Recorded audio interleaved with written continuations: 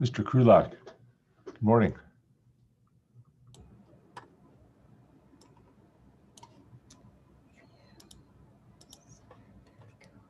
Morning, Mr. Paulo. Mr. Krulak, just morning, Mr. Chairman. How are you? Pretty good, thanks. And how are you? Good, thanks. Getting used to the technical jargon? Well, I don't know if getting used to is the but we're making it work. That's great. Thanks a lot. I really appreciate everything you're doing. Yeah. Morning, Ms. Cunliffe. Are you on this morning for document management?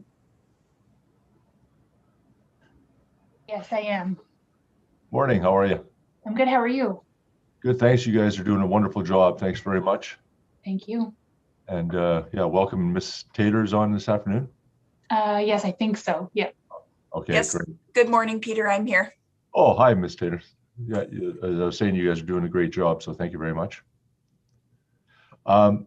Krulak, are you starting with transportation this morning when we get to cross? I've been guessing with the council, so I never know. Well, we want to keep it suspenseful, Mr. Chairman.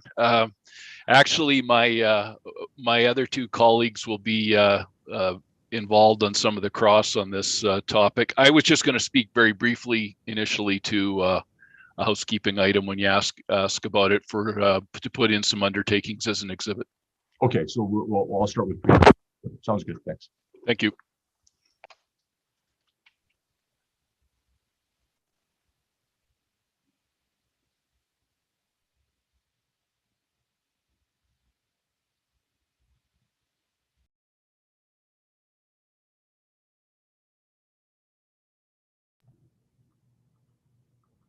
So for our Zoom folks, we're about 3 minutes away from start. Mr. Weeb, how are things going? Things are going great this morning.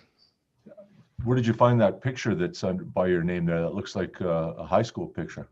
It is, yeah, it's a little bit dated, but I was in a suit and it was easily accessible, so thought I'd throw it up there. You probably don't look that much different, but no, I do look pretty young actually. It's fortunate. Hopefully it carries on into later years.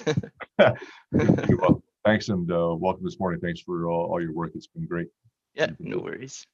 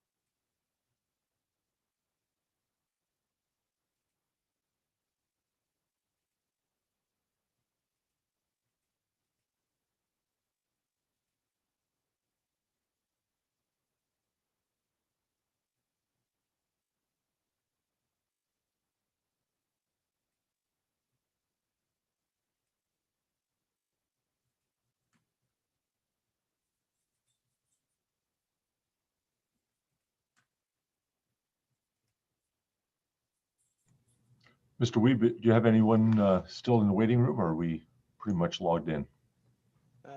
No one's in the waiting room, and the participant count is very similar to the other days. There might be a few stragglers, but yeah, the majority are in.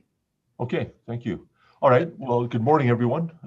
Welcome to day 8 of the SR1 1701 application hearing. Just to start off the morning, ask if there's any preliminary or housekeeping matters anyone has. Mr. Chairman, it's Ron Krulak.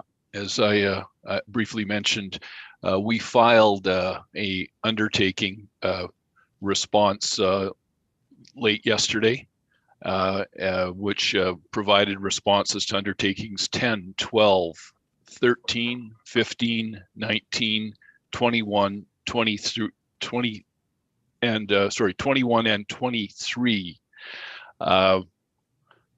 Just going to check whether, if you bear with me, Mr. Chairman, whether there was another one on that or not.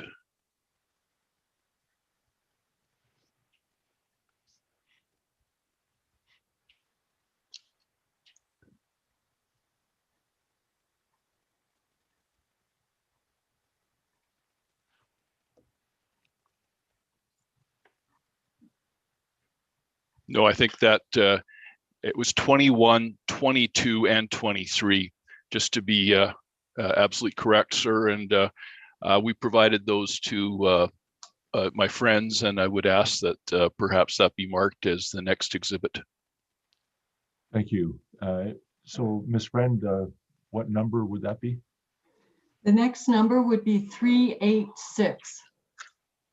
And no objections to those filings?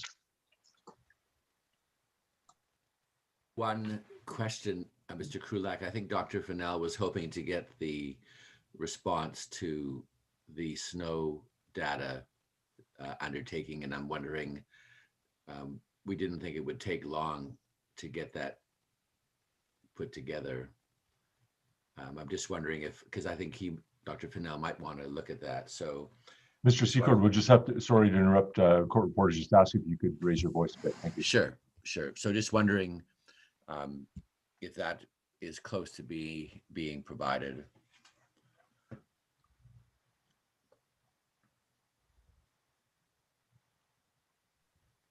Mr. Secord, it's Ron Krulak. Let me just take that away, and I'll try to give you an update on that as quickly as I can.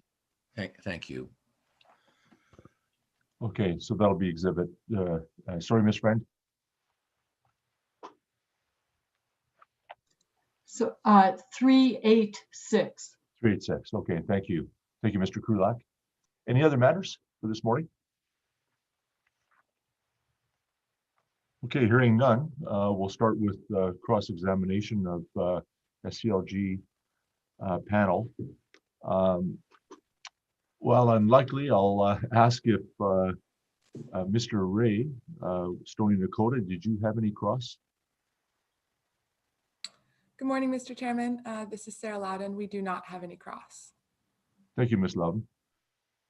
And Mr. Williams, who may or may not be online. Mr. Williams?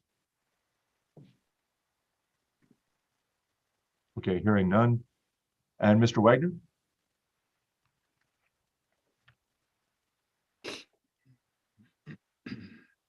Again, hearing none.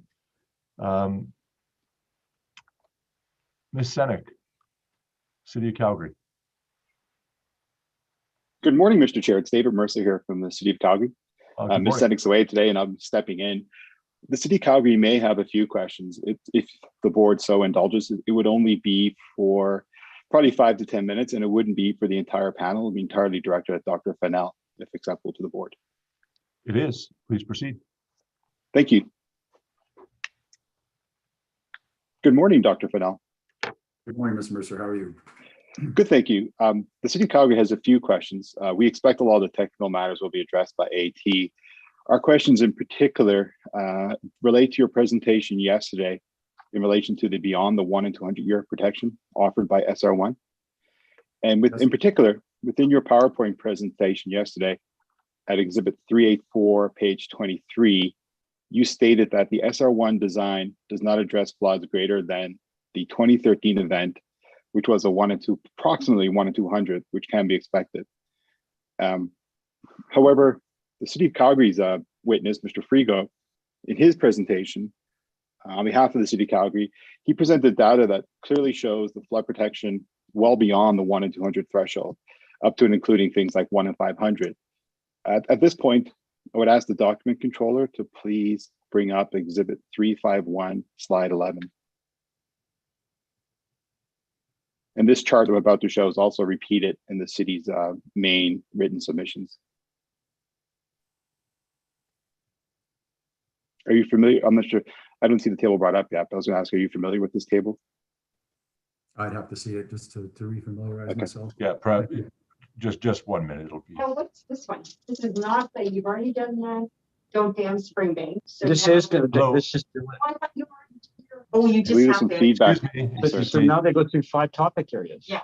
And I Excuse have to prepare for closing arguments on Tuesday. Mr. Williams, Probably going to be Wednesday. Mr. Williams, your mic is on, so we can hear this conversation. Please mute yourself. Thank you. Is everyone muted? Thank you. Thanks. Thank you.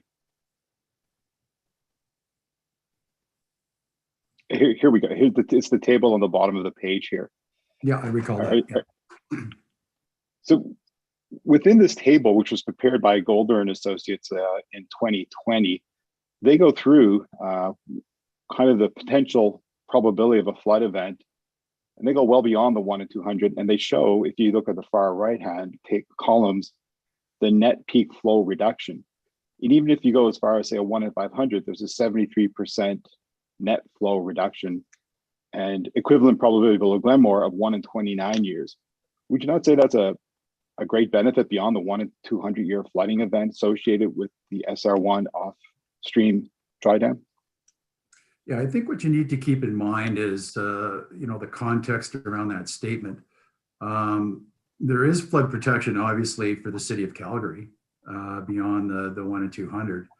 But the areas upstream of the Glenmore Reservoir aren't protected above that, because that additional flow is going to be passed downstream. It will go into the Glenmore Reservoir, which will have some additional capacity to absorb that. But there are areas upstream in Elbow Valley or Discovery where those particular parts of the Elbow River residents will not be protected. So that was the context of that particular statement. So I would agree that this does provide maybe beyond a 1 in 200 for the city of Calgary, but certainly not the entire reach of the river upstream.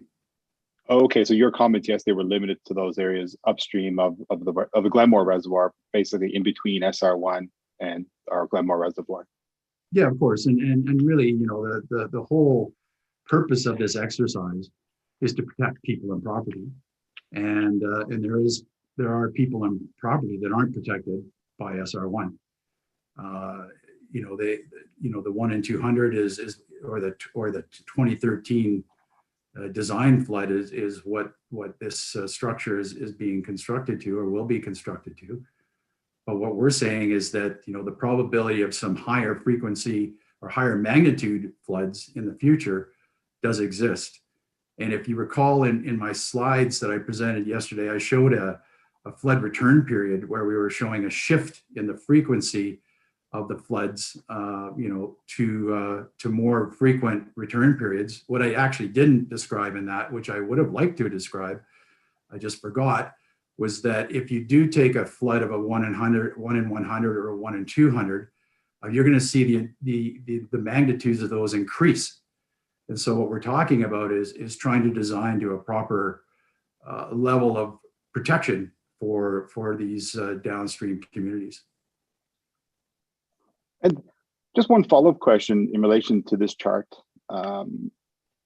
If you see, I would call them columns 3 and 4, which relate to flow peak into SR1 and flow peak into Glenmore. If I understand you correctly, you mentioned that you felt your statement was relating to those communities and individuals in between SR1 and Glenmore. But does not this chart show there would be a great reduction in flows for the 1 in 200 and 1 350. Sorry, in particular for the 1 in 200 relating to those exact communities. So if we had a flood as we had in 2013, those communities would have some benefit.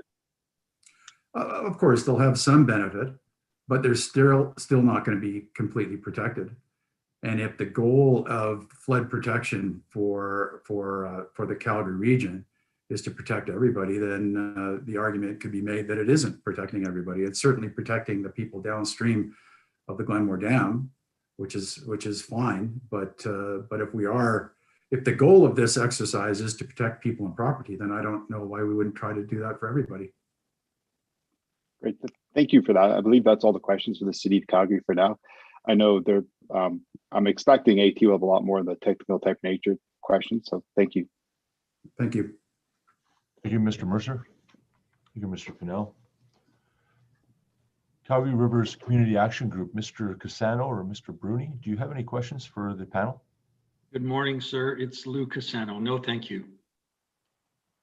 Okay, well, thank you, Mr. Cassano.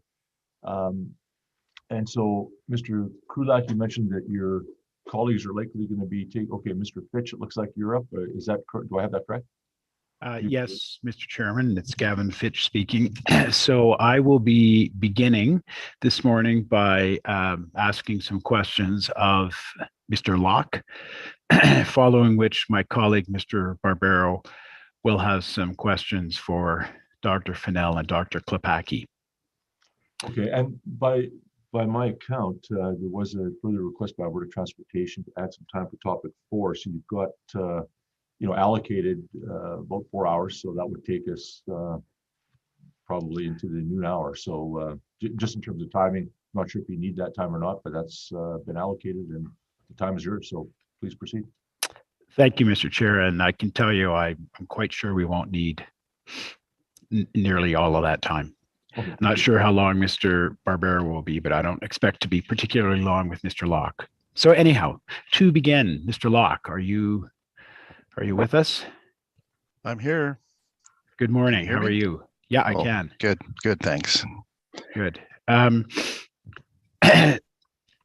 Locke, you acknowledge in your report and again in your testimony that Alberta Transportation has addressed much of the inherent uncertainty surrounding fish and fish habitat in the Elbow River and the potential project effects on fish and fish habitat. Do I have that right? That's correct, yes. Okay, good.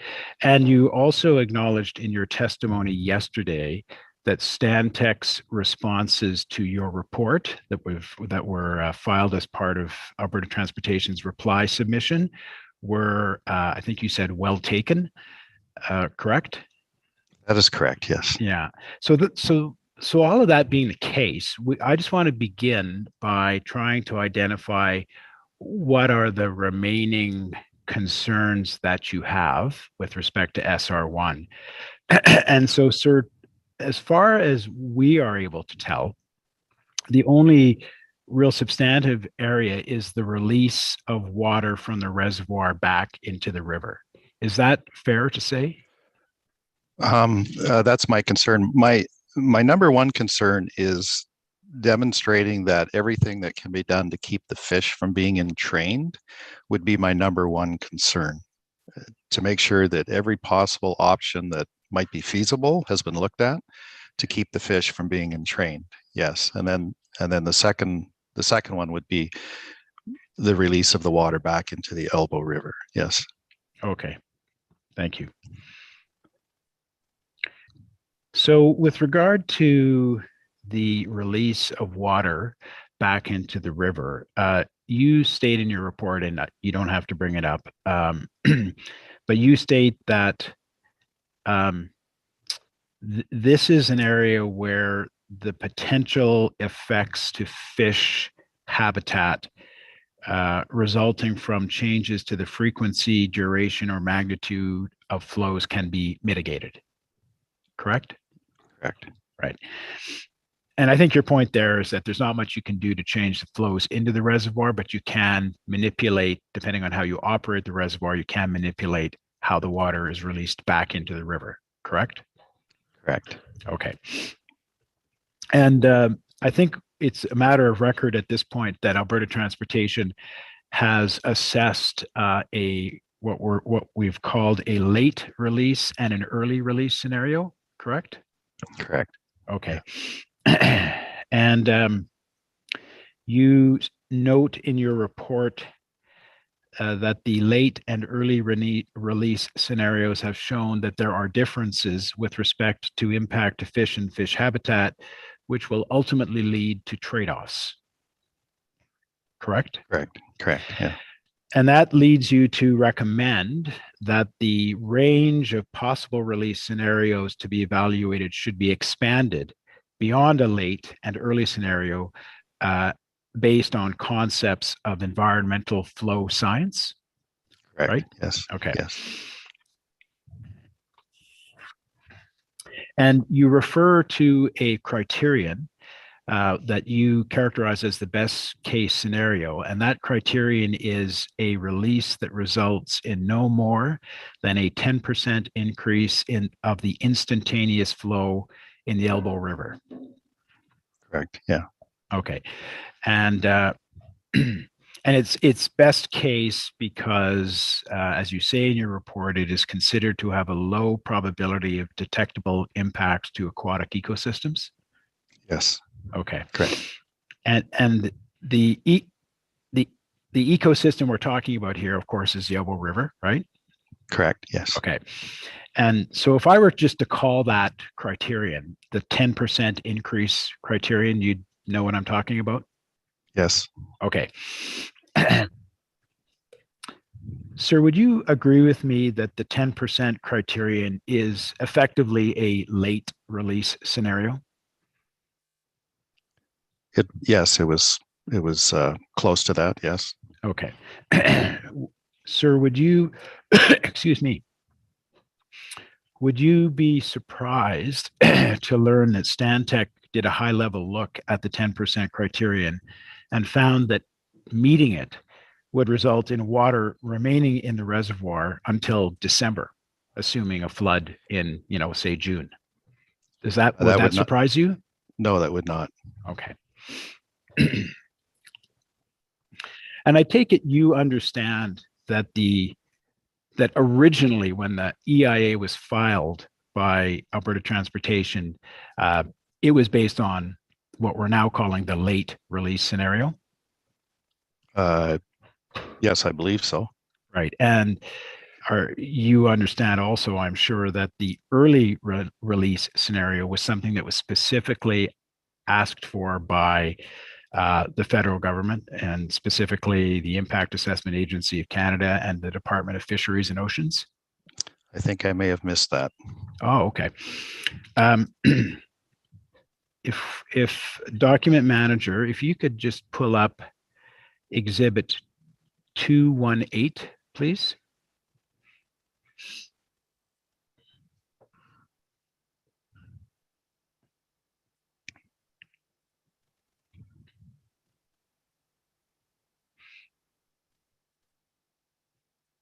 So, Mr.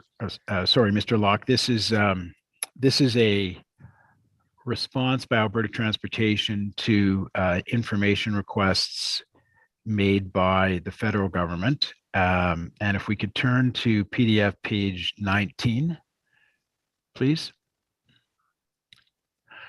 So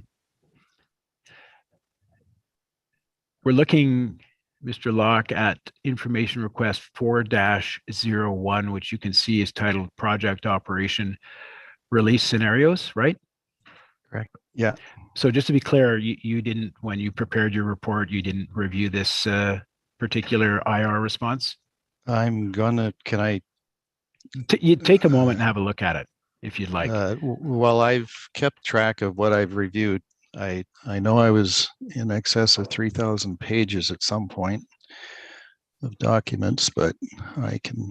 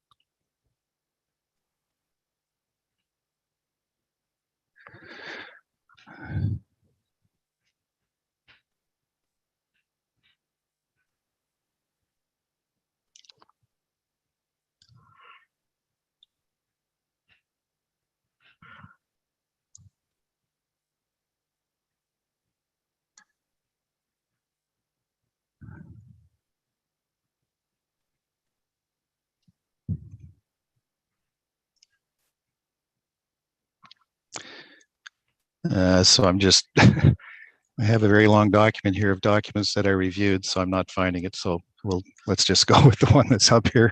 Okay, all right. I'm sorry. No, that's fine. And I appreciate there's a lot of documents. It's not hugely shocking that you may have missed one. Okay, so what I just want to draw your attention to is Zoom host, if we can just scroll down a little bit, please. You'll see there the context and rationale for the information request from the Impact Assessment Agency of Canada. And I'm just going to read part of that to you. It states, quote, "The EIS presented a release scenario where floodwaters would be held in the reservoir until flows in the Elbow River return to below bank full levels, 20 meters cubed per second, and then released. Federal authorities and Indigenous groups have raised many concerns regarding holding the water in the reservoir for an extended period of time, including potential effects from releasing dirty floodwaters back into the clear, low-flow river water, the effects to the fish entrained in the reservoir, and the effects of the settling of sediment on vegetation in the reservoir. Fisheries and Oceans Canada noted that the objective should be to return turbid water back to the system as quickly as possible while a turbid high flow scenario still exists in the river." So, so you'd agree with me that DFO looked at the late release scenario, expressed concerns, and asked, in effect, Alberta Transportation to develop what we're now calling the early release scenario. Would you agree with that now? Yes, and I think I am recalling that there was obviously the request to do something other than, I guess, what's called the late release. Yes, right. I am aware of it. Yes. Yeah. And of course, the reason why DFO asked for the early release scenario is, as just indicated in the passage that I read into the record, their view was that doing so would avoid all of the adverse effects associated with keeping water in the reservoir for a long time, right? Right. And you'd agree with me that at the end of the day, for this project to proceed, Alberta Transportation is going to have to get permits and approvals from the Department of Fisheries and Oceans. Yes, I'm aware. Yeah. So they're going to have to ultimately bless this whole business and I guess make a determination on which release scenario is the best. Is that fair? Yes. Okay. Yes. Thank you. Yeah. Okay, then just to return to my first set of questions. So you mentioned that the only things really that the only concerns that really you have left at this point are the release of water back into the river, which I think we've now dealt with. And then the second thing, or actually it was the first thing you mentioned, was that everything that can be done to prevent entrainment into the reservoir should be done, right? Yes. Yes. Okay.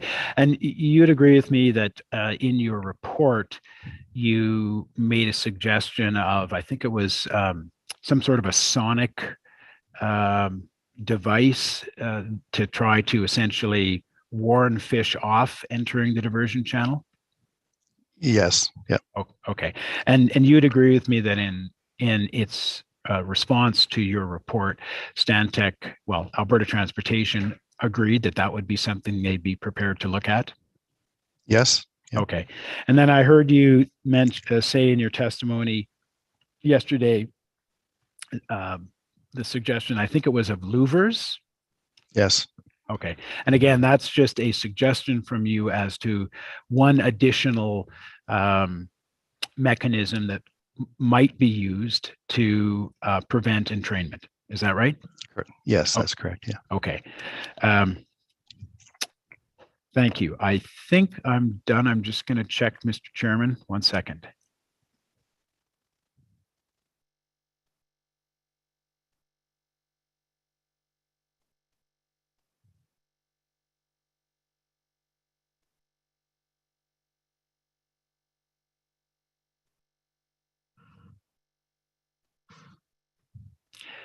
Thank you, Mr. Locke. Those are all my questions. I'm now going to turn things over to my colleague, Mr. Barbero. Mr. Chair, good morning, sir. I hope you can hear me okay. No, we can't. It's pretty soft. Sir, is that better now? A little bit, but no, you were much clearer, and volume was louder the other day with your headset. So, Give me one moment, sir. I'll disappear, but I'll be right back. I promise. Thank you.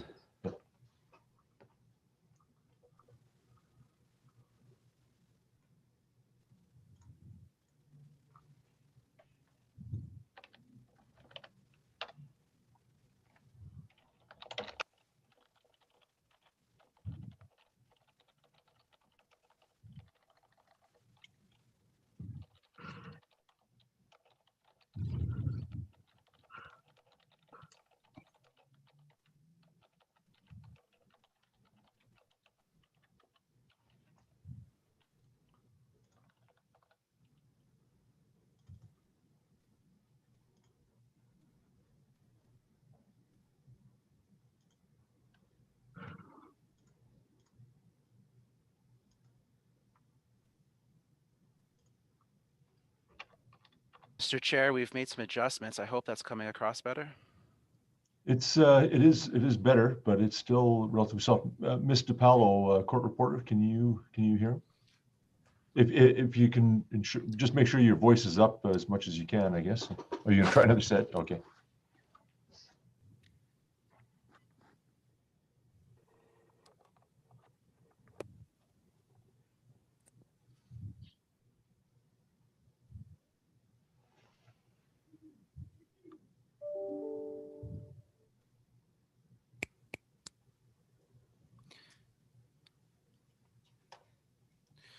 Sir, they've given me a new headset. Is that any better? Yeah. maybe just pull the mic in front a bit more and keep your voice up, and I think we're going to be close. Ms. DiPaolo figures she can get you transcribed. So. And to think I thought my biggest problems. And to think, sir, I thought my biggest problems today were going to be the answers I got. So here we go. Right. So actually, it is improving as you pull that mic closer in front. So perfect. Thank you. Very good, sir. Let me start off by just apologizing to the document manager. From the list that I forwarded yesterday, there's 3 additional documents that I might ask just to have preloaded. So I'll do that now so we don't waste time. Those are exhibits 375, 175, 1110. They will all relate to my questions for Dr. Fennell, but I'm actually going to start with Dr. Kalpecki. So there's a few minutes before I'll need those. Dr. Kalpecki, sir, are you there? Yes, sir. Good morning. Good morning to the board and panel and all our other participants. Here we are again. Good morning, sir. It's nice to see you. I only have a few very short questions for you this morning, so hopefully we can move through those quickly. Yes, sir. I just wanted to start off, sir, by confirming that you are, in fact, a member of the Springbank Community Landowners Group, or SCLG, correct? Yes, I believe my name is on the list. To be honest, I haven't checked, but I suspect it is. Well, I have, sir, and I can tell you you're 63 on the list, in case you were wondering. Thanks. Now, sir, the SCLG, you would agree, is opposed to the approval of this project, correct? Yes, sir. And, sir, it's fair to say that SCLG is advocating for an alternative? I think that's a fair statement, sir. And, sir, is it fair to say that you're advocating for an alternative to SR1? Yeah, the way I would answer that question is I believe, like some of the others, that an in-stream dam upstream from Bragg Creek would be a more equitable flood solution for all of us who live along the river. And I don't want to get too far down this road, but I also think environmentally it would be a better a choice. Thanks. And Dr. Kalpaki, the SCLG submissions describes you as a technical expert in the areas of aquatics, flood frequency, and that you have special knowledge.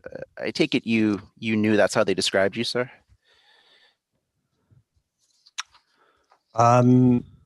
In speaking the truth, no, I actually didn't, but I have deep interests in some practices in all of those areas that you mentioned.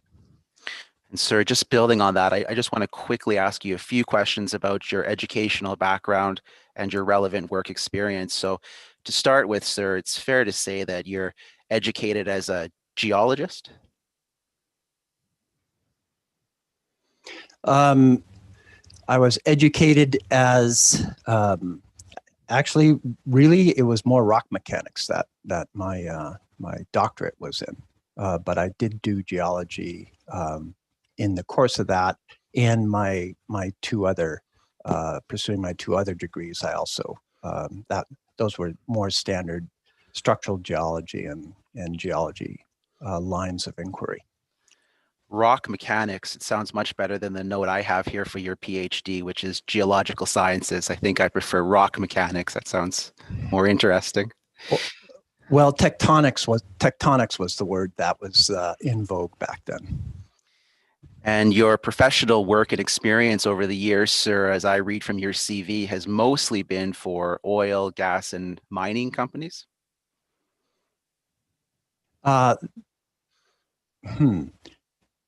Mining, yeah, yes, sir. Like I mentioned yesterday, I started off my degree with some work actually for BC Hydro.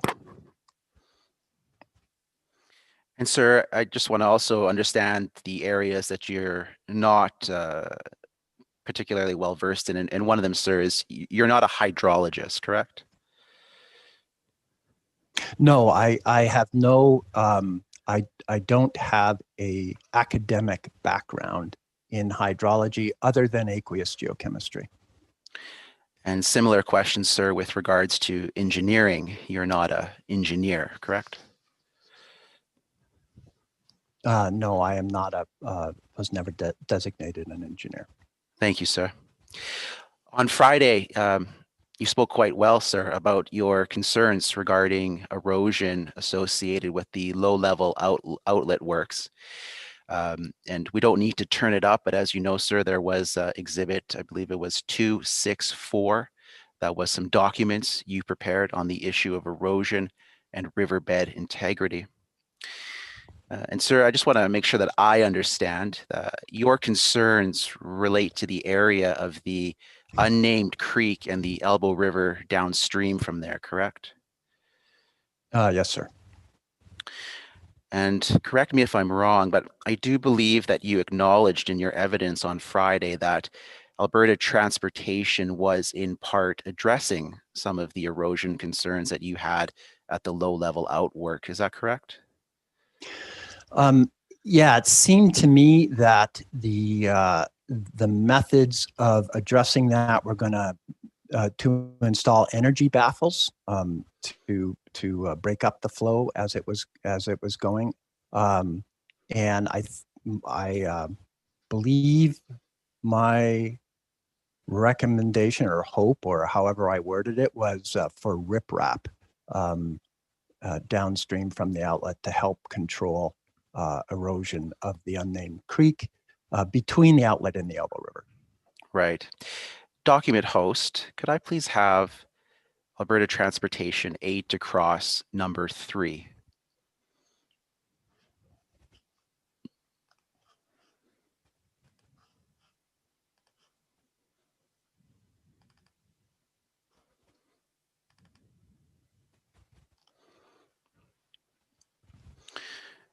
Sir, do you have that diagram on your screen?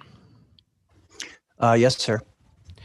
So we submitted this to your council and the board, I believe, far too late in the evening on Sunday night, but we did circulate it. And I'm wondering, sir, have you had a chance to look at this?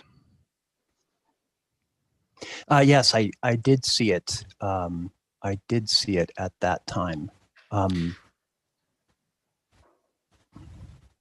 Very good, sir. And I'm wondering, Go is ahead. this right? So this version of the diagram, have you seen this before, sir? Or was the first time you saw this when I or Alberta Transportation circulated it Sunday evening? Yes, that was the first time. I didn't see it in the submission that we had gotten, the final draft of December 2020. But right. But this is the first time. Okay. And so some of the other changes and document hosts, we can take that diagram down now. Some of the other changes, sir, that we talked about in relation to erosion protection, do you understand that those are set out at Exhibit 138, being NRCB Round 2 IR response? Do you have any knowledge of that, sir? I would have to see the diagram to actually have it clicked. I'm not a lawyer. I don't think very well in exhibits and PDF numbers, so I'm sorry. I am a lawyer and I don't think well in them either, sir, so no need to apologize. Mr. Chair, might I ask that we mark that diagram as an exhibit, and that would be, that was our 8 to cross number 3. I would ask that we mark it as an exhibit if possible. And so it was not previously marked as exhibit? No, sir, it was not. Okay, thank you. So, Ms. Friend? That would be number 387.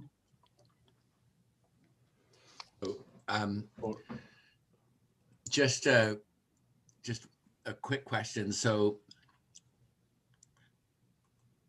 8 to cross number 3. You asked Dr. Klepacki if he'd seen it before. So is it on the record somewhere else? No, Mr. Secord, I don't believe it is, subject to me confirming that, but I don't believe it is. So I don't know how he could have seen it before, or then if it was just provided to us on Sunday. That's what I meant. Had he seen it before today, sir? Oh, okay. So between Sunday and today. I'm sorry. No problem. I have no objection. Thank you, Mr. Secord. Okay, so Ms. Friend, that's correct? 387? Yes. Okay, thank you.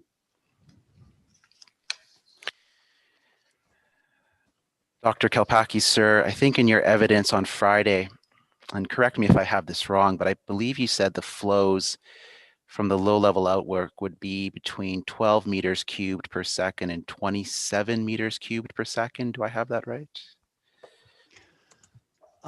27 meters cubed per second is, of course, the maximum flow that from my readings of all of the thousands of pages. And when you look at the discharge graphs, and I'm sorry, I don't remember the exhibit and PDF numbers for those, but I'm sure somebody on your team does. When you look at those discharge graphs, it looks like mostly they plan to release at about 12 or 15 cubes, and then it tapers. It continues at that almost the same level for 30 or 40 days, and then suddenly tapers off to next to nothing when the reservoir drains. Sure. And sir, maybe just to assist you, why don't we bring that up so that you can see those diagrams? I believe you're referring, document host, to Exhibit 264. And I would imagine it's PDF page 5, if we could bring that up.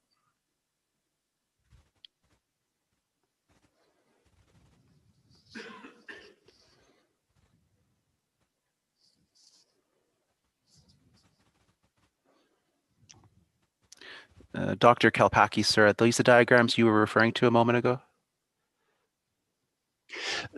No, actually, it was some Stantec diagrams that showed in something that I guess what we were talking about with Mr. Locke's cross, and that was the release volumes from the low outlet flow. Let me see if I have them written down somewhere.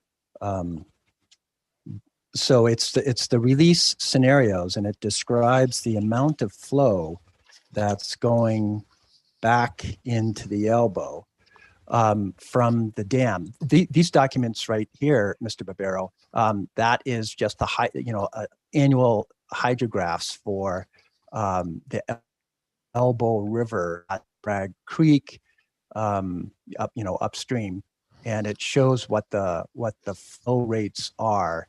So, my concern when I was talking about the discharge levels, my concern was that the flow coming out of the low level outlet, could be as high as 27 cubic meters per second, which you can see is, if you look at where, July and August might be, that's closer to 10 cubic meters per second. So that would be twice the flow of the river.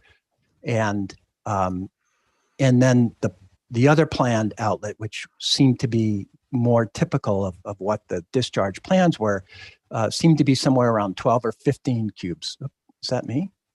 12 or 15 cubes per second, which basically is another Elbow River volume going into it. That was the point I was trying to make, Mr. Barbero.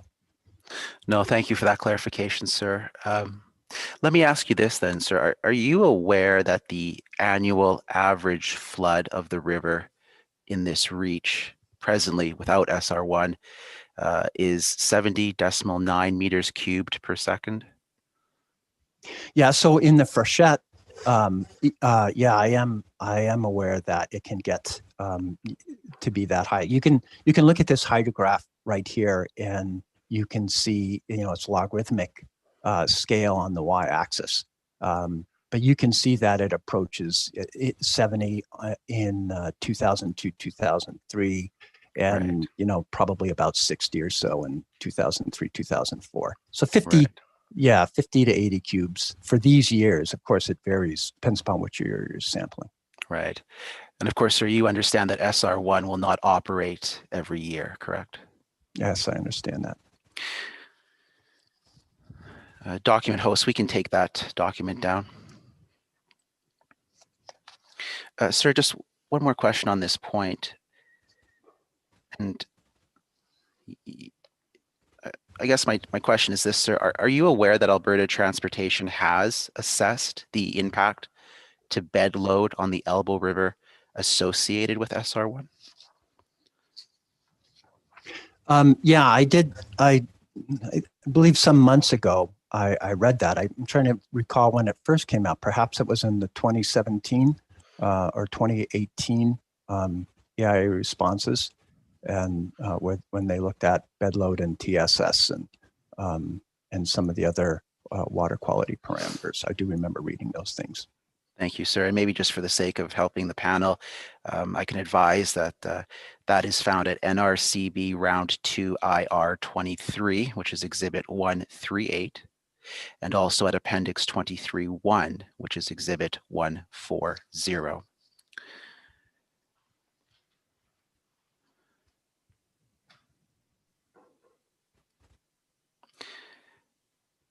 Sir, you said Friday, and I believe I read it in your materials, that there is significant risk, in your view, that the Springbank off-stream reservoir is under-designed for large events in the future. Is that a fair summation? Yeah, that's a fair summation. And I think, sir, that part of that premise or conclusion, I guess, is that, in your view, Alberta Transportation should have considered flood events for years such as 1879, 1897, and 1902. Is that correct? Yeah, that's correct. Although I think my points align pretty well with what Dr. Fennell was saying too, that it's important to include those tail events, especially when one looks into the future. Right, sir. And you and I can agree that there's, for lack of a better word, no data for those floods in relation to the Elbow, correct? Yeah, there's no measurement for those floods. Yeah, that's a fair statement. And in fact, sir, to be fair to you, you say as much in your report, Exhibit 263, or I guess more accurately, your documents at Exhibit 263. Now, I'll read it to you, sir, because as I said, you were quite fair. You said, quote, "There are no measurements for the flow rate of the 1879, 1897, and 1902 events for the Elbow River." You then, though, again, sir, to be fair, go on to say the flow estimates for these events were calculated from high water marks on the CP rail bridge over the Bow River. Yeah, that's for the 1897 event. The 1879, I think, is just entirely historical anecdote. Right. And so I guess, sir, just my question arising out of that is this. Do you have any evidence, sir, to show that Elbow, or that every time there is a flood on the Elbow, there is a flood on the Bow, but that every time there's a flood on the Bow, there's a flood on the Elbow? Do you have any evidence to corroborate that correlation? I know that I believe somewhere I read or saw a correlation from that. This goes to a topic that that I think we've discussed in terms of the rainfall distribution in the foothills area, and the centroids, I guess is the word that Mr. Frigo used when he was describing the rainfall distributions. I think one thing to keep in mind when you consider the synchronicity of floods on both watershed systems, when you look at those, and I did this, when you look at the aerial distribution of those centroids, going from 200 millimeters to 200 millimeters of the isoprecipitation contours. For 2013, those were 125. They tend to be oval shaped as opposed to circular, and it's 125 kilometers in the direction of the long axis of that ellipse, and it is John Pomeroy also had 120 for 20 kilometers for the 2013, and the 2005 one was 180 kilometers on the long axis. So the point being that likely rainfall events on the Elbow or the Bow are going to have some effect in all the systems, but that effect, as was pointed out, is not going to be the same for both catchment areas. And sorry, sir, that was a long-winded example. No, it's quite helpful. Thank you, sir. It does make me think of one particular scenario that I was wondering if you could help me understand, and that is this. Would you agree, sir, that the Elbow River experienced a major flood in 1932? And I can take you to the reference in the material for that, but if we don't need to go there, I suppose we can just agree on that point, sir. Oh, yes, we can agree on that. Actually, Barbara Tegmeyer, who lives about 200 meters down the road here, remembers that flood very well as a little girl. And sir, you'd agree with me that we don't have corresponding evidence of that flood on the Bow, do we? Let me just take a look. And in particular, sir, I was most interested in the tree ring graphs. Oh, yeah, no, there is a 1930, yeah, is it 1933 or 32? I can't, it's hard to see on my diagram. I don't know if it doesn't work, but if you go to the maximum water discharge. Dr. Kalpaki, sir. Yes, sir. I'm sorry to interrupt you. My connection froze there. I don't know if the chair and the core reporter lost you, but I lost you there when you held up that document, sir. So if you could please go to Exhibit 263, PDF 2.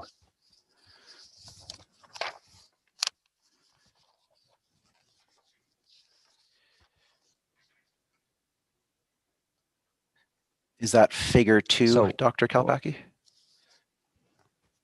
Yeah, yes, sir. Okay. And if you look at 1932, that's the question.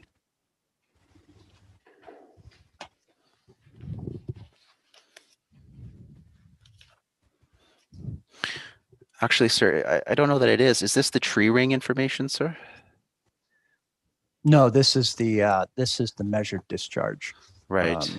For these areas here. Just a second. I'm bringing up my spreadsheet, which I have. I don't want to overkill this. So I have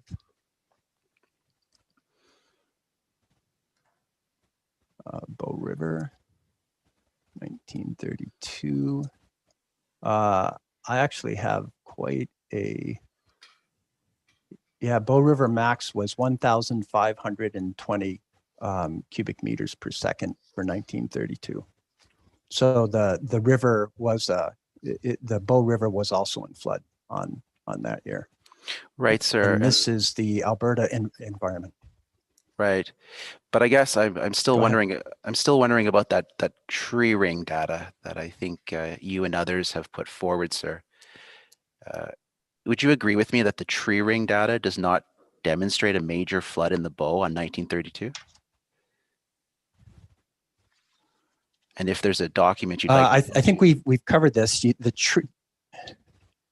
Yeah, I'm looking for my the tree ring data. If you can go to also Exhibit 263, PDF 8.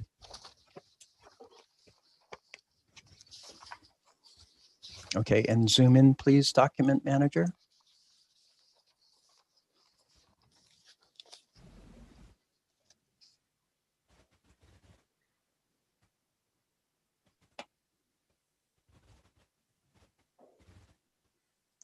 Can we look at the 30s a little closer, which is on the right-hand side?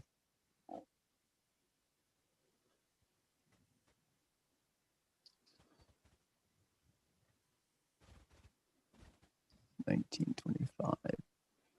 So it's difficult to see there, but you can see these are 25-year increments between the hashtags, and so 1932 would be, there's a small red bump in the middle of there. 1932 would be on the inflection point on the downward side of that bump, as far as I could read it. So yeah, there's not a distinct wet correlation in that data.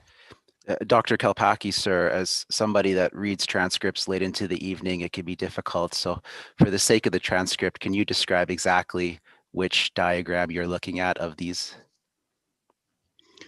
So I am looking at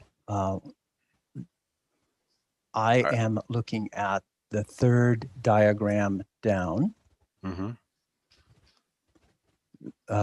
which is the Bow River data.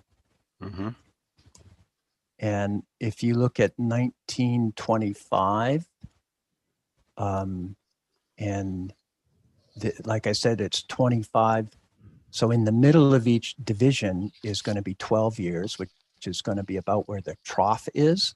So it's, like I said, it's going to be on the decreasing slope on the side to the right-hand side of 1925 on the third diagram down. Right. And as you say, sir, it's decreasing, isn't it? Yeah, in that case, it's going from a peak, from a bit of a wetter spell in 1925 to what looks like, if you could add 1937 somewhere would be the trough in that diagram.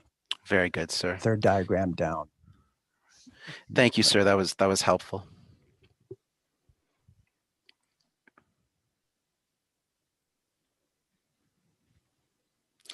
Sir, a moment ago you mentioned. So, oh, I'm sorry, sir. Did you want to add something? well, yeah, maybe. I mean, I would say, you know, it is true that, I mean, and I still certainly subscribed to the concept that climate drivers drive wet and dry periods, particularly as we talked yesterday, the concatenation of the Pacific Decadal Oscillation and the El Nino Southern Oscillation. But there are other factors, as you know, fires, as John had mentioned, previous forest fires creating, you know, a higher percent of runoff in the wildfire zone. So those are other factors that contribute to flooding. Flooding's not entirely climate driven, but you know, and unfortunately, I don't have a percentage of what floods are entirely climate driven, but there are other parameters too. Sorry, just to interrupt, my apologies. Mr. Paolo, did you catch that last? Okay, I could see, in particular, if you're talking about extremely technical or new terms, if you can just go slowly during that piece, Mr. Klepacki or others, just to give our court reporter half a chance at that. So thank you very much. I'm sorry. Yes, I did hear you saying to Ms. Paula this morning about making sure that she catches the technical jargon. So I will do my best, sir. I apologize. Dr. Kalpakis, sir, a moment ago, I believe you mentioned John Pomeroy. Did I hear that right? That's correct, sir. And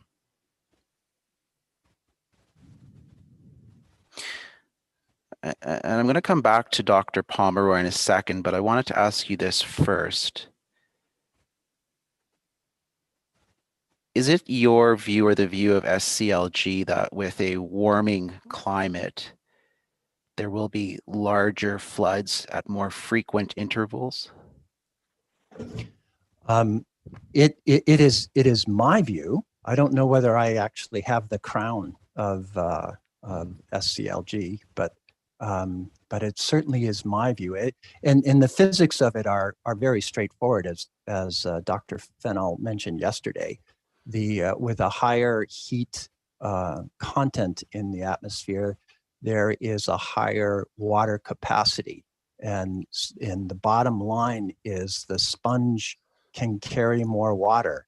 So when you squeeze the sponge, like in upslope weather conditions, you're going to get more rain. So the atmosphere can hold more water, and if you follow some of the literature on climate and weather events, I mean, that's happening already. These quote unquote superstorms, such as the rainfall event in Australia that we just experienced, are in part at least linked to this increase humidity capacity of the atmosphere. And here we go. Sir, on Sunday, I circulated an additional aid to cross. Document manager, if you could please bring that up now. It was identified as aid to cross SCLG number 2. And what it is a paper prepared by Ms. Tesma.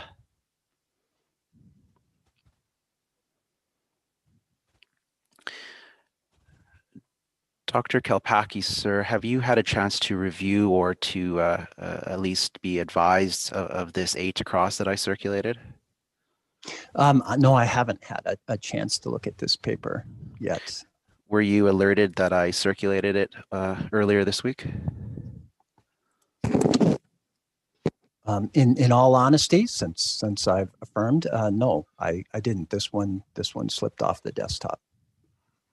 No problem, sir. This paper, as I mentioned, is authored by, among others, Ms. Tesma, but I believe it's also authored by John Pomeroy. Do you see his name there? Yeah, I see. He's the final author. Right. And if we can scroll down to the executive summary.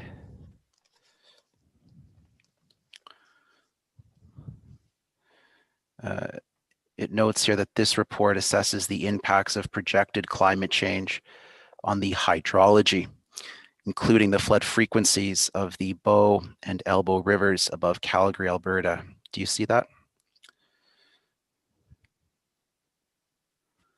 Yeah. Yes, Very sir. good, sir. And it goes on, so about the third sentence, the study developed a methodology and applied a case study for incorporating climate change into flood frequency estimates that can be applied to a variety of river basins across Canada. Do you see that? Yes, sir, I see that.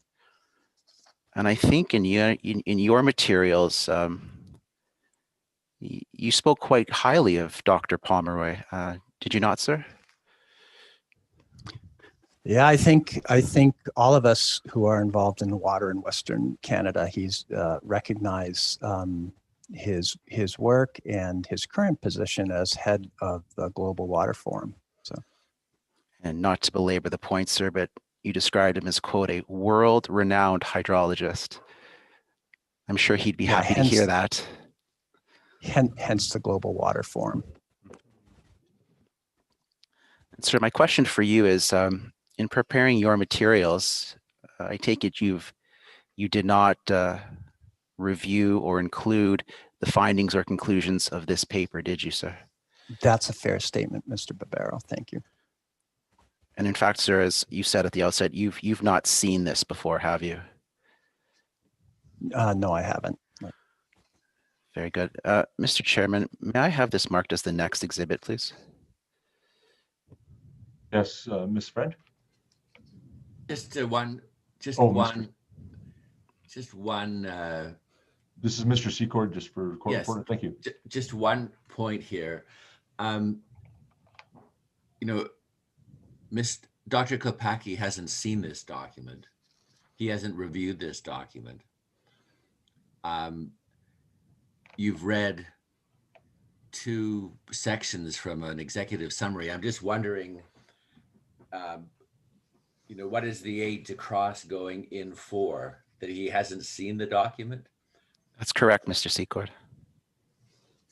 Okay. I guess on that basis, Mr. Chair, I have no objection. All right, thank you, Mr. Secord. My apologies, Dr. Kopacki, just one more question for you before I let you go, sir. I just want to make sure that we're clear and that you have a clarity on how the SR1 is intended to operate. Sir, you understand that SR1 will not be flooded every 5 years for test purposes, correct?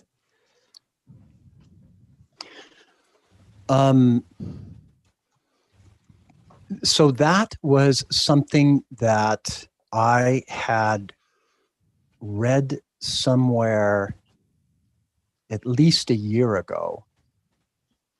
And I haven't seen the operation manual now. I heard another statement, and I'm trying to remember the source of that statement, was that they can do the mechanical testing of the equipment in a dry land state. So this is the extent of my knowledge over the requirements of the requirements that the operators of SR1 will have to follow according to whatever civil engineering standards are present in Alberta.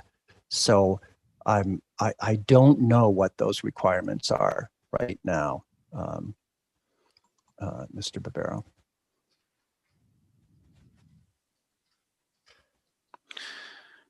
So, sir, just so we're clear, you understand that there is no plan to flood SR1 once every 5 years for purposes of testing?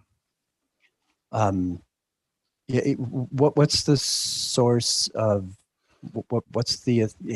I'm not questioning your authority. I'm just wondering what the source of that is. Is that of that statement? Is that something that was written in somewhere in the documents?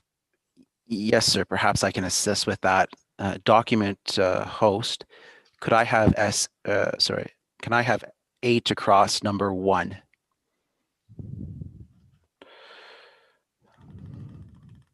And Mr. Barbero, I don't know if we actually heard Miss Friend get the exhibit number for the last exhibit. Miss Friend, what was that?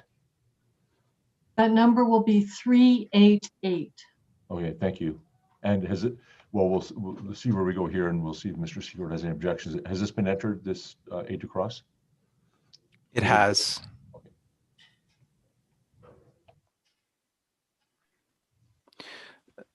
Mr. Chair, just on that point, sir, yes, I've circulated this H across again on Sunday evening. Okay, but not exhibit number. So let's proceed, and then we'll attach later. Yeah, thank you. Thank you, sir. Dr. Kalpaki, you were asking me the source of my question, and the source of my question is this news article from CTV News, 2019. If we scroll down, sir, I believe it would be PDF 3. Just at the top there, sir, retired geophysicist Dave Kalpaki notes the land would be extensively damaged. Quote, and this is this next paragraph below, when you release that water every 5 years, it's a large, shallow reservoir, and that water will likely have blue algae. And so you'll send all that downstream and cost the city of Calgary almost double. Do you see that, sir? Yes, sir. And then I think in the quote above it, sir, it says every 5 years they have to, well, let me just read it. When you flood it, it gets covered with mud and you have to flood it every 5 years to make sure the off-stream reservoir system works. Do you see that? Yes, I do. And so I just want to make sure that there's no confusion. You understand that that's not the case, correct, sir? Yeah, well, Mr. Ribeiro, what I was wondering was, I hear you telling me, and don't get this wrong. I'm not questioning that, but so the operations plans, I mean, can you tell me how they test it?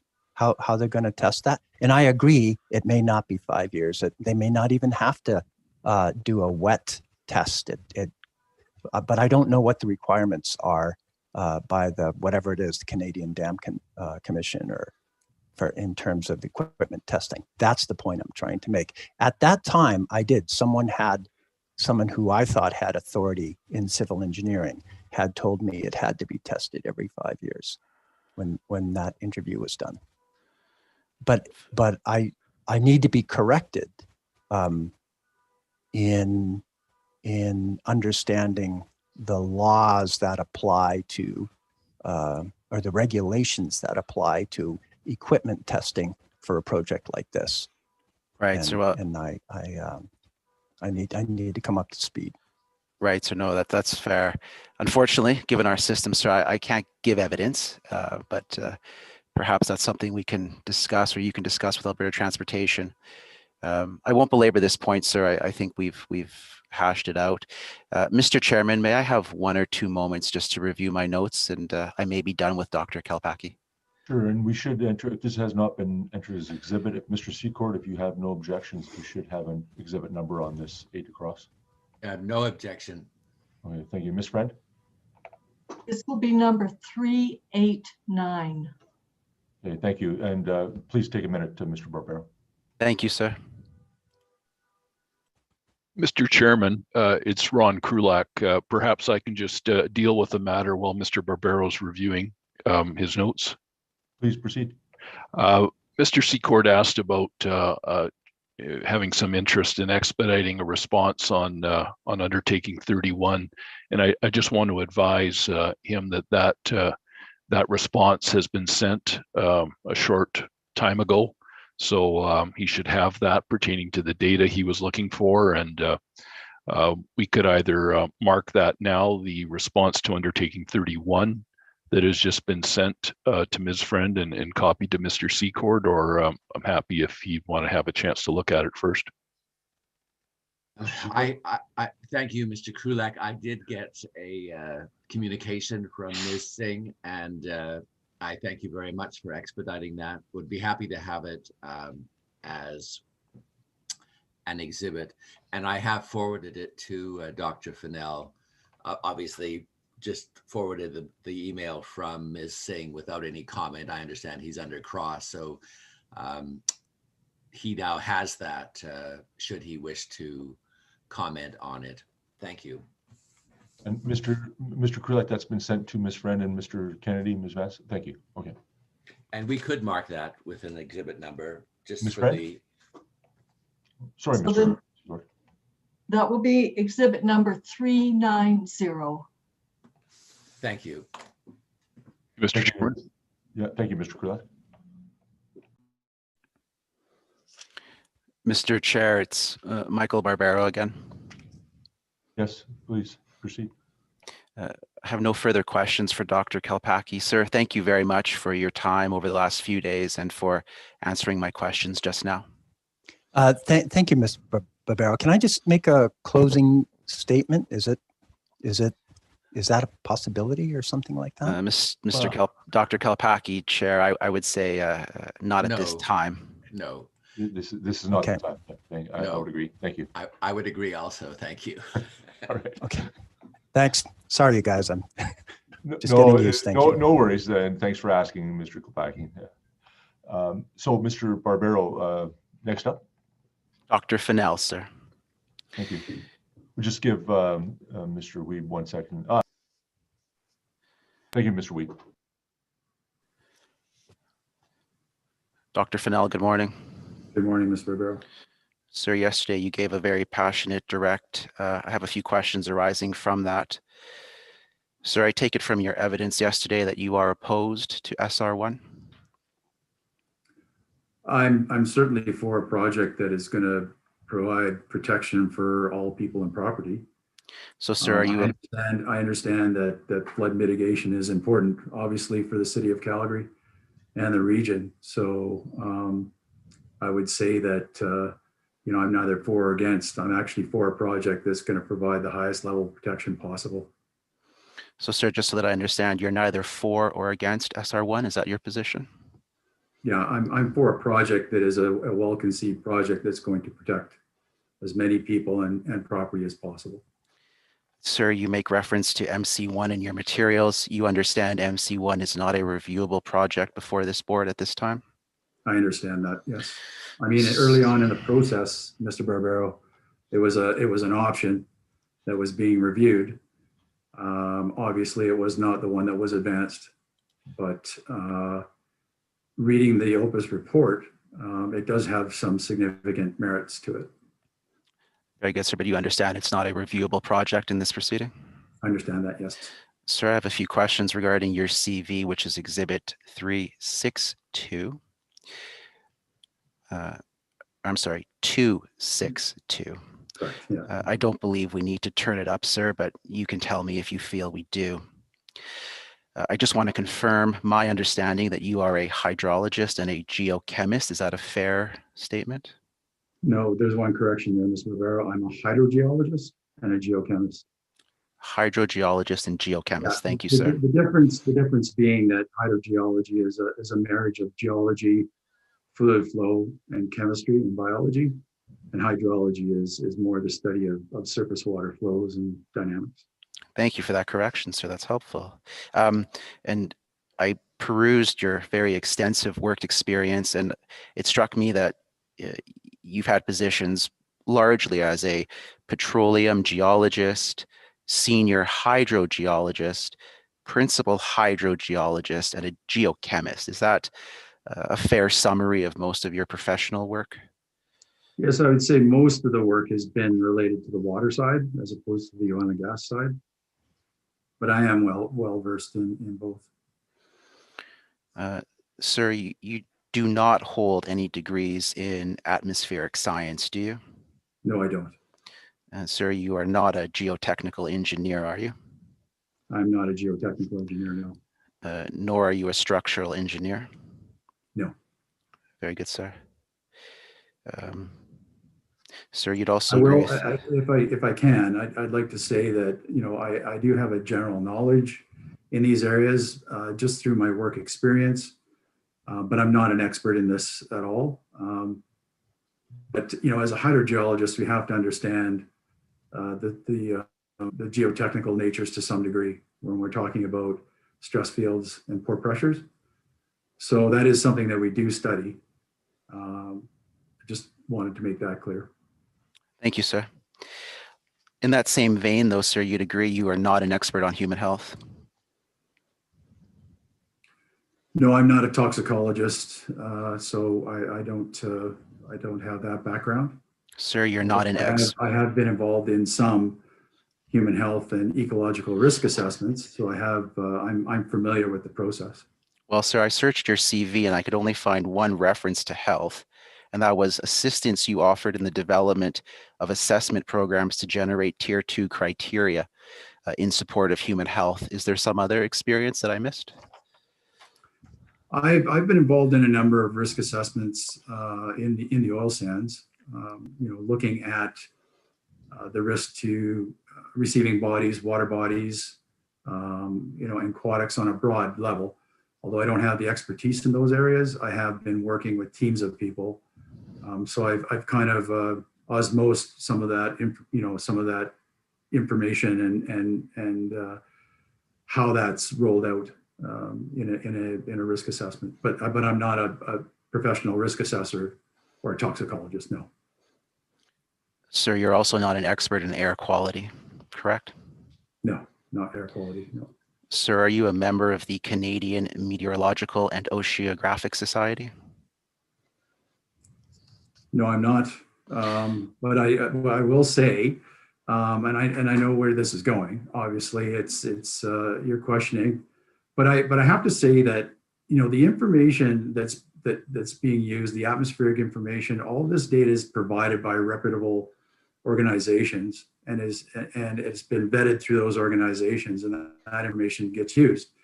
And as a practitioner in the water field, I have to understand the drivers of the climate, precipitation, and things like runoff. And so all of those things, and Alberta Transportation would be the same way. I don't think they have particular experts in those areas either. So what we're doing is we're working with information that we trust from these organizations and assessing it accordingly. So yesterday you presented a PowerPoint. I believe that's Exhibit 384. We may want to bring it up in a few moments, but it's not necessary right now. So I just want to confirm the PowerPoint contains new information and opinion that is not found in your report filed at Exhibit 261, correct? I think you'd have to point me to where that is. Sir, where in your report at Exhibit 261 is there any mention of MC1 or McLean Creek?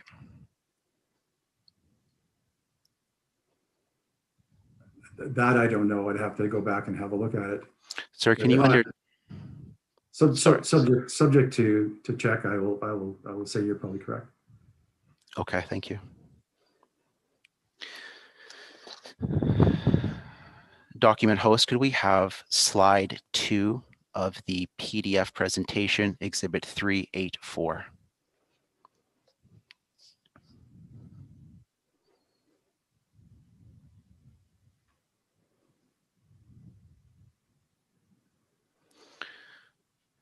Sir, with regards to the first bullet, you state that climate change, including the impacts from extreme flood and drought conditions, and how that might affect the safe and efficient operation of SR1 are a major concern. Do you see that, sir?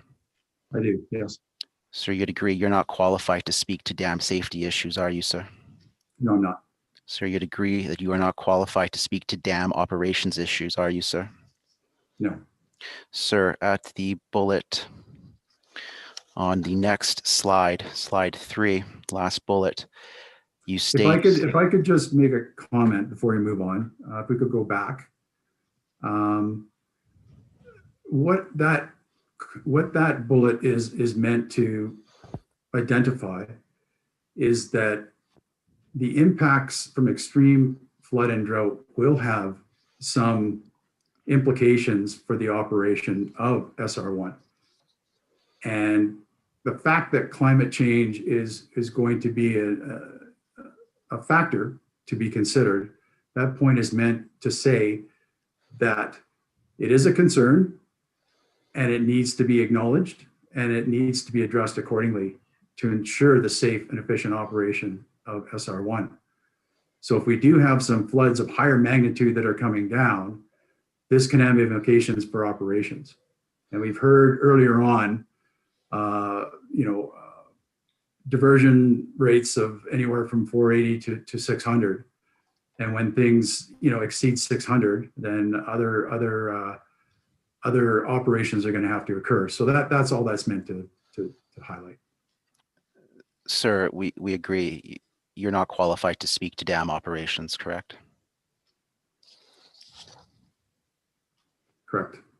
Sir, on slide 3, last bullet, SR1 does not increase the water security for the city of Calgary, as stated by Alberta Transportation. Do you see that, sir? I do. Sir, you'd acknowledge that you are not familiar with all the details of the operation of Glenmore Reservoir, correct, sir?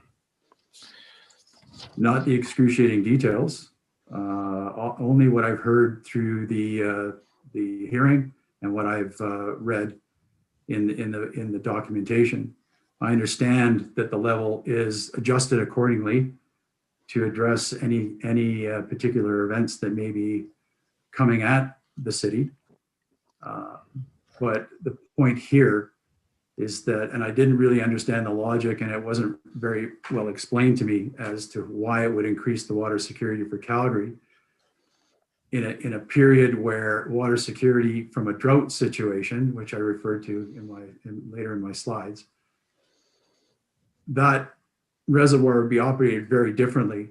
And during an extended drought scenario, the flows would be arguably much lower than what would occur in a flood situation. So SR1 doesn't provide drought or water security from an extended drought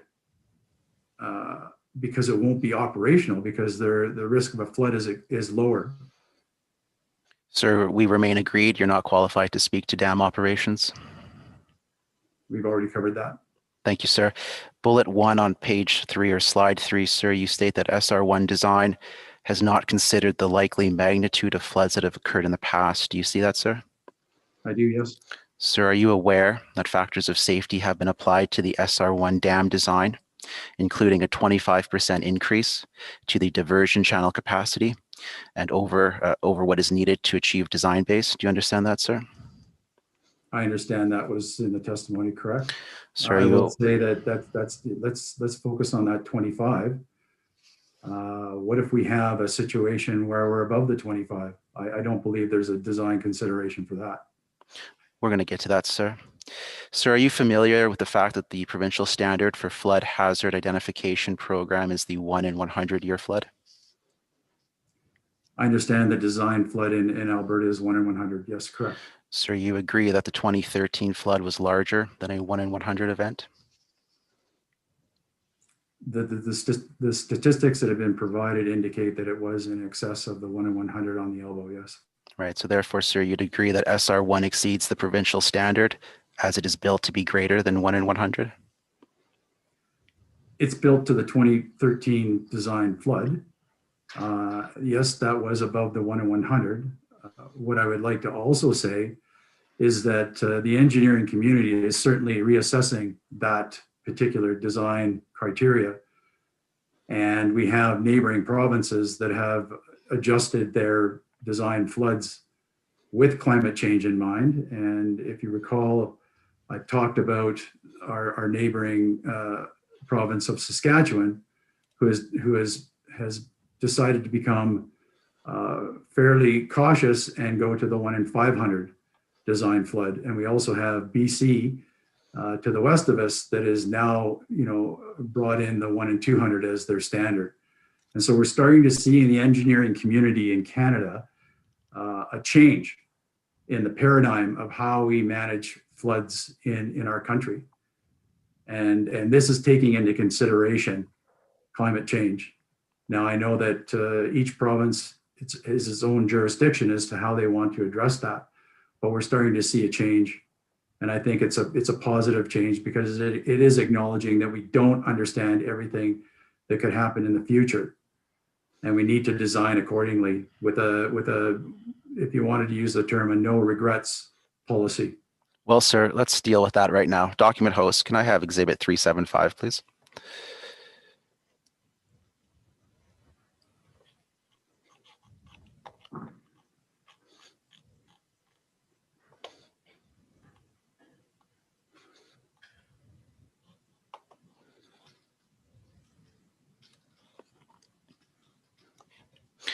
PDF page 13, PDF page 13.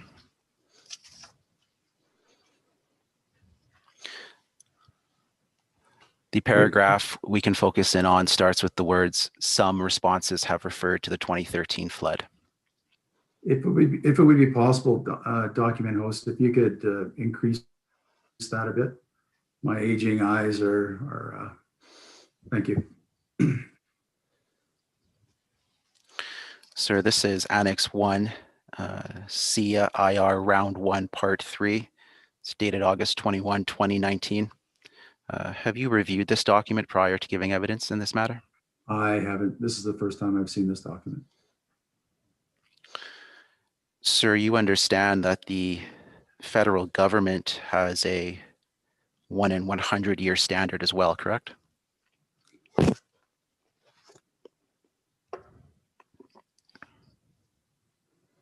Well, what I understand from flood management in Canada is that each province has its own jurisdiction over that.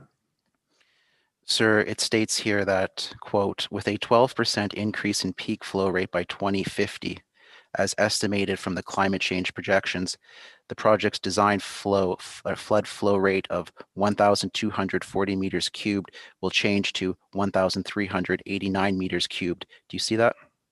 Yes, I do. Yeah. Further down, sir. Provisions for climate change are captured in Alberta through factors of safety and engineering design. The project, being SR1, sir, includes a 25% factor of safety in the design, diversion rate, and a 10% increase in the reservoir storage volume from what is needed to meet the project's intended purposes. Do you see that? Yes, I do. Thank you, sir. I will say that this doesn't take into consideration a flood of higher magnitude, which is possible. Document host, can we scroll down, please? Sir, you see the next sentence, should climate change increase the frequency? Do you see that? Yeah, at the bottom, yes. Yeah, so I think it does, sir, doesn't it? It does include, or it does talk about issues with increased frequency. It doesn't say to what degree, though. That's the challenge with that statement. That's okay, sir. Yeah. Document host, could we return to the PowerPoint slide 3, please?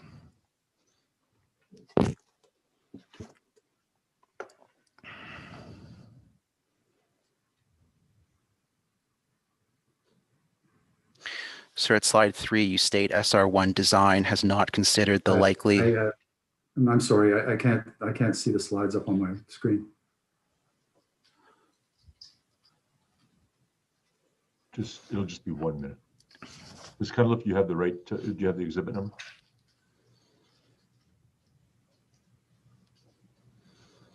No, sir. Could they repeat the exhibit number they're asking for, please? Exhibit 384. Thanks, Mr. Barbera. And slide 3, is that correct? Correct, Mr. Chair. Thank you.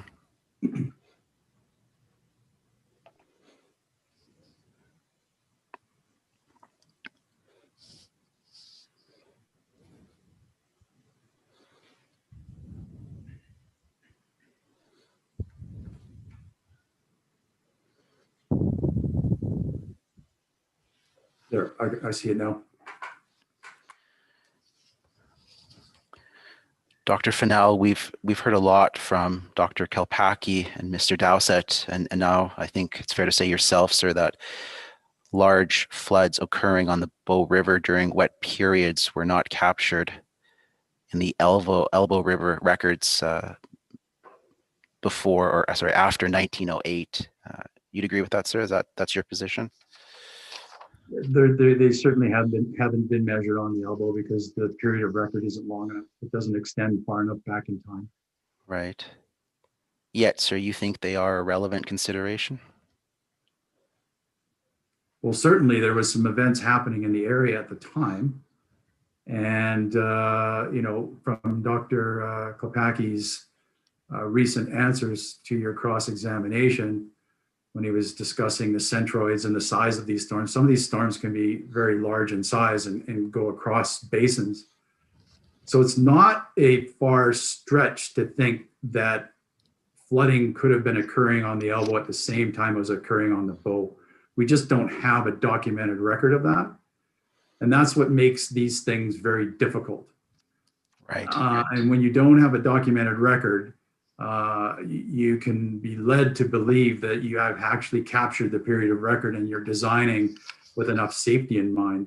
But unfortunately, that may not be the case. And under a precautionary principle, you would want to consider the fact that you might not have all the information. Well, sir, let's drill down on that a little bit further. So I believe you and Dr. Kopacki have repeatedly pointed to flood events on the elbow of 1879, 1897, and 1902. Is that correct, sir? There are no documentations of floods because the records on the elbow do not go back beyond the early 1900s. So I think what you're referring to is the documented historical floods on the Bow River, in the late 1800s and early 1900s. Well, sir, I guess that's my confusion. I had read or understood you and Dr. Kopacki are suggesting that those events should somehow be considered an SR1. Right? Yeah, they should be. Those Right. events should be recognized as major events that occurred in the region. And from my opinion, need to be considered when you're trying to understand the extreme events that could occur. Right. We know that they weren't documented on that river. That doesn't necessarily mean that they didn't happen. Right, sir. But you'll recall that Mr. Wood several times has suggested that it's not appropriate to, I think the language he used was to assume that floods that occur on the Bow River occurred with the same severity on the elbow. Do you recall him saying that? I do recall him saying that. And do you agree with that? I don't totally agree with that. And the reason why is because if you're just working with the period of record, you can be lulled into a false sense of security that you've actually captured the magnitude of events that can occur. And under a more of a precautionary principle, you would probably look to in excess of a 25% increase. You might want to consider something larger because the possibility is there that it has occurred in the past, and the possibility is certainly that occur in the future. And all of this information needs to be pulled together to provide a level of safety that is going to ensure the goals here, which is protecting people and property, all people and property. Right, sir. But you need also to have quantifiable information, don't you, sir? Certainly, but sometimes you need to extrapolate. Okay, sir. Well, bear with me then, and let's try to extrapolate. And I will certainly say that anything that has to do with flood statistics, to some degree, is extrapolation. Right. So let's try this, sir.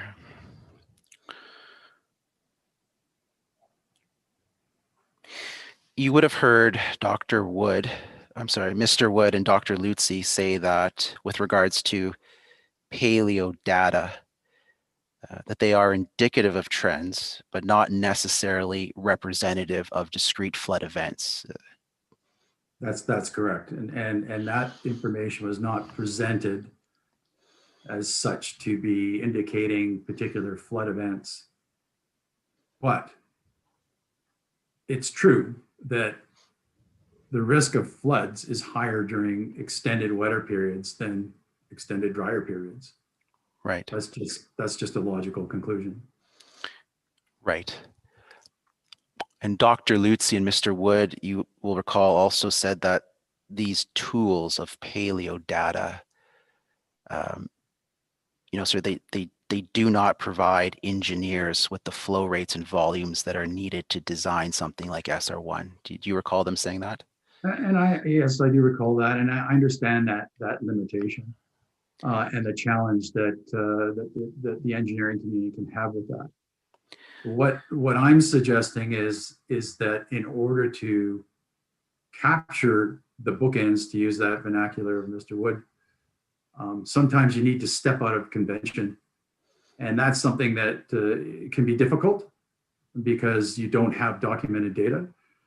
And this is why, as a geologist and a geoscientist, we have these paleo records and proxies that we can use to give us an indication of trends.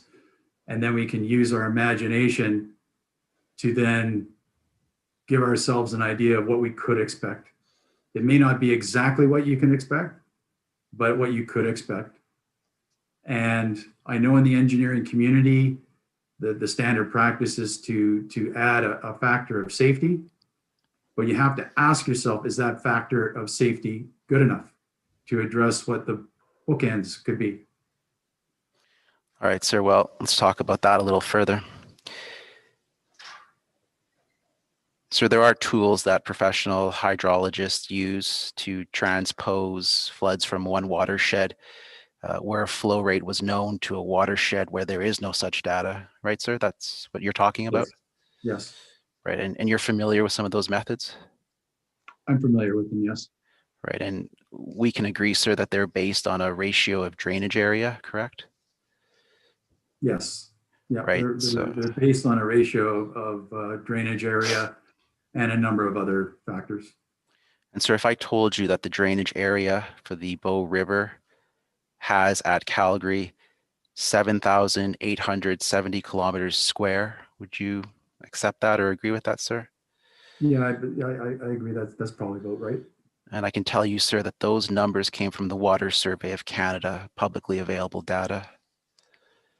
Sir, if I told you that the drainage area of the Elbow River upstream of Glenmore was 1,190 kilometers squared, would you agree with that? Sounds about right. Right. And sir, with reference to your slide 3, or I may have that wrong, sir. But anyway, so there is a slide, I think it is slide 3, that shows the estimates of the magnitudes of those flood events on the Bow River. Can we go to that slide? I think we are on slide 3 now. Is that, am I correct? Was it showing the comparison of the Bow and the Elbow with the flood events? Yes, sir, that's the one. I think does it precede this or is it after this? I believe it's slide 4. Apologies, sir. I get confused between your initial PowerPoint and the revised PowerPoint that went in. Sorry. Yeah, no problem. As I was saying, sir, though, with reference to this slide, yes, this shows the estimates of the magnitude of flood events on the Bow River, right? On the Bow, yeah, I believe the Bow is on the left-hand side and the Elbow is on the right-hand side. Right. If we could bump that up a little bit more, that would be very much appreciated. And in fact, if we could focus in on the left-hand side on the date 1897, I'm most interested in that one. Okay. So, sir, looking at this 1897, you would agree with me, sir, that based on your slide here, the flood peaked at 2,265 meters cubed per second. Do you see that? I do see that, yes. And that's your number, right, sir, from wherever you got this document? This is, yeah, from the city of Calgary. This is from their website. I found these. I know that there's been a lot of different graphs flying around over the last few days and months, but this is what I had at hand. Now, sir, so for comparative purposes. Yeah.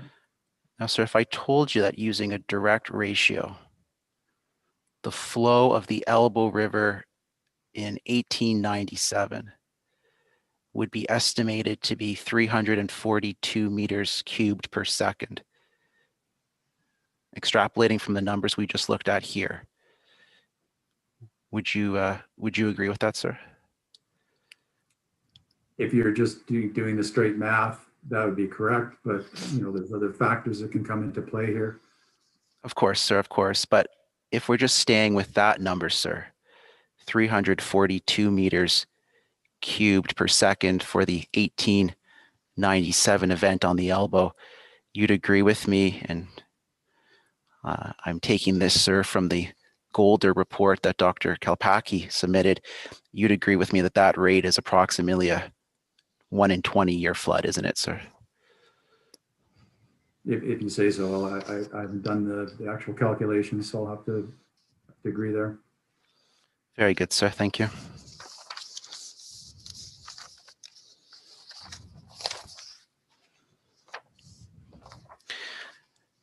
Sir, are you aware that with regards to Exhibit 235, and we don't have to turn it up, it's a broad question, sir, but are you aware that Golder performed a flood frequency analysis that adjusted peak flows utilizing the same pre-gauge history from the Bow River floods that you, Mr. Dowsett, and Mr. Kalpaki have mentioned? Did you know that, sir?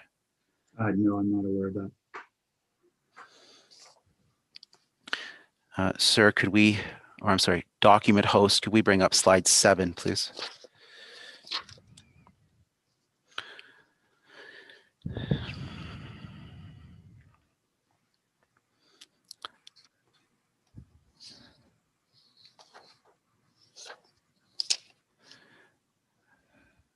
Dr. Fennell, sir, what are we looking at on the table on the left?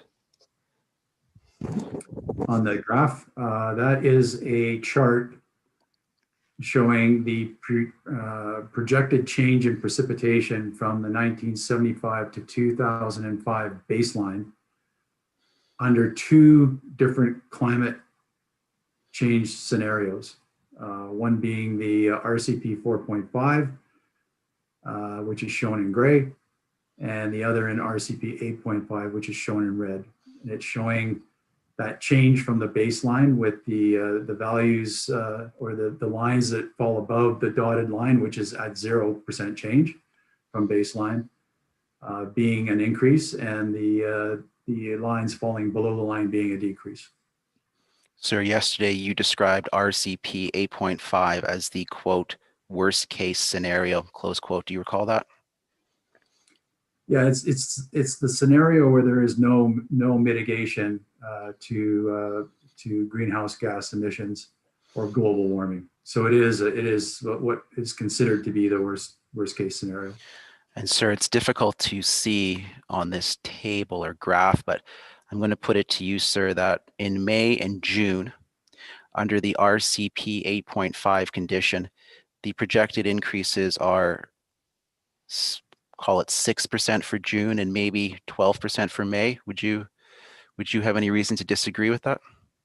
No, I wouldn't disagree with that. And I would also point out that the changes are, the maximum changes are occurring earlier in the year, in and around April, which is consistent with the projections for how the shortening of the winter season will occur. And so what we're seeing is a shift in when that precipitation is being received. That's the point here, is that we're seeing a shift. We're seeing a compression of the amount of moisture that's received in the late winter, early spring season that is projecting to increase stream flows more so than they are today.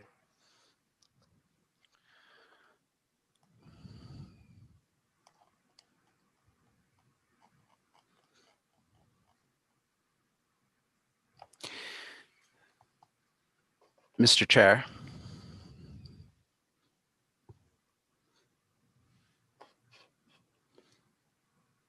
Mr. Chair? Yes, Mr. Barbero. Sorry, the mute was not on.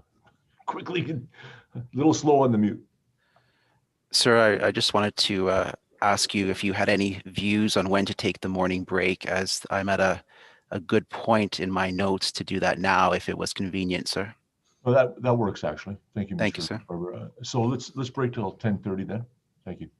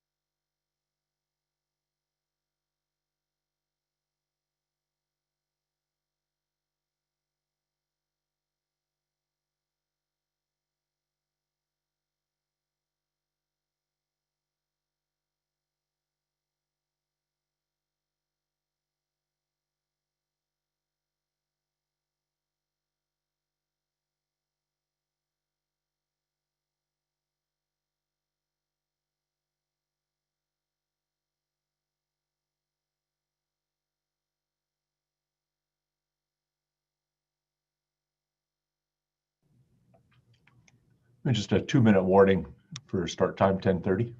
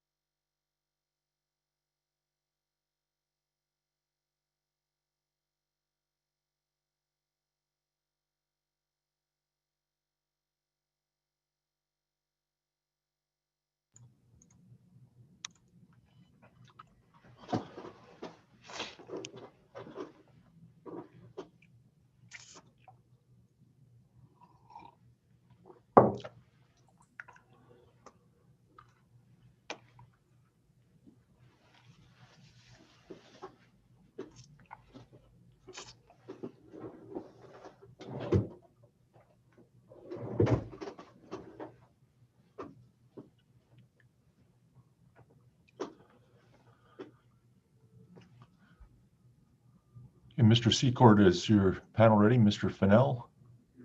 Yes, I am, sir. Okay. Mr. Barbero?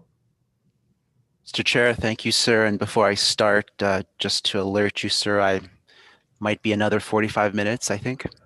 Yep. Okay. Thank you. Thank you, sir. Dr. Fennell, thank you, sir. I think before we broke, you were discussing figure 13 at slide 7, which was a chart or a table, I suppose, more accurately. Yeah. And sorry, sir, it's been a long couple of days. Just remind me if you could, what is that figure speaking to? In particular, you were making comment about the April-May period. Okay. So that figure was speaking to the change in precipitation that's projected from the baseline under 2 different climate scenarios, RCP 4.5 and RCP 8.5.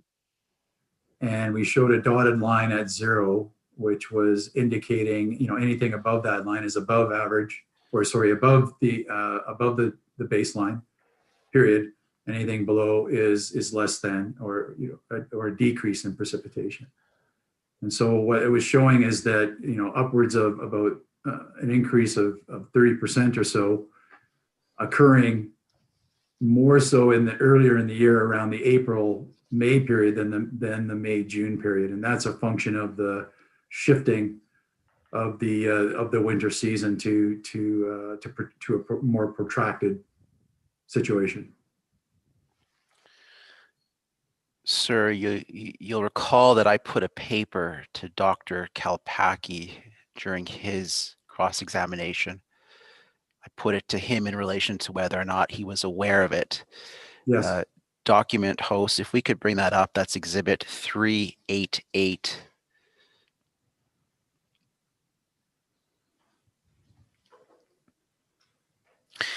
And sir, while we're waiting for that to come up, I'd just like to ask you whether or not you were provided with that aid to cross in advance of today. Yes, I think it came in quite late on Sunday evening, but I did have a chance to have a quick review. It's a fairly large document on Monday morning, and then of course I haven't had a chance to go through it in excruciating detail, but I have gone through it. And sir, I don't believe you referenced this paper in your report. Is that correct? No, because it was not provided to us at the time. And in your own study or experience, you'd not come across it? No. No.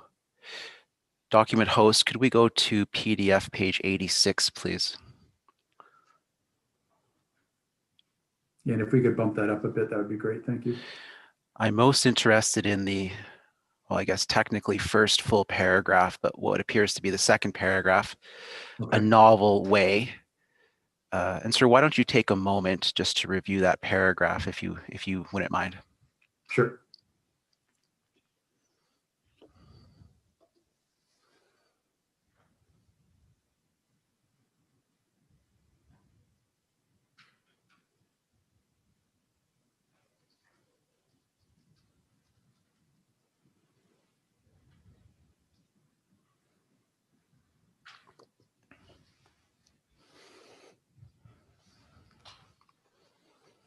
Okay. And so the reason I brought you here was because of something you said just before the break, and I hope I haven't misunderstood it, but I think you were talking about those increases or projected increases in March and April as being important because of the interplay between rain and snow. Did I hear that right? What that chart was referring to was precipitation. I would imagine that includes both rain and snow because both are precipitation. And so I guess this last sentence, increased rainfall runoff was unable to compensate for reductions in snow-based runoff processes for this flood event. That would sort of be at odds with what you were suggesting might happen in an April or March timeframe based on that earlier chart, or am I wrong on that? Increased. Are we talking about the same processes? I think this is talking about the interplay between rain and snow, and obviously that's a complex interrelationship. It's certainly a function of the temperature and the moisture conditions, all of that kind of stuff. The warmth of the rain. There's a lot of things that come into this. So I'd have to delve into this a little bit more to understand exactly what they're saying here, and the sequence of events that led to this. And sir, it might be on my end. I just, when you were talking before the break, I thought this twigged, but document host, we can take this down. If we could return to Dr. Fennell's PowerPoint exhibit 384, slide 9, please.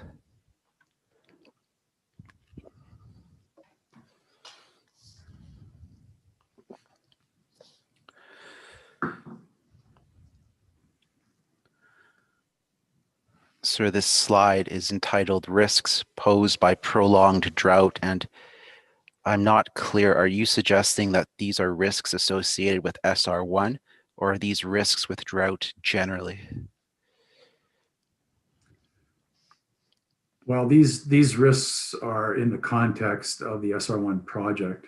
And so when we look at the risks that have been identified, they're in particular reference to the SR1. So, sir, just so that I'm clear, you're saying that in prolonged drought circumstances, these risks you anticipate to occur at the SR1 site or be associated with the SR1 site? That would be associated with the project. So they're obviously occurring in different places. If you talk about, for example, the windblown dust, that would be a function of the dust being blown up from the sediment accumulated in the reservoir itself when it's dry. Certainly algal blooms and insects, any residual water that may be in the SR1 at any given time, whether it's left over from the capture of a flood and the release of the water, and some of the water, the residual water being left behind because it doesn't completely drain from what I understand. There is a little bit left behind because of the way the outlet is designed. It sticks up a bit, so sediment isn't pulled directly in, so there's going to be some water left behind. So that, that plus some nutrients and some warming could lead to, the development of some algal blooms. Ground cracking, obviously, if you have something that's been and dries out, it can crack. If the water table drops beneath the SR1 reservoir footprint, you could have cracking. And certainly the wildfire is something that would be happening upstream of the SR1 itself. But that has ramifications for the types of peak flows that one could experience. So when you have a large burn area, that changes the runoff characteristics of that area, so you can get more higher yields coming out of those areas because there's less retention. There's hydrophobic soils that don't accept water in now. And so you get your runoff coefficients change, which will affect your peak flows. And so that's important to keep in mind, that the peak flows can be adversely affected by having these types of large fires. Sir, you agreed with me earlier. You're not an expert in air quality, are you, sir? No, I'm not an expert in air quality, but I'm familiar with, the concepts of PM 2.5 and the health implications that they can have. I've been through enough oil sands hearings to listen to the expert talking to understand what the ramifications of these things are. Right. Okay, sir. But I'm not an expert. I'm not an expert in that. But I don't think breathing fine dust is healthy. Sir, I'd like to take you to slide 13.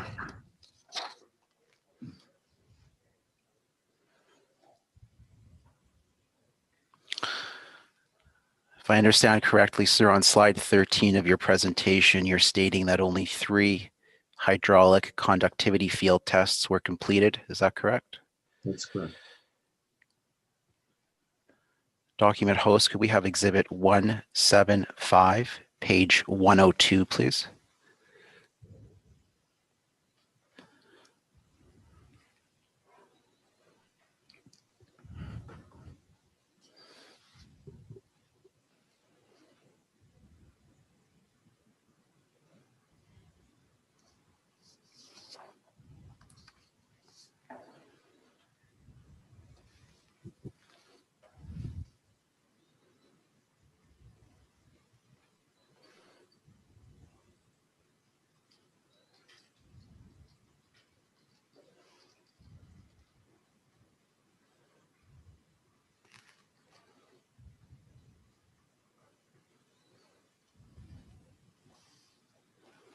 And again, that was page 102, specifically table 12.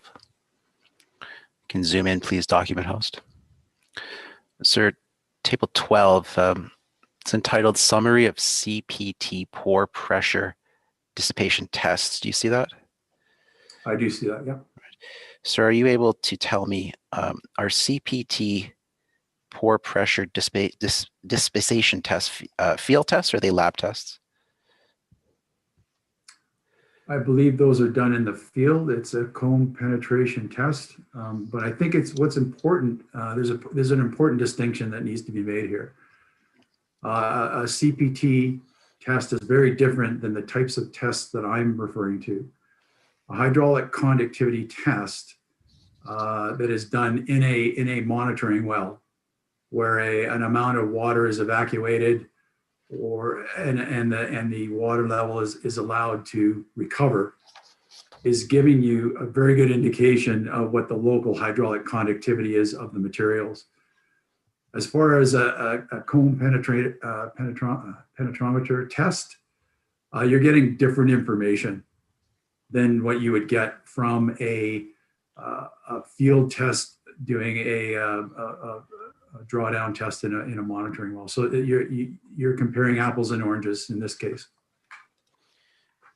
Go to the PowerPoint presentation, exhibit 384. And slide 14, please. It's also important to understand that when you're doing a CPT test, you're testing a very small interval of the sediment, but with a hydraulic conductivity test, you're grabbing a lot more of the formation.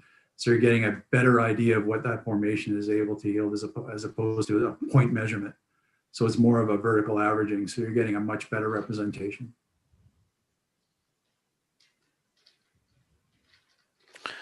Right, so we're going to come back to that in a moment. On slide 14 here, sir, Can you describe for me what you mean by the statement in the lower left-hand side of the slide where it says no sand and gravel was added for the unnamed creek? Sure. So what I meant there is in previous slides, it did indicate in some of the other exhibits, some statements were made acknowledging the presence of a sand and gravel deposit in the unnamed creek valley that ranged from 1 to 7 meters thick. So that's a fairly significant finding.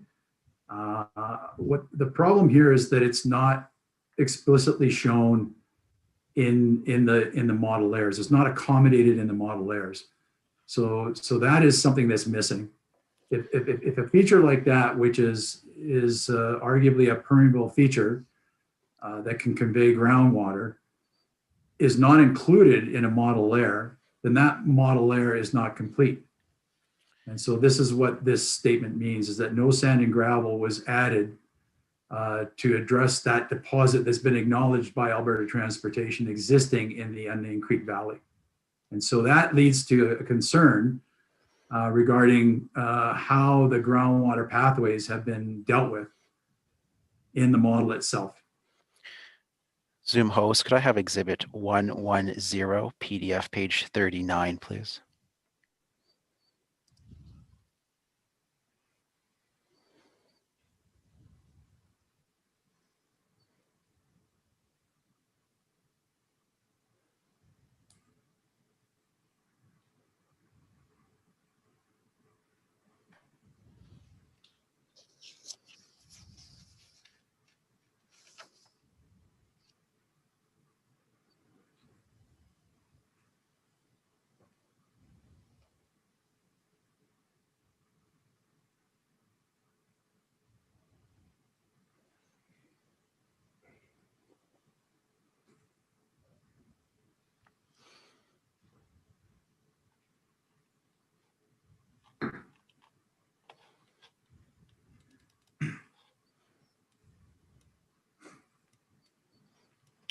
PDF 39, thank you.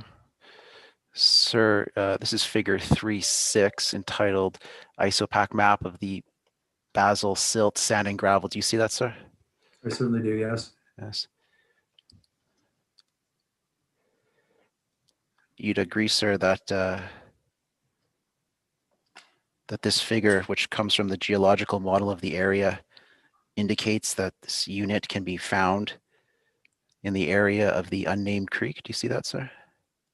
I think this is where the confusion occurred in yesterday's cross-examination. This is the basal sand. This is the sand that's sitting on top of the bedrock, which is down anywhere from, it's deeper down in the section. This is probably in layer 4 or 5. The sand and gravel that I'm referring to is the one that's acknowledged by Alberta Transportation as being in the unnamed Creek Valley, close to surface and covered by a thin veneer of glacial material. This is deep down in the section. I'm not arguing that this has been accommodated in the model. This has absolutely been accommodated in the model. The shallower sand has not, and that's a concern. Certainly with respect to pathways that would be occurring underneath the earthen dam itself, how water is going to be moving underneath the footprint of the reservoir itself, how water is going to leak through the base of the structure when it's full into that sand, and where that sand is going to take that water. That's what I'm talking about. That is not explicitly identified in layer 1 or 2 of the model. If you want to go back to those figures and convince yourself, we can do that again. Actually, let's go back to slide 14 if we can.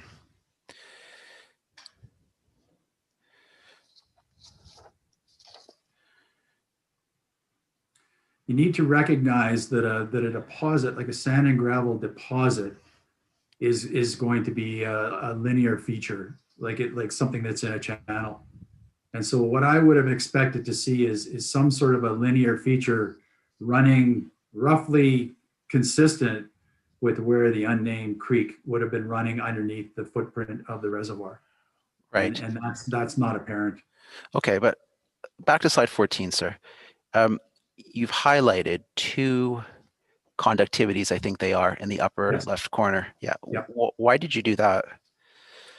The point of that is that, and you also see in there that I've identified where the clay is and where the till is. So the clay is identified in more of the purple color, and the till is identified in the more of the turquoise color. And so there was confusion as to how the model layer had been attributed with a hydraulic conductivity. So if we know that the clay is the purple area, and the purple in the legend to the left is showing 7.2 times 10 to the minus 8 meters per second, when you actually go back to the previous slide that shows the model layers and how the hydraulic conductivity was attributed, that purple should be 5.1 times 10 to the minus 6 according to that table. So there's a discrepancy. I think they might have got the numbers switched. Dr. Fennell, might I suggest that the confusion is in the slide? Have you confused the clay and the till? No. If you could go back maybe a slide or two. Zoom host. Yeah, maybe one more back. Keep going. There we go. So this is slide 11, I see. Okay. So this is showing the map where the clay deposits are, the glaciolacustrine clay. So the image on the left is the isopack. So that's basically the thickness. But it's showing where that clay is. Those blue lines are showing that it runs roughly through the center of the reservoir footprint. And it can be upwards of 5 meters thick. So it ranges in thickness. The image on the right-hand side is showing a side view looking basically from east to west.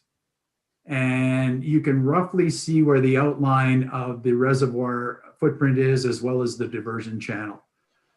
The swath of brown material that's running through the middle of the reservoir footprint is clay. So it's showing that that's where the clay is.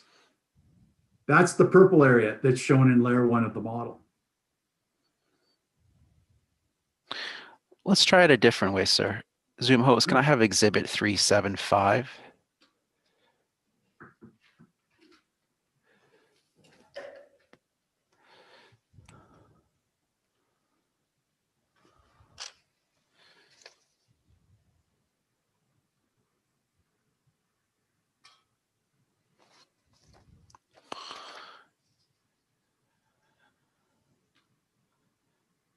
Zoom host, my apologies. Don't lose this document, but I'm wondering if we could just take one step back and go to slide 14.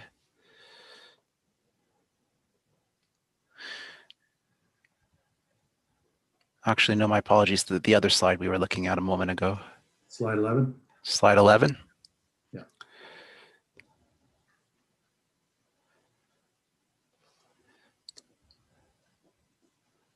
Sir, did you create this image based on something in the filed material? Absolutely not. You can see it's from exhibit 110 PDF page 47 and exhibit 110 PDF page 50. And you extracted it yourself, sir, and inserted it here? Yes. Hasn't been altered. This is Oh no, sir, I by no means am implying that anything was altered, sir. Not at all. I was just wondering if there might have been an error in transposition or something. no. I mean, we can go to exhibit 110 and verify. No, if I could just have a moment, sir. Mr. Chair. Yes, please proceed.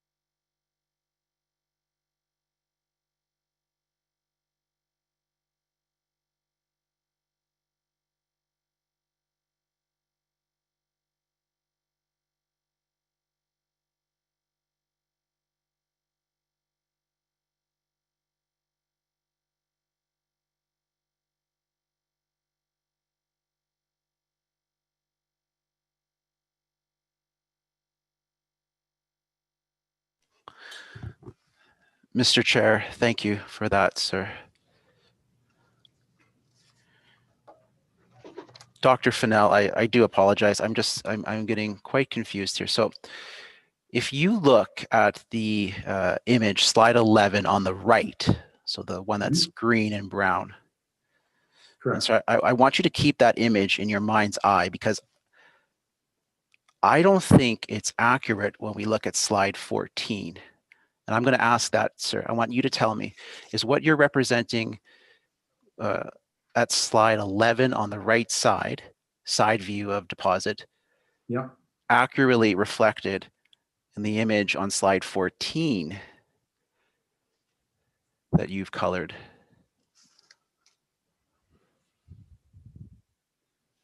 It appears to be. Are you sure? Just to, just Richard Secord here. Just a clarification, Mr. Barbero, you're saying that Dr. Fennell colored the slides on PDF page 14? No, I'm saying he labeled them clay and till. Yeah, you used the word that he colored. Oh, To be clear, apologies. just to be clear, these slides have been colored by AT. Yes, but not labeled. I guess that's where I'm getting confused. Right, Dr. Fennell, I'm right. You added the words Yeah, clay I and added till. the clay in the till, yes. Right. So, sir, having regard to the image on slide 11 and having regards to the image on the upper left corner of slide 14, is there any discrepancy there, sir? Not that I can see. Right.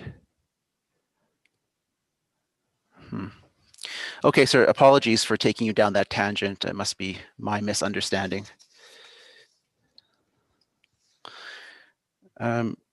Sir, can I take you to slide 17 of your PowerPoint?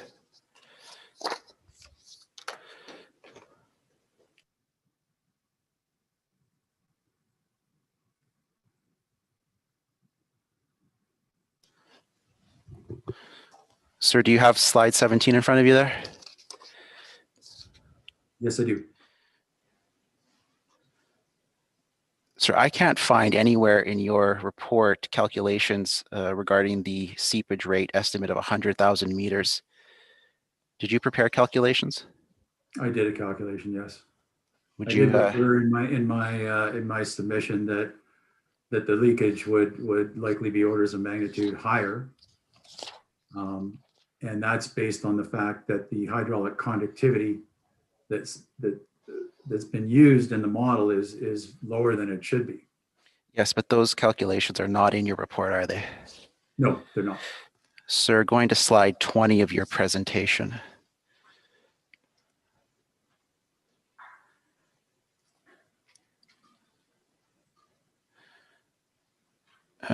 You highlight two model simulation results, correct? Yes, these were selected as examples.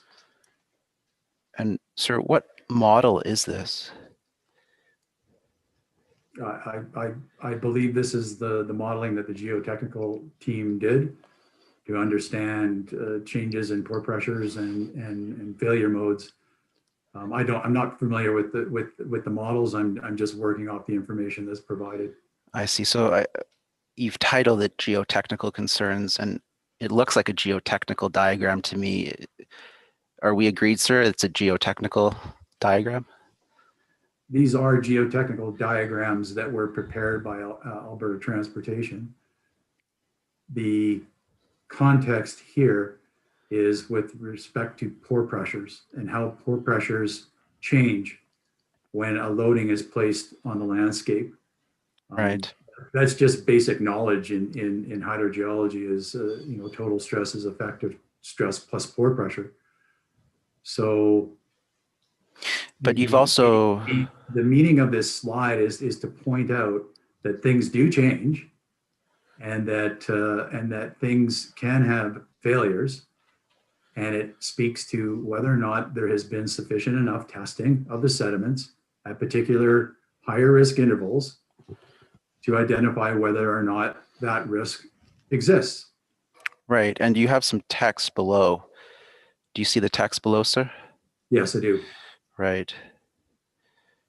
I highlighted that because I think, as the text says, in addition, effects on pore pressure were in fact examined under the most conservative scenario where the complete external loading due to the weight of the water impounded in the reservoir was applied directly to the underlying bedrock, assuming that none of this external load would be borne by the overlying clay tills. The point of putting that statement there was to indicate that the assessment was being done down in the bedrock. Well, and that's important too, to understand if there's going to be failures in weak areas of the bedrock deposits, mudstones and things of that nature. But it does not look like this was applied to the shallower intervals, the glacial, the lacustrine material, and the tills, and the interface between these. And so I guess in cross-examination yesterday, Mr. Back was explaining what had been done with respect to the testing of the sediments, but it does not appear that the interfaces between these had been tested explicitly. And so these can represent higher risk horizons because you have different types of deposits on top of each other, and that can be a plane of weakness. And when pore pressures build up, that can increase that risk of shear slip. And so that did not appear to be explicitly looked at. The other aspect of this is that some of these soils have a notable content of what's called montmorillonite clay. So this is a smectite clay. This is a swelling clay. And when it hydrates, it loses its cohesion and you can get slippage. And so it just seemed to me that this might be something that possibly got missed. And so this is why I pointed it out. I'm not a geotechnical engineer. I'm just trying to point out, areas that we need to perhaps consider. Sir, you understand that the figures on the top do not relate to the text on the bottom? The figure on the top is indicating the change in pore pressure that would be expected when the dam has been built. And as you can see, there's a pore pressure buildup underneath the dam itself, not so much underneath the area in the black hatching, which is the reservoir when it's full, and the weight of the water. So that is showing that Alberta Transportation has modeled that pore pressures will change. What I didn't completely understand on that diagram is that we're showing in the legend. If we could just bump that up a bit in magnification, document host. Thank you. That's good. So we see water pressure in the legend on the right-hand side. If we look on the right-hand side of the dam itself, the area that in the top image, it's area in blue, and you see just underneath the black hatching to the left side of the toe berm on the dam itself, you see a pore pressure of anywhere from 0 to 20 kPa. That's that blue color. I think it's 0 to 20 or 20 to 40. What I find very interesting with this, and I didn't quite understand it, maybe it could be explained to me at some point, but we have a head of about 20 to 24 meters of water. And so every meter of water is roughly about 10 kPa. So 24 meters of water would be 240 kPa. And that's not being reflected in this image. So that's something I don't understand, and maybe it could be explained to me. So, but certainly underneath the dam itself, you can see the pore pressures increasing upwards of 200 to maybe 240 kPa. Sir, did you prepare the slide deck yourself? I did. And did you include the highlighting on the text at the bottom, sir? Yes. Sir. And so you understand that Exhibit 178 are geotechnical diagrams, and I put it to you, sir, that the text below is not in any way related to the geotechnical, but that is from the groundwater modeling, sir. That's fine. We're talking about pore pressures. Right, but Whether you do whether it's a geotechnical application or hydrogeological application, pore pressure is pore pressure. Well, so There's no difference. There shouldn't be. Right. Well, you understand that the approach to examining the effect of external loads on pressure and the bedrock aquifer has nothing to do with the geotechnical models depicted in this slide, correct? Well, this is where I was confused, because if we have the internal load being of the weight of the water being impounded and placing that on the underlying bedrock, I don't understand how that addresses what's going on in the clay and the tills. Okay, sir. So, and one of the comments that I believe I might have made in my submission is that it would have been useful to have been provided with some information from the groundwater model that would show how the pore pressures would change in some simulated hydrographs. How would those pore pressures adjust in time? And that was not provided. And as well, nothing was provided under the sensitivity analysis, which would have been very useful to have to do some more verification. So these types of things would have been helpful. That's all I'm saying. Thank you, sir. That's interesting. Mr. Chair, Well, I'm glad it's interesting, but it's a fact. Yes, thank you. Mr. Chair, I'm mindful of the time, so I'm going to pick up the pace here, sir. Can we quickly go to slide 23?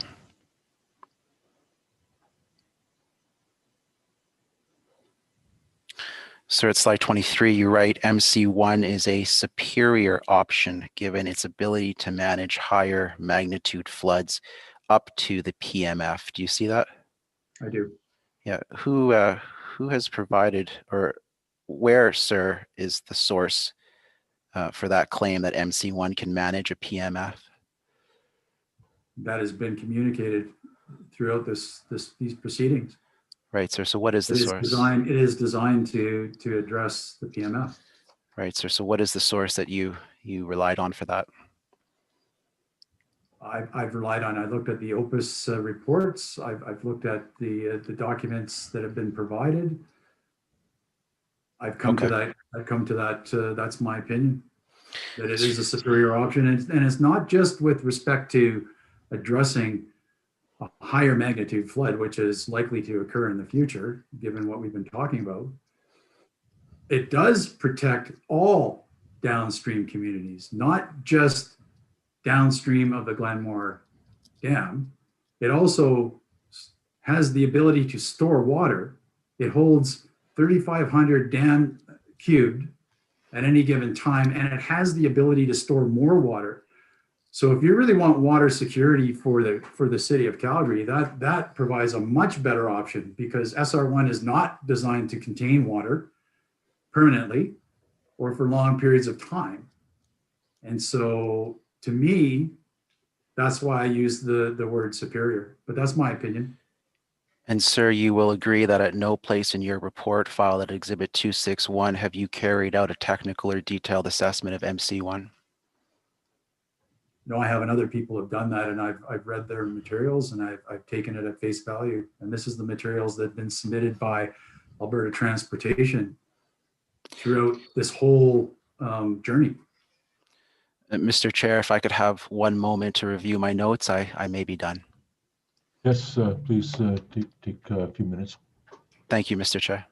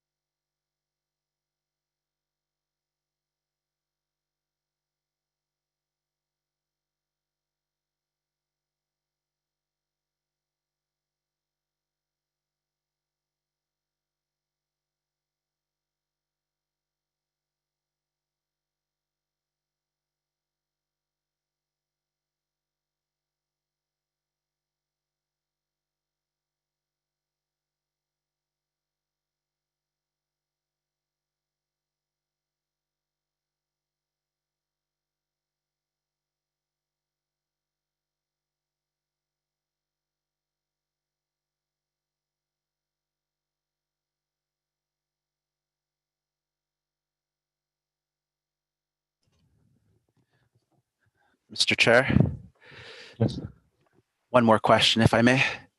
yes, please. Zoom host, if I could have exhibit 375, please.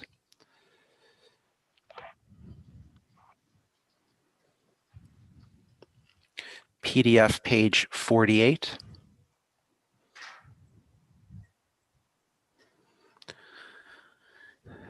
If we can zoom in a bit more, please. A bit further. A bit more, please. And if we can center that image such that the legend is in view as well. Thank you. So, sir, what we're looking at here is exhibit 375, PDF page 48, figure 17.1. Sir, would you agree that this figure presents hydraulic conductivity values assigned in the upper layer of the model? And if you need to see the title, sir, please just advise the Zoom Yeah, if host. we can just verify that that's layer one. Yeah, Richard. Mr. Secord has been using this document a fair amount, I believe. Mr. Secord, you were weighing in? Yeah. Mr. Secord, sir, you seem to be cutting out. Yes. Is there a title below? Well, Mr. Secord, I think he's trying to speak. He's on mute right now. Let's just let him weigh in. Mr. Secord, were you trying to address?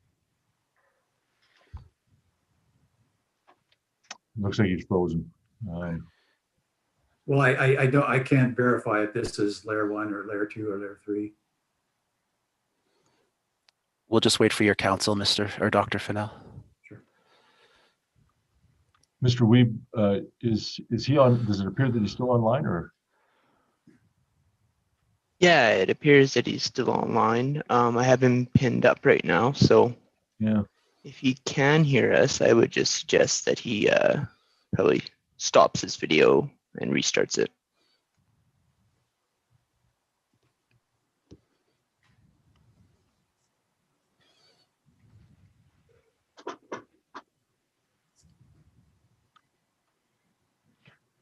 Perhaps Mr. Kennedy or Ms. Vance could give him a call if you have his cell, just to see if he's able to reconnect. Even you may have to break. I'll give him a call. Thank you. Maybe in the meantime, if we could scroll back to show the legend, and I can just have a look at this.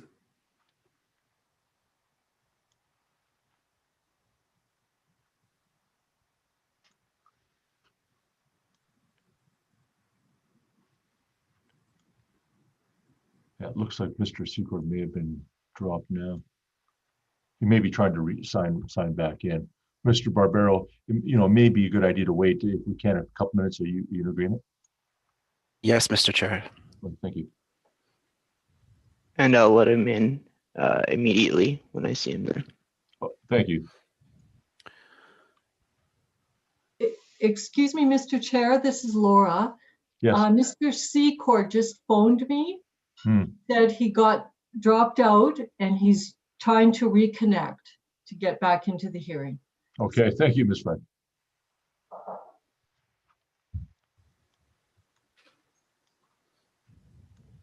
Well, we haven't had a lot of glitches, so if this is the first one on day 8 of significance, it's not too bad.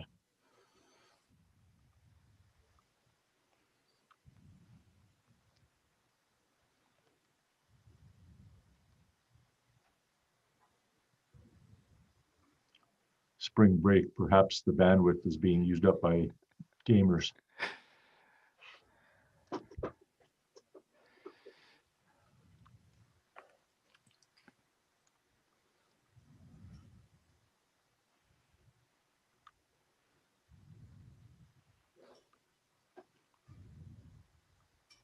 Do we have just a phone-in option only, Mr. Wheat?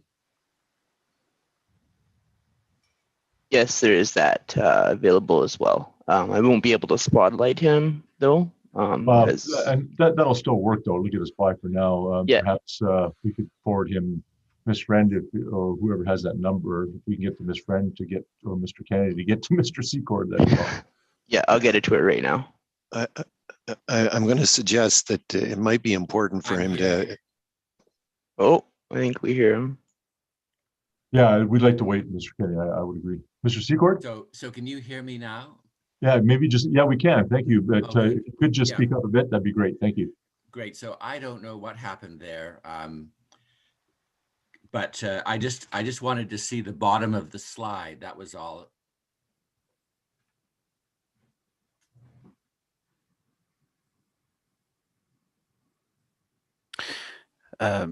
Mr. Chair, maybe I can try to reorientate us and ask the question. Yes, thank you, Mr. Barbero. So, sir, I've brought you to this Exhibit 375, page 48, figure 17.1, which I understand, sir, is a figure that presents the hydraulic conductivity values assigned in the upper layer of the model. If you wanted to, sir, I could take you to PDF page 46, where there's a bit more of a discussion about the figure, but I'm in your hands, Dr. Fennell. Yeah, I mean, I'd like to confirm that that is layer one.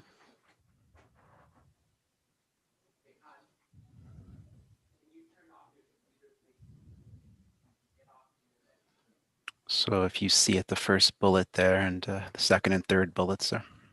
Figure 17.1.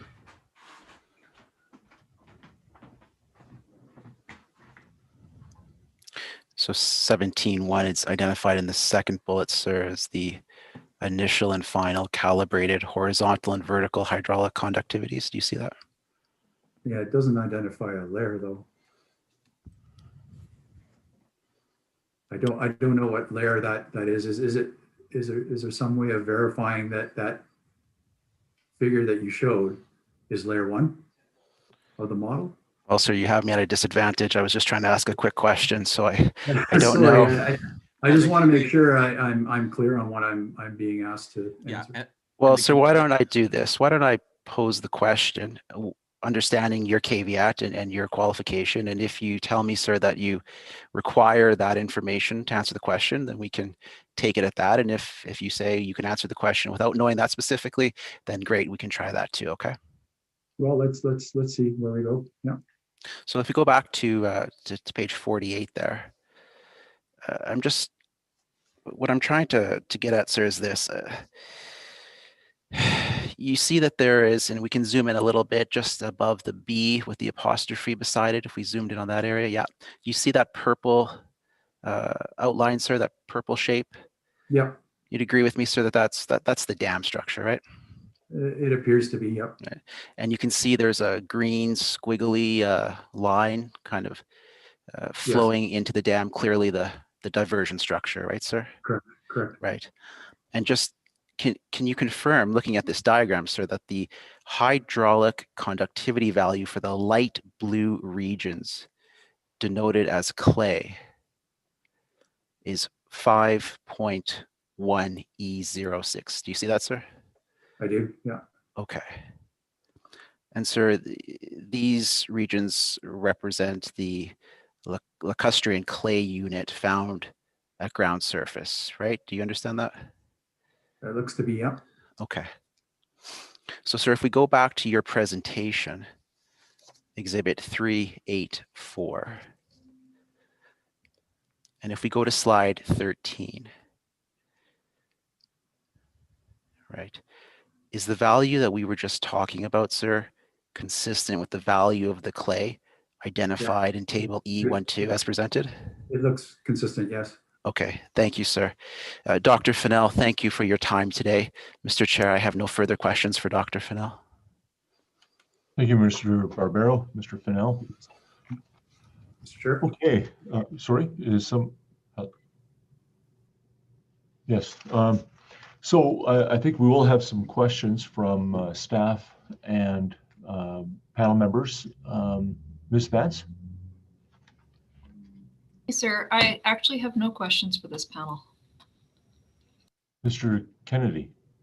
And in fact, I too have no questions. Thank you. Mr. Sorosi. Yes, I have a couple of questions for Dr. Fennell. Dr. Fennell, in your presentation, you had one slide that talked about the characterization of groundwater chemistry in the shallow and in the bedrock, suggesting that in reality they're fairly similar. But I just want to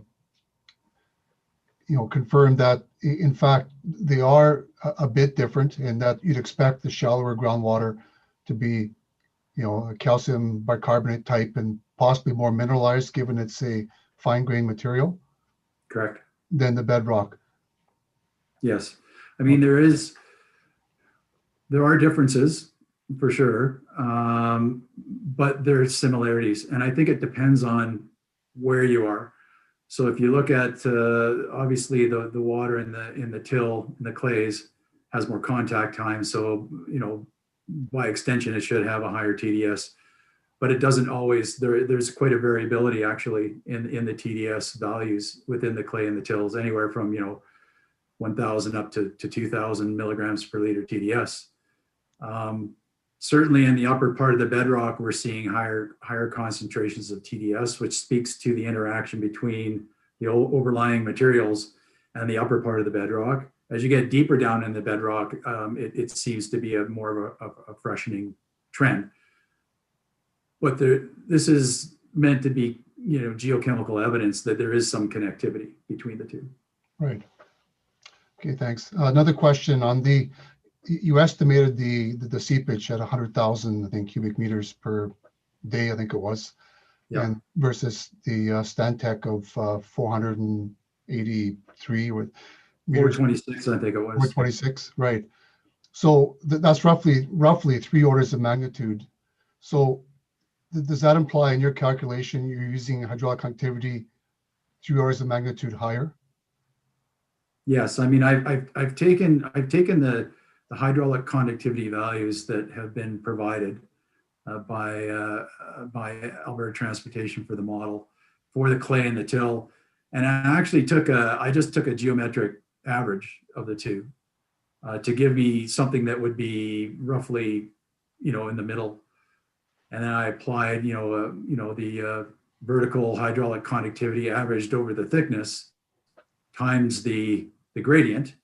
So the gradient is effectively where is the water table and where would the head of water be in the reservoir. So if you got right 24 meters over 2 meters, that's or 12, I should say, maybe an average of 12, let's say, instead of taking a worst case scenario, that would be a gradient of 6, and then applying that calculation to an area of about 4.5 million square meters, which is roughly the 1 in 100. And that's where I came up with that value. It's in excess of that actually, but I know it's a back of the envelope type approach, but I would have thought I would have got closer to their number. Right. And what hydraulic conductivity did you use in that? I guess it'd be a Darcy flux calculation type thing. Yeah, I think it was in the order of somewhere in like 5 times 10 to the minus 7 meters per second or something like that. Okay. So it was kind of in between the 5.1 times 10 to the minus 6 and the 7.2 times 10 to the minus 8. And would you feel that hydraulic conductivity is representative of we'll call it the lacustrine deposit in the till, fractured or unfractured? I'd say that's probably consistent with a fractured type of media. But again, I think, depending on the actual properties of the lacustrine clay and the as you know, when lacustrine deposits are laid down, you can have clays and silts, and they can be rhythmically distributed. And so you can have some higher hydraulic conductivity associated with the coarser fraction of that type of lacustrine deposit. Okay, I just have one last question. Also in your presentation, you did talk about you called contaminants. You mentioned uranium, selenium. I think you possibly mentioned pathogens and maybe some others. So obviously these materials, when they're in the subsurface, behave in different ways. Could you maybe comment on the mobility of those constituents, given the relatively low hydraulic activity of the materials at this site? Like what processes would limit their movement? Well, we're talking about pathways, and certainly this is how contaminants will move through the subsurface through pathways, whether it be a fracture or a sandier, higher permeable interval. And so they'll be conveyed along with the groundwater. Certainly not everything acts the same. Some things are quite conservative and will actually move at roughly the rate of groundwater flow. Others may be subject to attenuation. They may associate with a mineral surface through adsorption type reactions. They can also be just hydrodynamically dispersed or mixed, and concentrations can change that way. So there's a number of things that can happen. Now, what's important, particularly with things like trace elements, such as selenium or uranium, it really depends on their oxidation reduction state, and it will dictate their mobility characteristics. They're positively charged or they're negatively charged, and that's a function of the pH of the system, the acidity or the alkalinity of the system, and the redox or the reduction potential of the system. And so the diagrams that I showed in my submission provide an example for selenium and uranium, showing the types of species that would be expected at the assumed and documented pH conditions and estimated redox conditions. And it does show that these are in a mobile state to some degree. They could be subject to some attenuation, but the work would have to be done to assess that. This is why, it was pointed out that there hadn't been any transporter fate type assessment work done, which would have been useful. Right. But having said that, if we've got some more direct pathways, like a fracture, for example, the water could transit through that much faster than a clay itself or a till itself or a silt horizon. So there are some complexities here, but there are, I hopefully that's at least helped with your question. Right. But I guess in the end, it's fair to say that these natural attenuation mechanisms will cause contaminant movements to differ like for something that's conservative like chloride will move much quicker than something that might be absorbed from the source. So not all contaminants will move at the same rate or the same distance. No, each contaminant has its own mobility characteristics and toxicity characteristics, and that'll be dictated by the form it's in. And things like pathogens, of course, through a fine grained material would be even possibly more movement constrained because of biodegradation and pore size, etc. Yes, correct? I mean there is a half-life to these pathogens, as we know. But again, if it gets into the right pathway, I mean, things can move. It's a question of rate and time. Okay. Well, thanks very much, Dr. Pinnell. That's all my questions. Yeah. Thank you, Mr. Sorosi. Ms. Roberts? I have one question for Mr. Locke, if he's available. Hello? Should be Mr. Yeah. Hello, Mr. Locke. Oh, that was very quick. Thank you. I got the right button. This is more curiosity than anything else, Mr. Locke. I understand that when the fish survey was done in 2020, it had to align with restricted time periods, so it was done in the fall. But our floods don't typically happen in the fall. They more happen in June. So I'm just curious, would the fish population at the site be much different in June than what was discovered in the fall when they actually did the survey? Yes, anything's possible. It could be the same or it could be different. Looking at whatever population numbers that they had or presence absence that was done in, I'm going to say, was it August? Sorry, I forget, 2020. There is other information on the Elbow River for maybe not population numbers, but presence absence. And I think it's pretty safe to say that whether it's spring or summer or fall, that the fish will be distributed up and down through the Elbow River. And so I don't know how you precisely would take a number from August and apply it to June, but for the purposes of how I look at the potential impact for this project, I think it's safe to say that potentially fish are going to be there. Okay, thank you, Mr. Locke. It was more than anything a curiosity on my part. That's it for my questions, Mr. Chair. Thank you, Ms. Roberts. Dr. Heaney? Question for Dr. Locke. When you were reviewing the entrainment as a proportion of the fish population in the Elbow, would you consider those to be conservative in the sense that they are on the high end of what would be expected?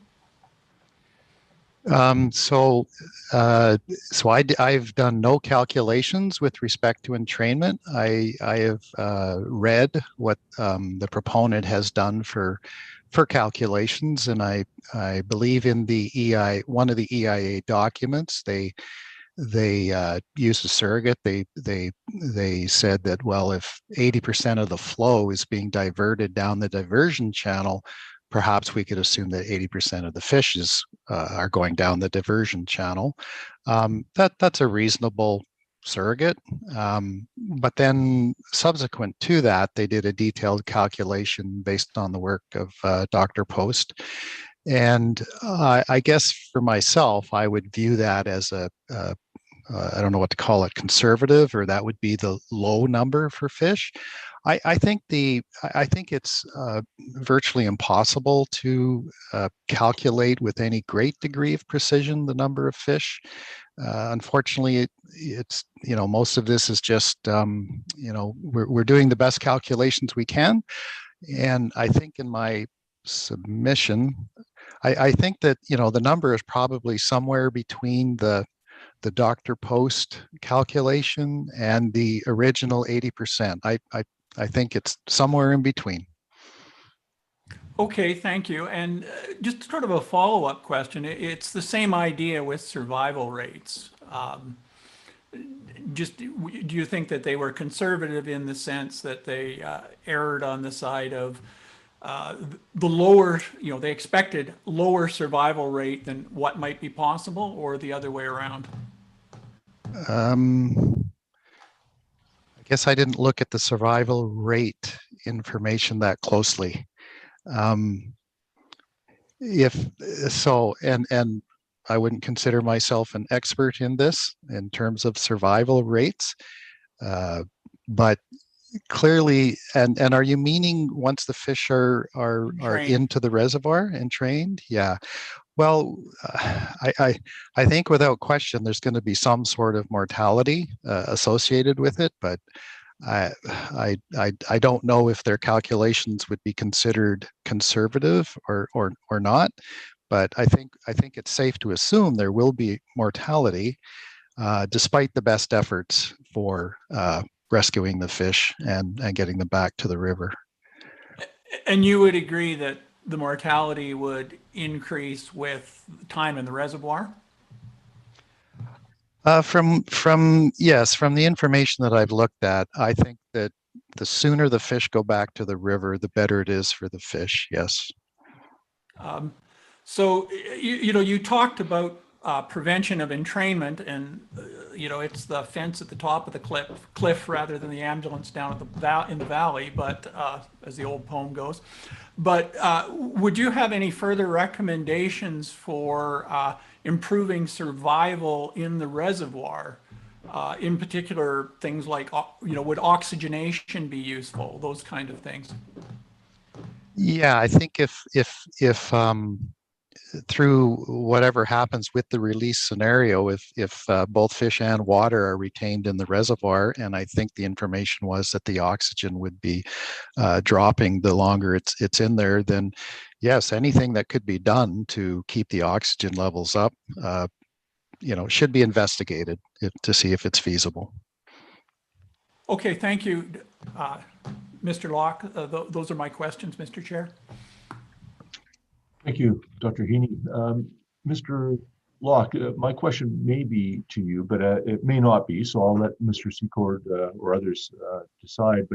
And it's a bit about, this question may be a bit out of place, and it's only because of when you folks are up on the panel that made some sense for me to ask this perhaps, but there's been a lot of talk by interveners in particular about alternatives. So we covered that primarily in topic area 1, but it's come up even here in some of the cross and some of the evidence provided by, I think, Dr. Fennell and others. But so my question is, if this has been a viewpoint of interveners that drought mitigation should have been part of the project planning as opposed to strictly flood mitigation, has anybody asked you, or have you looked at the potential for the elbow to support drought mitigation in any event? So if drought was to be the primary objective of a reservoir or offstream reservoir, just as an example, were you asked to look at that, the potential for the elbow to support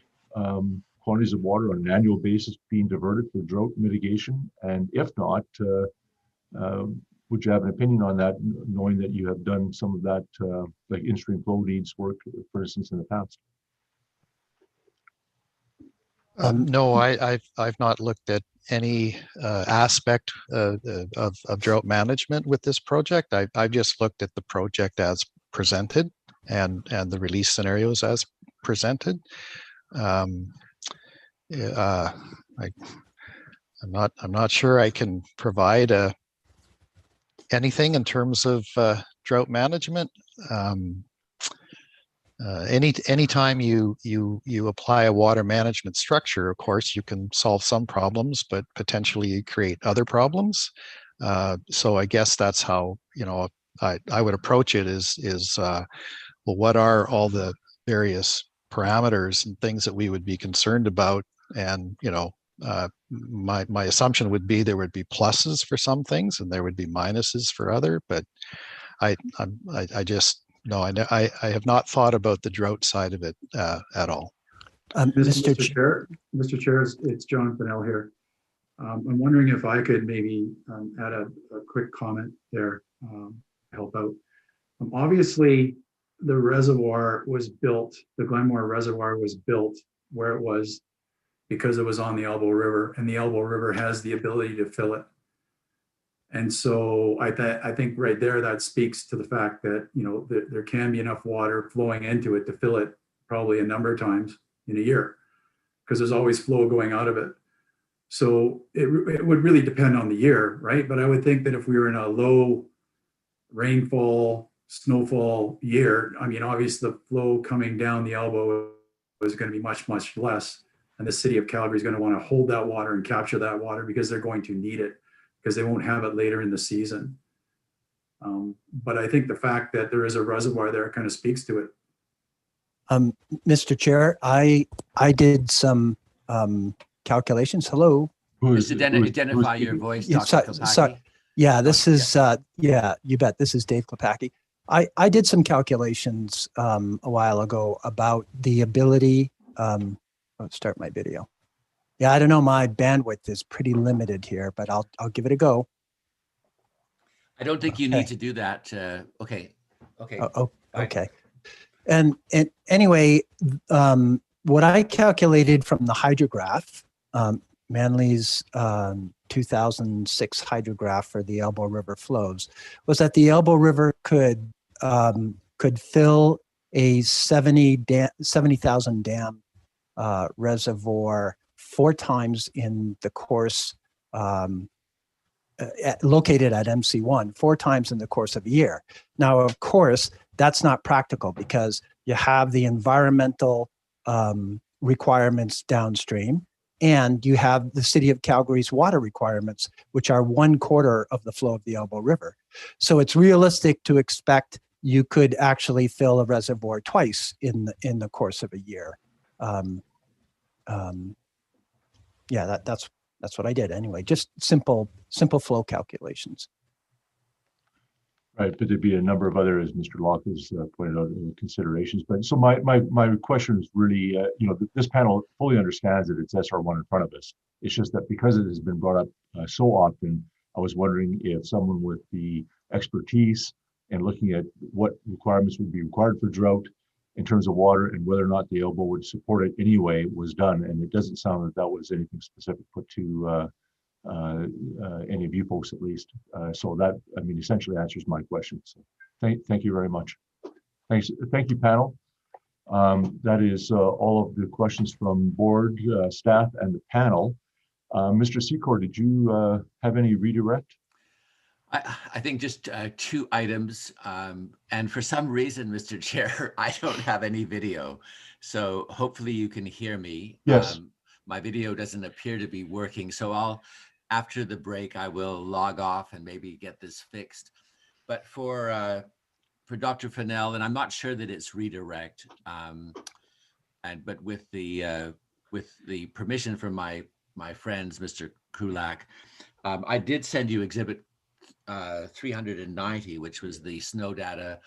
I expect you haven't had a chance to look at it, but okay, so that's crossed off my list. And then Dr. Locke, are you there? Yes, Mr. Locke is here. If he could be brought up. Dr. Locke, Mr. Locke, sorry. I'm sorry, Mr. Locke. You were having a discussion with Mr. Fitch, and did I hear you correctly saying that that under a late release scenario, the fish could be held in the reservoir from June to December? I think the late release is that water would not come out for a period of time, so that fish potentially would be in the reservoir longer. Yes. And that could be as long as they could be in there until December of the calendar year. Did I hear that correctly? I'm just not sure. Is there anything? I'm not sure that I was clear on your discussion with Mr. Fitch. If you wouldn't mind just clarifying that. I think the question was if we were to do the late release and try to adhere to a 10% criterion, that water would continue to be released until sometime in December, I think was the question from Mr. Fitch. And he asked me if did I understand that? And I said, yes, I understood that it would be, the water would be held or being released until December, yes. And is there any other clarification you need to make with respect to this moving from a late to an early release scenario? Yeah, I think the early release scenario would be better, and it was pointed out to me, and I actually did review that document, but for some reason the paragraph about having the fish, having the release earlier to would be beneficial, and yes, and it would be beneficial. And I have followed up with that and just said that, and perhaps they've already done it to come up with the early release, is that releasing perhaps a higher volume of water earlier to release what would be turbid water to match the turbid water that would be in the Elbow River. May not be suitable for flood purposes in the sense that you may still be overbanked down below. So that would be considered, but then you could maybe fine tune the release, from, let's say, down to bankful and then from bankful down, just looking at what I would consider to be tweaking the early release scenario is what I think would be beneficial. And then just to be clear, the exhibit that Mr. Fitch referred you to, that you said you hadn't reviewed, in fact, you had reviewed that document. Yes, out of the 50 pages I was expected to review. Yes, so I'm sorry, I don't know the exhibit number, but I call it SIR Package 4 Technical Review Round 2, March 2020. It turns out that yes, I did, and I for some reason I missed that paragraph, but I did not flag any of it as I thought it was all positive. That was happening, and I guess my only general observation is that there was a lot of communication between the regulators and the proponent over a number of years, where the regulators were asking these sorts of questions, and that the proponent did answer them and provide the detailed technical information. Mr. Chair, it's Gavin Fitch. Just for the record, the witness said he couldn't remember the exhibit number. It's exhibit 218. And Thank you, Mr. Fitch. Thank you, Gavin. And that's all of my redirect, sir. Thank you. Okay, thank you, Mr. Secord, and thank you to the panel on this topic. Much appreciated. Sorry? I just thank you, Mr. Chair and panel. Oh, okay. Yeah. Thank you. It's close to lunch break, but we may be able to get through a couple items before we get to potential rebuttal here. Mr. Williams, did you have any questions for the panel?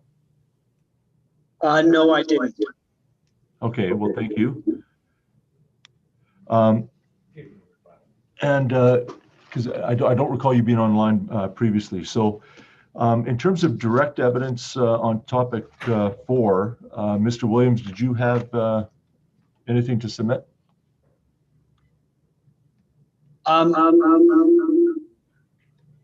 Sounds like we've got a bit of a. Yeah, sorry, I think I got rid of it now. Okay. Can you hear me? Yes, that's much better. Thank you. Yeah, okay, sorry about that. I've got the desktop going with the phone. No, I guess my question on the direct is with evidence that was filed as information, but there was some information on water licenses that was filed by AT on Monday, the 22nd, and then a further email on the morning, this last Monday at 4:55 a.m. This information, this email was sent to us. We can't find it as exhibits in the information. So our belief is that AT won't use any of this information that they sent by email to us, Bill Kennedy and Laura. I don't need to discuss it in any length. I guess my only question would be to AT is the intention to use that. They've already identified our franchise agreement, which has this information in it.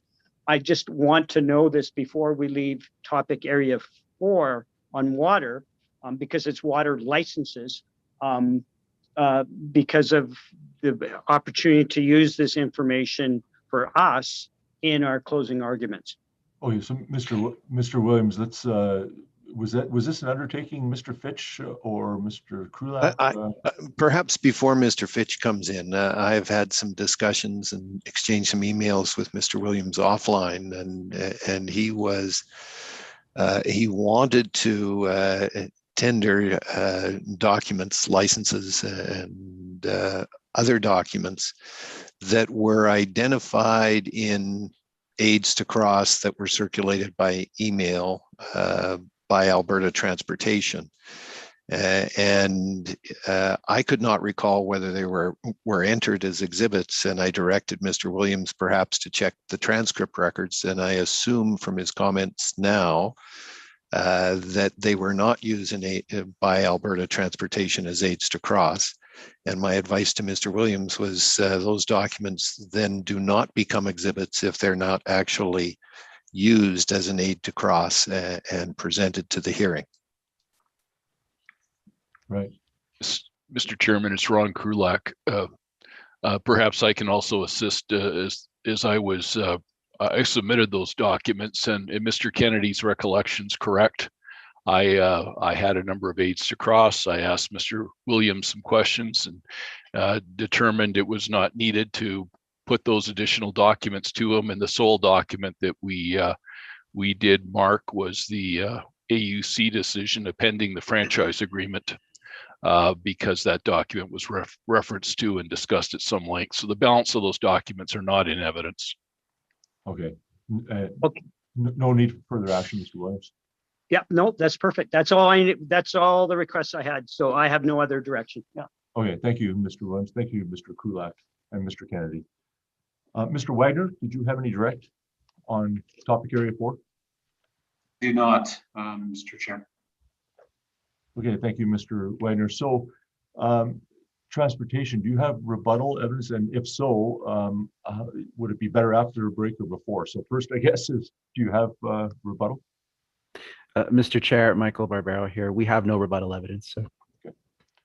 Okay. Well, I think then before we get started on next topic area, it is a good time for the break.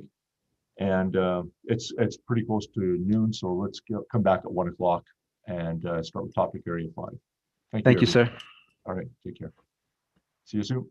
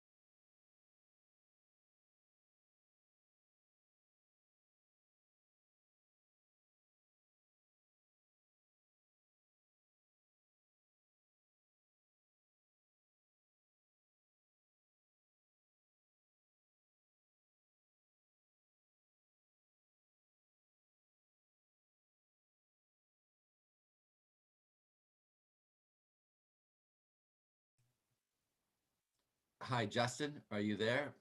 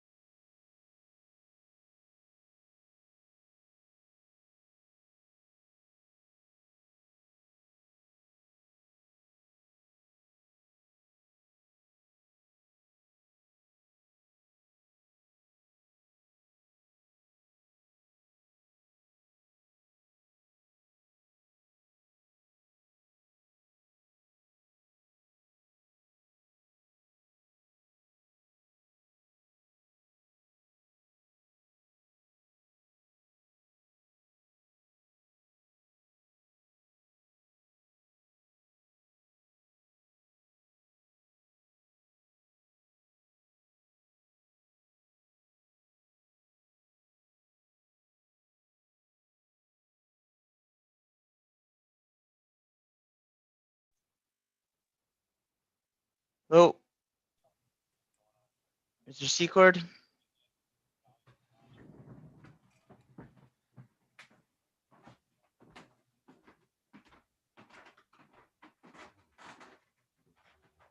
I just wanted to let you know that your video was coming through.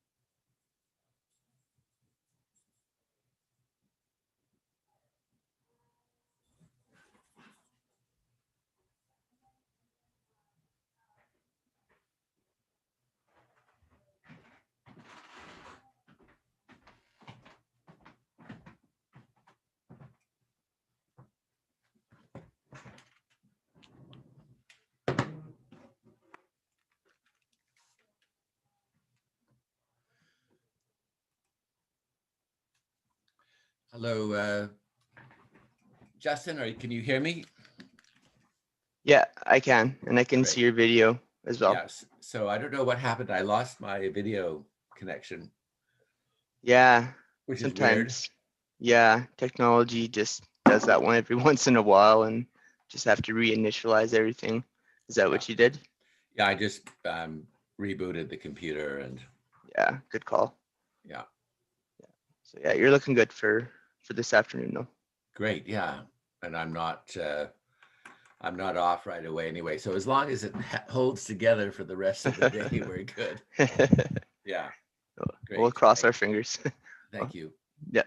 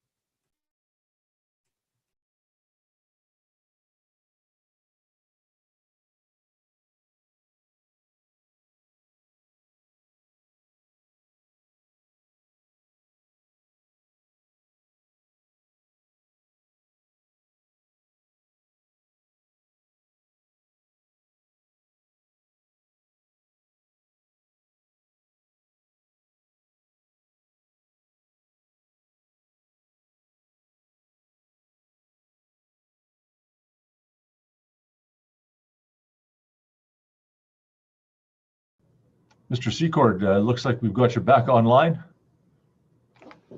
We're back online, sir. And yeah, I don't know what happened to my video, but anyway, it seems to be working now. I should mention that over the break, I had a discussion with Mr. Krulak, and Dr. Fennell would like to correct something that he said, just so the board has a complete record. So with your permission, I'm going to have him just appear right after, just before AT starts, so that he can put his correction on the record. Okay. If that's agreeable. Yeah, and Mr. Kulak took no exception. Yeah, and I mentioned to Mr. Krulak that if, for any reason they want to consider that correction, and if they want Dr. Fennell to come back at any point, we would make him available. Okay. And it may, and I don't know whether the board itself might have something arising from it, but I don't think so. But it just seems to me we should have a correct record, and we want you to have a correct record. So he has a correction that he needs to make. Okay. Yep. Thank you. So a 2-minute warning, I guess, for start 1:30, or sorry, 1 o'clock.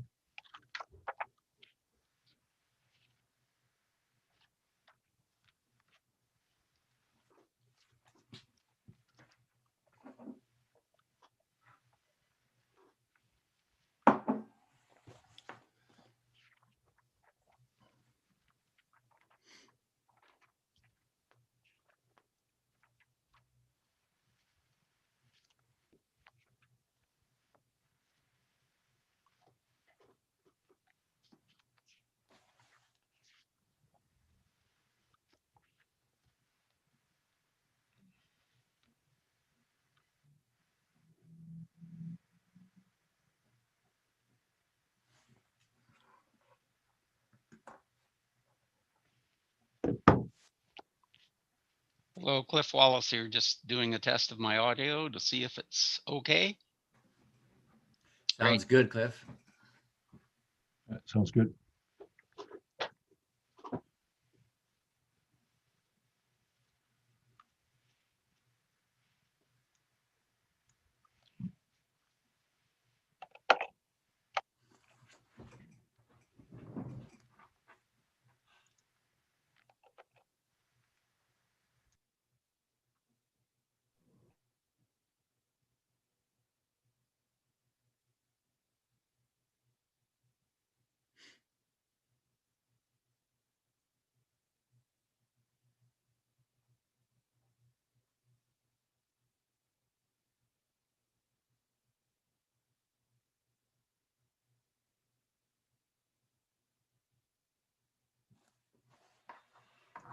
Yeah, Mr. Weeb, I think we're ready to go. Thank you. Ms. Taylor, welcome. Are you online for document management this afternoon? Good afternoon, Mr. Chair. Yes, I'm available. Okay, thank you. Any prelim matters before we get started? Yes, one preliminary matter. Mr. Chair, I had a conversation with Mr. Barbero and Mr. Krulak over lunch. I was contacted by Dr. Fennell, and he had a correction that he wanted to make to the evidence that he gave to Mr. Barbero. So, Dr. Fennell, are you there? And perhaps you could just speak to the correction that you would like to make to the record. Yes, I am. Thank you, Mr. Secord, Mr. Chair, panel members. I did make an error in one of my statements when Mr. Barbero was taking me through, I believe it was my slide deck, exhibit 384, PDF page 14, when we were discussing on length about where the clay and where the till were located. And then he took me to the newly filed exhibit 375 PDF page 48, and identified where the units were located there. I went back and I checked my data and actually saw that where I labeled on my slide where clay and till had been shifted And so I was inaccurate in where I was saying where I had labeled things, where those labels had fell. So in actual fact, they do align. This doesn't change anything in my original submission for the SCLG back in February, but in my testimony today, it does change some of that and some of my testimony yesterday.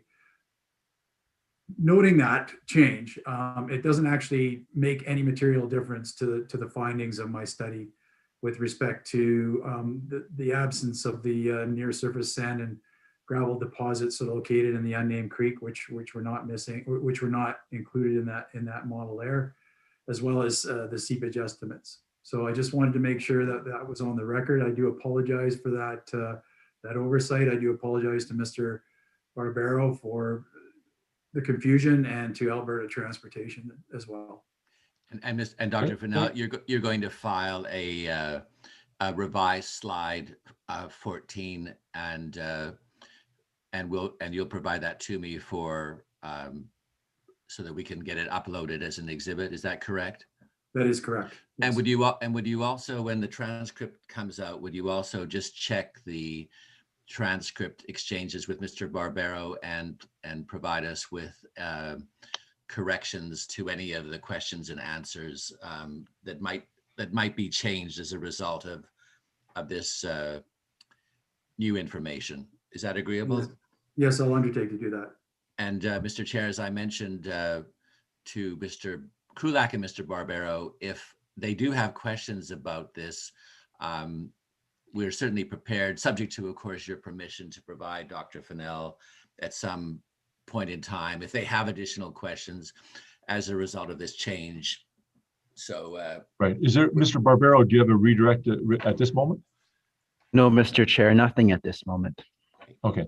Thank you. And thank you, Mr. Secord. Thank you, Mr. Dr. Fennell. Thank you. And just one other preliminary matter. We did get Exhibit 31 from Mr. Krulak today, and it does look like I'm going to have questions on this document. And I think what we're going to do is prepare an aid to cross and provide that to Mr. Krulak. And I expect that I will have questions for Alberta Transportation tomorrow morning on that aid to cross resulting from exhibit, I shouldn't say exhibit 31, undertaking 31 that's been marked as exhibit 390. So just a heads up on that. And I suppose at the same time, tomorrow would be also probably a good time to have any questions on the outstanding undertakings. So hopefully if we have any additional questions on the answers to undertakings, we can get them dealt with tomorrow morning. Agreed. And Ms. Vespa, that was, Mr. Secord, you kind of faded when you refer to exhibit number, that was 390. Is that right? 390, undertaking 31. Okay. And Ms. Vespa, did you get that? Okay, thank you. And welcome this afternoon, Ms. Vespa. Okay, any other preliminary matters before we start?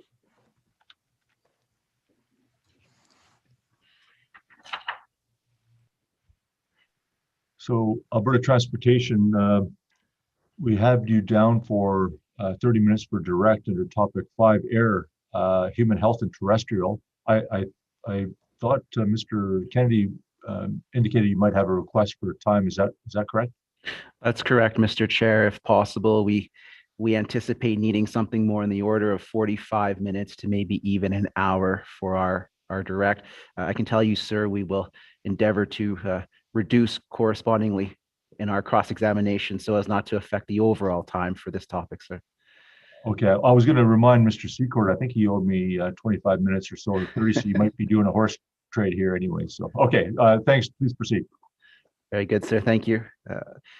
Well, good afternoon, Mr. Chair, members of the panel. As you know, and for the record, my name is Michael Barbero with Alberta Transportation. Sir, I'll be introducing the Alberta Transportation panel for topic 5, air quality, human health, and terrestrial.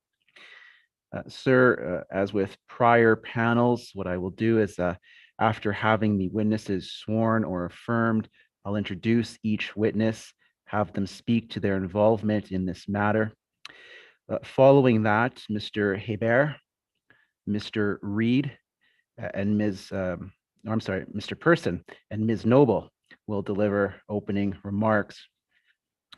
I can advise that Mr. Person will have a PowerPoint presentation for his portion of those remarks. This has been circulated to council and to the NRCB document manager. Sir, I'll start off by having those members of what we've been referring to as the common panel just confirm that they remain under oath at this time, starting with Mr. Hebert. Mr. Hebert, sir, are you there? Yes, I am. Can you please acknowledge that you are still under oath? Yes, I acknowledge I remain under oath. Thank you, sir. Mr. Speller, are you there, sir? I am. Good afternoon. Good afternoon. Can you acknowledge that you still are under oath? Yes, I am. Thank you, sir. Mr. Bradshaw, are you there? Yes, I am. Sir, can you acknowledge that you are still under oath? Yes, I do. Mr. Bradshaw, I noticed a bit of feedback with your microphone. I don't know if it was just me or not, but I'll try to fix that. Thank you, sir. Mr. Wood, can you kindly acknowledge that you are still under oath, sir?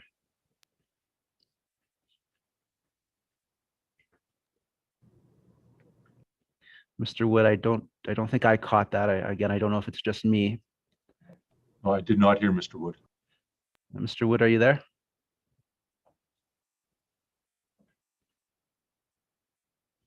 No.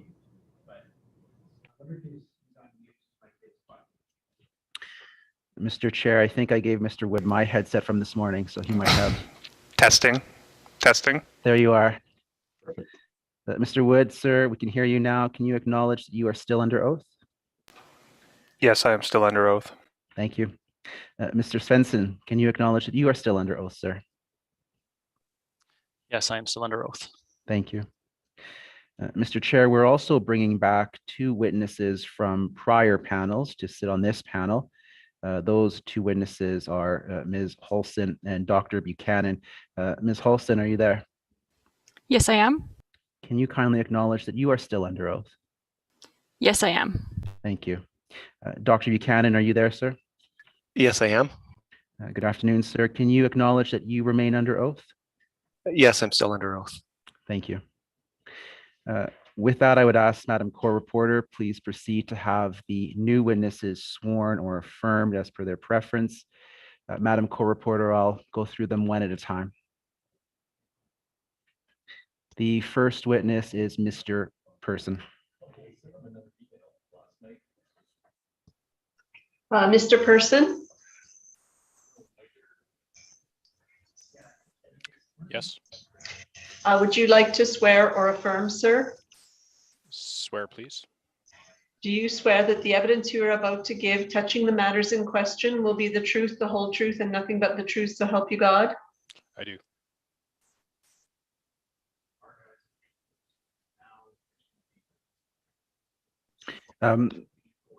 Our next witness is Ms. Noble. Yes. Ms. Noble, would you like to be sworn or affirmed? Affirmed, please. Do you solemnly affirm the evidence you are about to give touching the matters in question will be the truth, the whole truth, and nothing but the truth? I do. Thank you.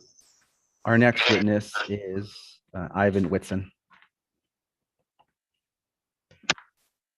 Mr. Whitson, would you like to be sworn or affirmed? Dr. Whitson, I don't believe we can hear you.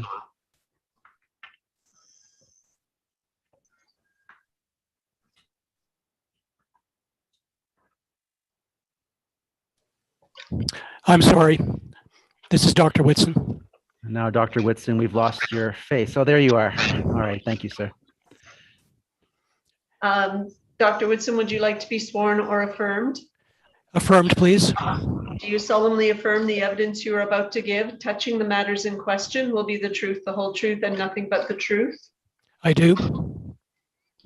Thank you. Next is Mr. DiCarlo. Hello, I'm here. Hello, Mr. DiCarlo, would you like to be sworn or affirmed? Sworn, please. Do you solemnly swear the evidence you are about to give touching the matters in question will be the truth, the whole truth, and nothing but the truth, so help you God? I do. Thank you. Madam Court Reporter, our last witness is Elliot Terry.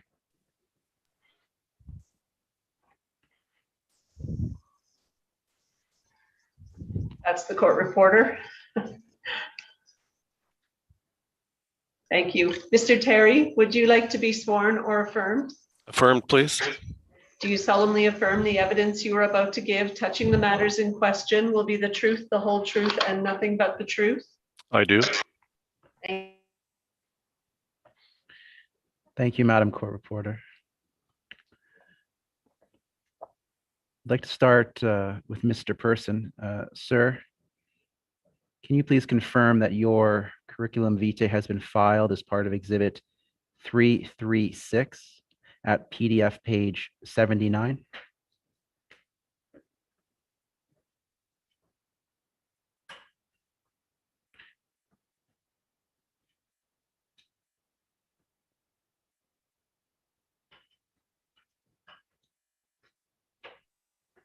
Yes, that is correct.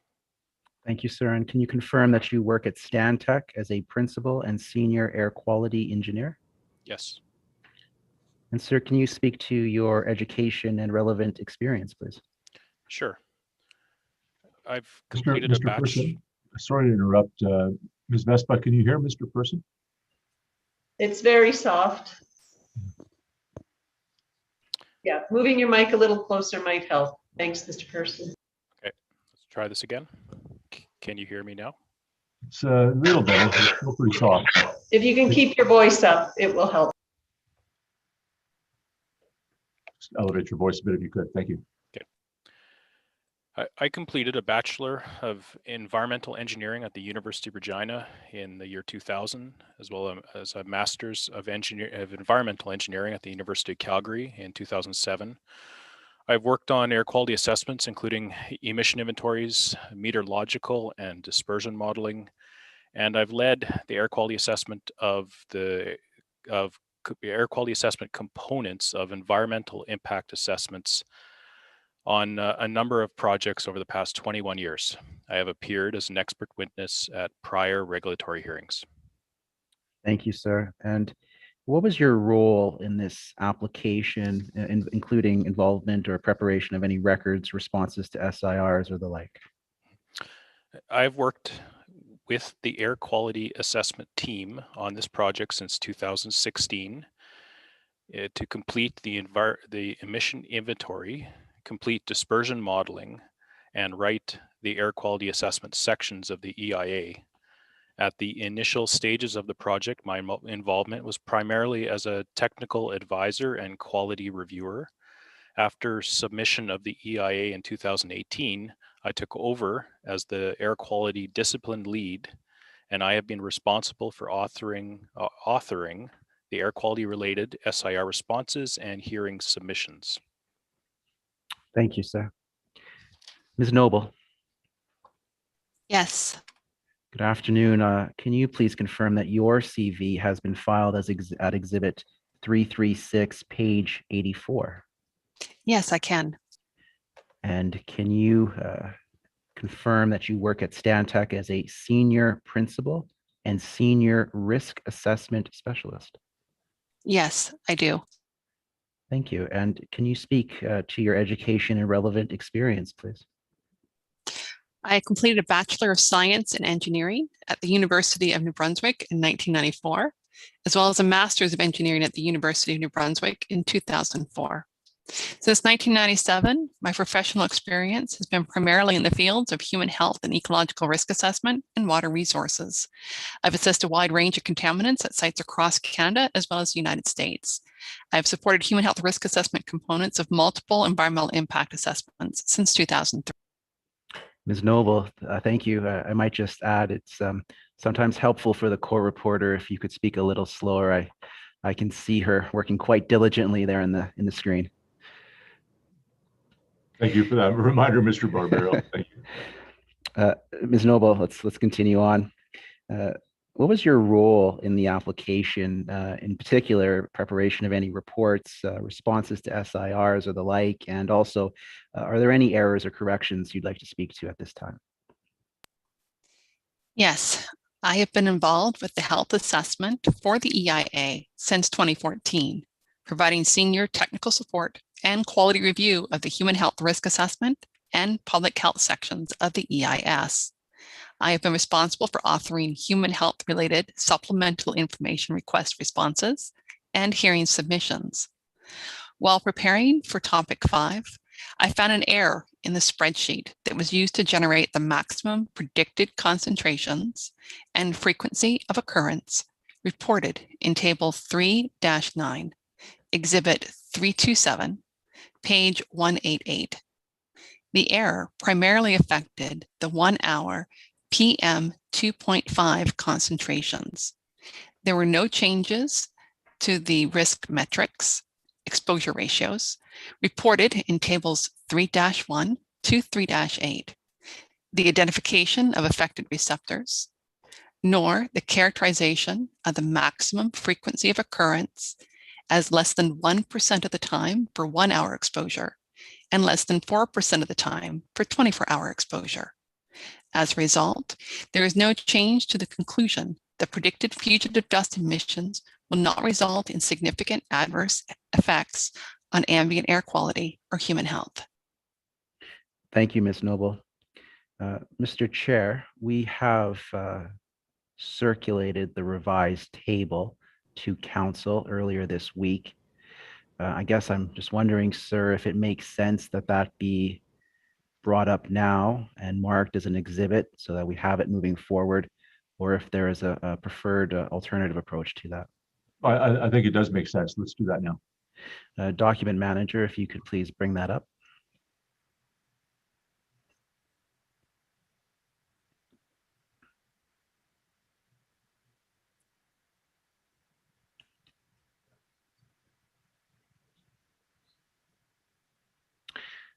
This does not appear to be the correct document.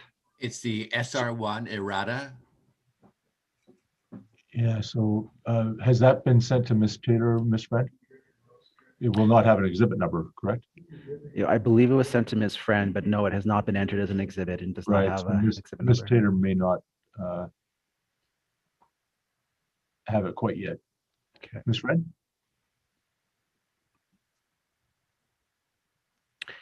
If it's of any assistance, it went in with my correspondence providing Mr. Person's PowerPoint presentation and the opening statement for today's topic. They were all sent together at the same time.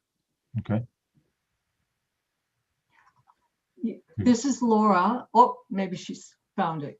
Yep. That's the one. Thank you. There we go. Thank you. So Ms. Noble, is this the errata that you were referring to a moment ago? Yes, it is. And if we scroll down, ma'am, to the next page, this is the table that's been corrected? Yes, that's right. The values that have changed are shown in blue. In blue. Thank you, ma'am. Mr. Chair, I would ask that we mark this as the next exhibit, sir. Yes, thank you. Ms. Friend, the next exhibit number would be? That will be 391. Thank you. 391 for the errata. Thank you. Thank you, Mr. Chair. Dr. Whitson, sir, are you there? Yes, I'm here. Good afternoon, sir. Can you confirm that your CV has been filed as part of Exhibit 336 at PDF page 37? Yes. And sir, can you confirm you are director of an independent consulting company in Whitson Innovations, Inc., and are a subcontractor to Stantec Consulting Ltd. For the SR1 project? Yes, I am. And sir, what is your education and relevant experience? I have a bachelor's degree in agriculture, specializing in soil science, and a PhD in environmental biology and ecology, both obtained at the University of Alberta. I'm a senior soil scientist with more than 3 decades of soil survey experience, conducted in forest, rangeland, and agricultural landscapes. I have several I have experience in several aspects of soil science, in addition to soil survey, soil reclamation, soil water interactions, nutrient transport, and soil quality assessment, involving both boreal and prairie soils. Thank you, sir. And what was your role in this application? Did you prepare reports, responses to SIRs or the like, sir? I conducted the assessment of project effects on soil quality and capability starting in 2016. I've been part of the project team since then, contributing to information requests, responses, and preparations for this hearing. Thank you, Dr. Whitson. Mr. DiCarlo, are you there, sir? Yes, I'm here. Sir, you can confirm that your CV has been filed as part of Exhibit 336 at PDF page 74? Yes, I can. Thank you, sir. And you can confirm that you work at Stantec as a senior vegetation ecologist? Yes, that is correct. And sir, what is your education and relevant experience? I completed a Bachelor of Science in Ecology at the University of Calgary in 2000, and I have worked on multidisciplinary environmental impact assessments for approximately the past 20 years. I have experience working on all aspects of projects, from preliminary planning to reclamation and post-reclamation monitoring. I have assessed potential effects to vegetation and wetlands from various types of projects, including roads, flood management, rail, oil and gas, wind energy, and urban development. Thank you, sir. And with regards to this application, what was your role and what involvement did you have in preparing reports and responses to SIRs? I am the lead vegetation ecologist for the vegetation and wetland assessment. I started the work in March 2018. I supervised the revised submission of the EIA and authored supplemental information request responses and the vegetation monitoring and revegetation plan. I am also familiar with the EIA and take responsibility for the vegetation and wetland assessment portion. Thank you, sir. Mr. Terry, are you there? Yes, I am. Good afternoon, sir. Can you confirm that your CV has been filed and that it is correct as part of Exhibit 336 at PDF page 32? Yes, I can, but I note that there is a typo in the introduction to my CV. It currently says I have over 20 years of professional work experience. It should say I have over 30 years of professional experience. Thank you, sir. And sir, you can confirm that you work at Stantec as a senior wildlife biologist? That's correct. Thank you, sir. And what is your education and relevant experience? I completed a Bachelor of Science in Wildlife Biology from the University of Guelph in 1984, and a Master of Science from the University of British Columbia in 1994. I have over 30 years of professional work experience. I have provided environmental consulting services to a number of sectors, including government, mining, forestry, oil and gas, oil sands, hydroelectric, transportation, and municipal infrastructure. My area of expertise focuses on wildlife-related issues associated with environmental impact assessment, mitigation, and monitoring. In addition to consulting, I have 8 years of post-secondary teaching experience where I taught at Lethbridge College School of Environmental Sciences. Thank you, sir. And with regards to this application, can you advise us to your role and what involvement you had in preparing any reports or responses to SIRs? I was the technical advisor for the wildlife component of the EIA. I provided technical review of the wildlife information presented in the EIA and prepared the SIR responses and other technical deliverables through this regulatory process. Thank you, sir. Mr. Chair, at this time, I would invite Mr. Hebert, Mr. Person, and Ms. Noble to provide an opening statement with respect to this topic. Sir, I can advise that the statement has been provided to Council and the Board and can be found at Exhibit 380. Mr. Hebert. Thank you, Mr. Barbero. Good afternoon, Mr. Chair, members of the board, board staff, board council, members of other parties. and members of the public watching this afternoon on YouTube.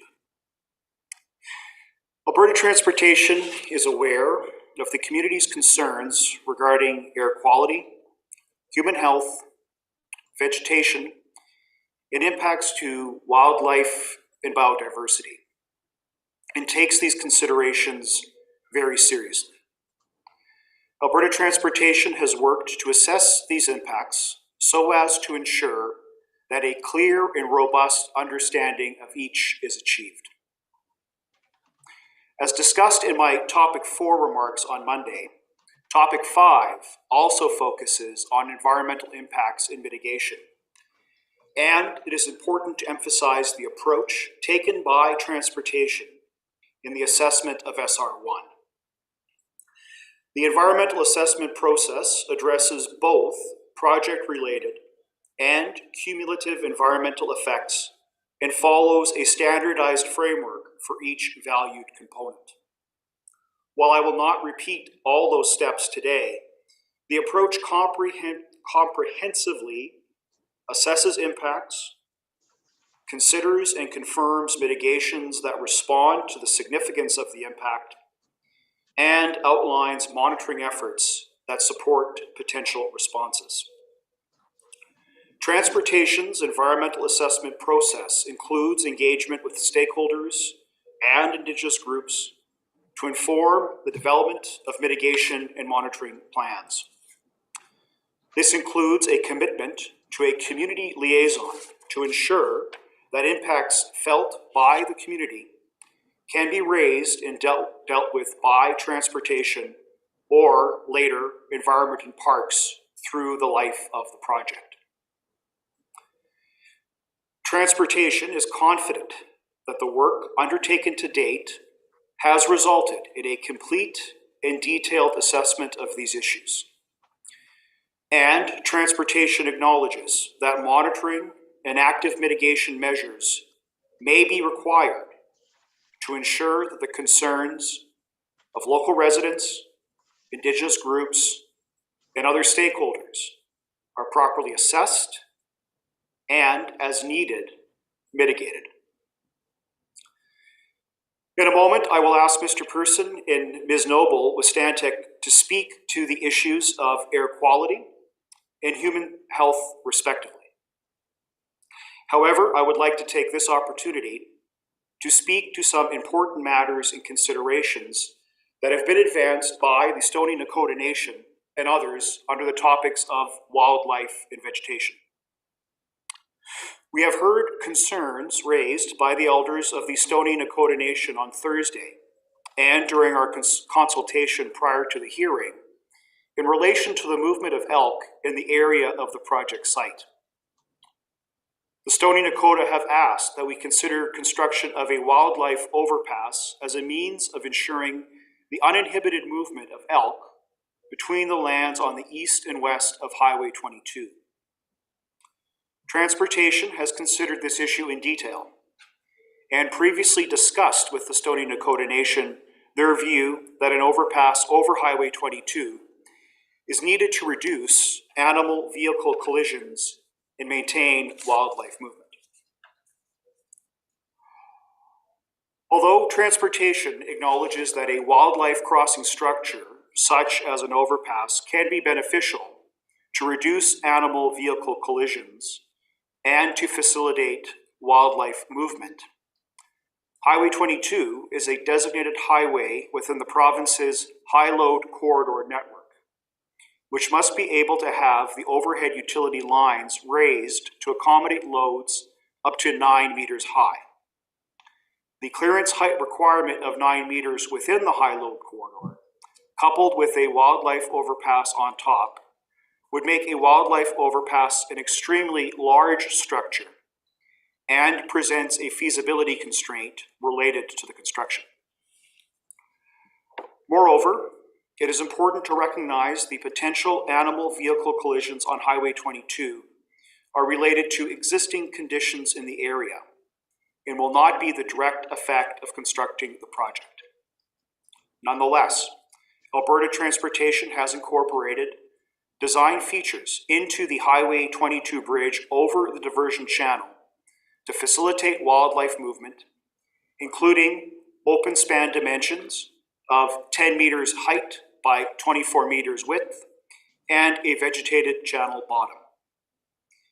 This open span bridge or underpass will provide suitable conditions for ungulates such as elk and deer, as well as other wildlife to cross based on recognized practices in previously reported wildlife use of large underpasses. The effectiveness of the underpass to facilitate wildlife movement will be monitored as part of the remote camera monitoring program discussed in the draft wildlife mitigation and monitoring plan.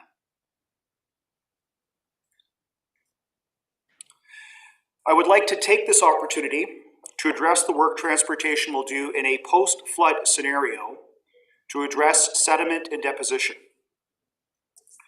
I recognize that the surrounding community is very concerned with the potential impacts of dust generated following the operation of the project, and I will outline transportation's proposed response.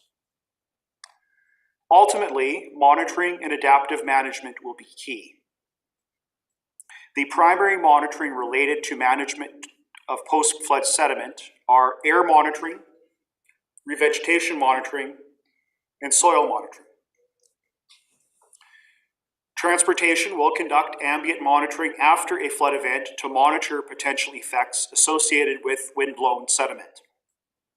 Monitoring for TSP and PM 2.5 at a location near the East PDA boundary will be conducted for 16 months after a flood event. That is, from the time of the flood event ending to the end of the fall season the following year. The ambient air quality monitoring location will be determined post-flood once sediment deposition areas are visible. Importantly, whether it is necessary to employ monitoring longer than 16 months will be determined in consultation with stakeholders and regulatory agencies. Further, it is important to identify the goals for sediment management and revegetation. And transportation has 4 specific goals in this regard. First, safety and operations.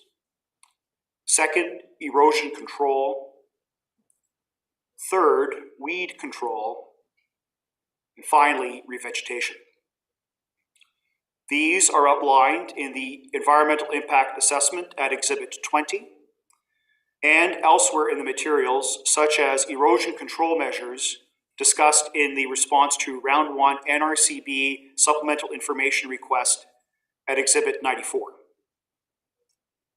Efforts related to the activities to meet these goals are linked to the amount of sediment deposited in the reservoir.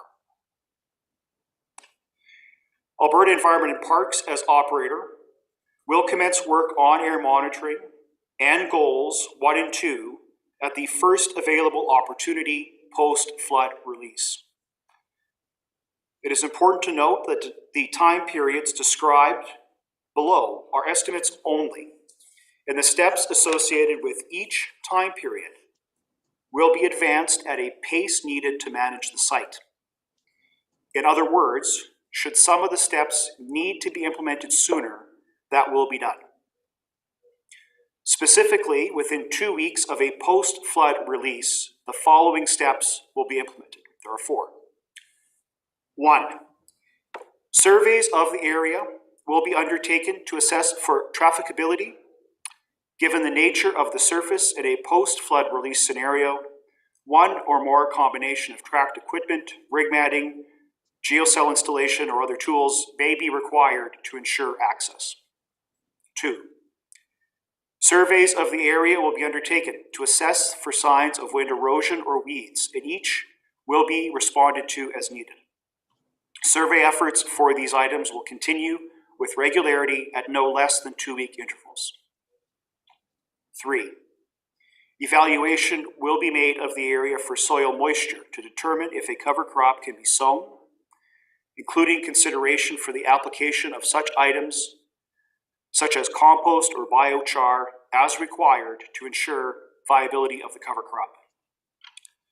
And finally, the fourth item, if certain areas of erosion risks are identified and conditions are considered unsuitable for revegetation, alternative erosion control methods will be instituted, including application of tackifier.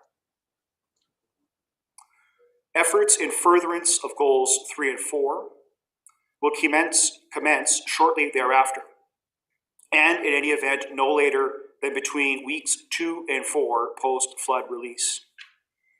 These activities will be conducted at the same time and in association with the efforts discussed in relation to goals 1 and 2. By the week 4 mark, sediment is expected to be dry and therefore more prone to wind erosion. At this point, ongoing survey work will be undertaken for any signs of wind erosion and to assess the status of cover crop growth, natural revegetation, and the presence of weeds. Any efforts needed to help bolster cover crop will be undertaken, as will efforts to assist natural regrowth. If weeds are detected and found to be above acceptable targets, response options will be considered and applied. Work will continue at 6 weeks post-flood release, including ongoing survey of areas for signs of wind erosion, cover crop growth, natural revegetation, and the presence of weeds. Any areas of concern, whether it be in relation to erosion, growth, or weeds, will be immediately and properly addressed through either further application of tackifiers, reapplication of cover crop, or other appropriate methods. By 8 weeks post-flood release, it is anticipated there will be very few areas prone to wind erosion or where cover crop has not grown. However, should there continue to be areas of concern, intensified mitigation efforts are available and will be implemented. For example, application of hydroseeding or use of additional tackifier are options that can be implemented. Ongoing application and monitoring of wind erosion and revegetation will occur over winter months as needed and appropriate. By the following year, likely April or May, work will again intensify with ongoing efforts to survey and identify areas of wind erosion, assessing the status of crop growth, assessing natural revegetation, and monitoring for the presence of weeds. The various measures that have already been spoken of above, such as hydroseeding or application of tackifier, can be re-implemented and used if necessary. The sediment management approach described above will be continued as needed until revegetation is successful. Transportation is prepared to consider the addition of shelter belts at select areas of the PDA or at the request of adjacent landowners. I will reemphasize that AT recognizes the concerns of the potential impacts in relation to post-flood sediment, and that AT will undertake the work required to minimize these risks. The issue of weeds in the periods both post-flood release and between flood events has been raised. I would like to say a few words about weed control, as it will be an important aspect of revegetation activities. A comprehensive weed management plan will be prepared prior to construction. Weed control, at a minimum, will follow the Alberta Weed Control Act regulations, and prohibited weeds will be removed and noxious weeds controlled. Transportation and the operator AEP will work with Rocky View County on identified suitable weed control measures and acceptable noxious weed levels for inclusion in the vegetation and wetland mitigation monitoring and revegetation plan. Details on the proposed weed control program are presented in section 7.5 of the draft vegetation, wetland mitigation, monitoring and revegetation plan at exhibit 124. I now invite Mr. Person to provide his remarks. And Mr. Chair, it's Michael Barbero here. As mentioned, Mr. Person has a PowerPoint presentation. Document manager, if we could please bring that up.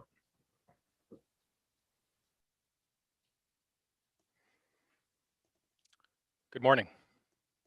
My name is Reed Person. I am a principal and technical leader for air quality with Stantec, and I've been actively involved in this project on behalf of Alberta Transportation since 2016.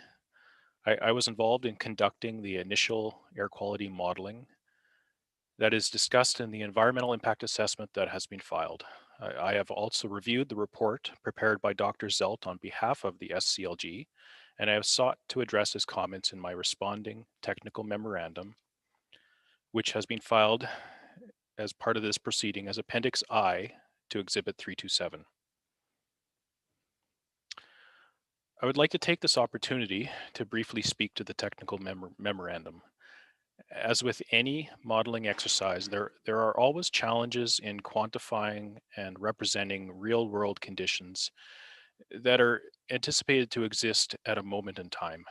This is particularly true in the case of a project like this, which will be operated very infrequently. Consequently, uncertainties are inherent in the modeling, just as uncertainties are inherent in the modeling undertaken by Dr. Zelt. In an effort to account for uncertainties, a number of conservative assumptions are used. These conservatisms have the intended effect of creating a more robust model and analysis, but one which also tends to overpredict modeled scenarios. As a further means of accounting for uncertainties and ensuring that modeling presents a fulsome picture of what may be expected in relation to a project, a number of sensitivities were conducted. The sensitivities evaluated included considering the effect of the size of sediment and sediment particle size distribution on model predictions. In short, the objective of these sensitivities is to modify certain parameters so as to better understand the implications to air quality should predicted events occur. For example, one of the criteria that was selected and deselected in various sensitivities outlined in the attached memorandum was the nature of the sediment particles that are anticipated. In certain of the sensitivities, the particles were considered to be more coarse, while in other sensitivities, the particles were considered to be finer. This is an example of how the model can be modified to provide a further level of understanding of the or nuance to the issue. Mr. Person. Yep. Mr. Chair, my apologies for interrupting. I have not seen the slides advance. I'm not sure if. Oh, we're not at the slides yet. Oh, Yeah, Mr. Barbero. Okay. My apologies.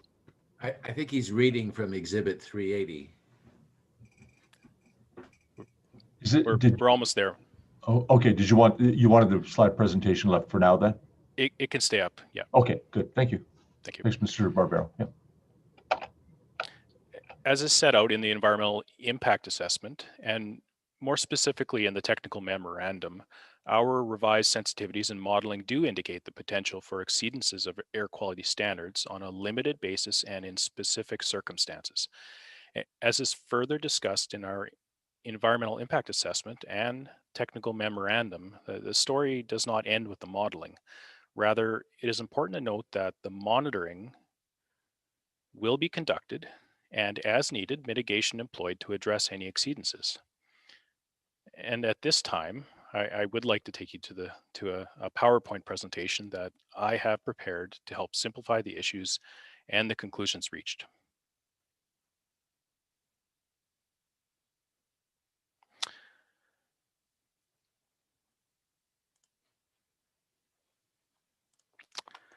Okay, Good morning. This presentation provides an overview of information submitted in the environmental impact assessment and the March 12th reply submission, including responding to some of the comments provided by the SLG.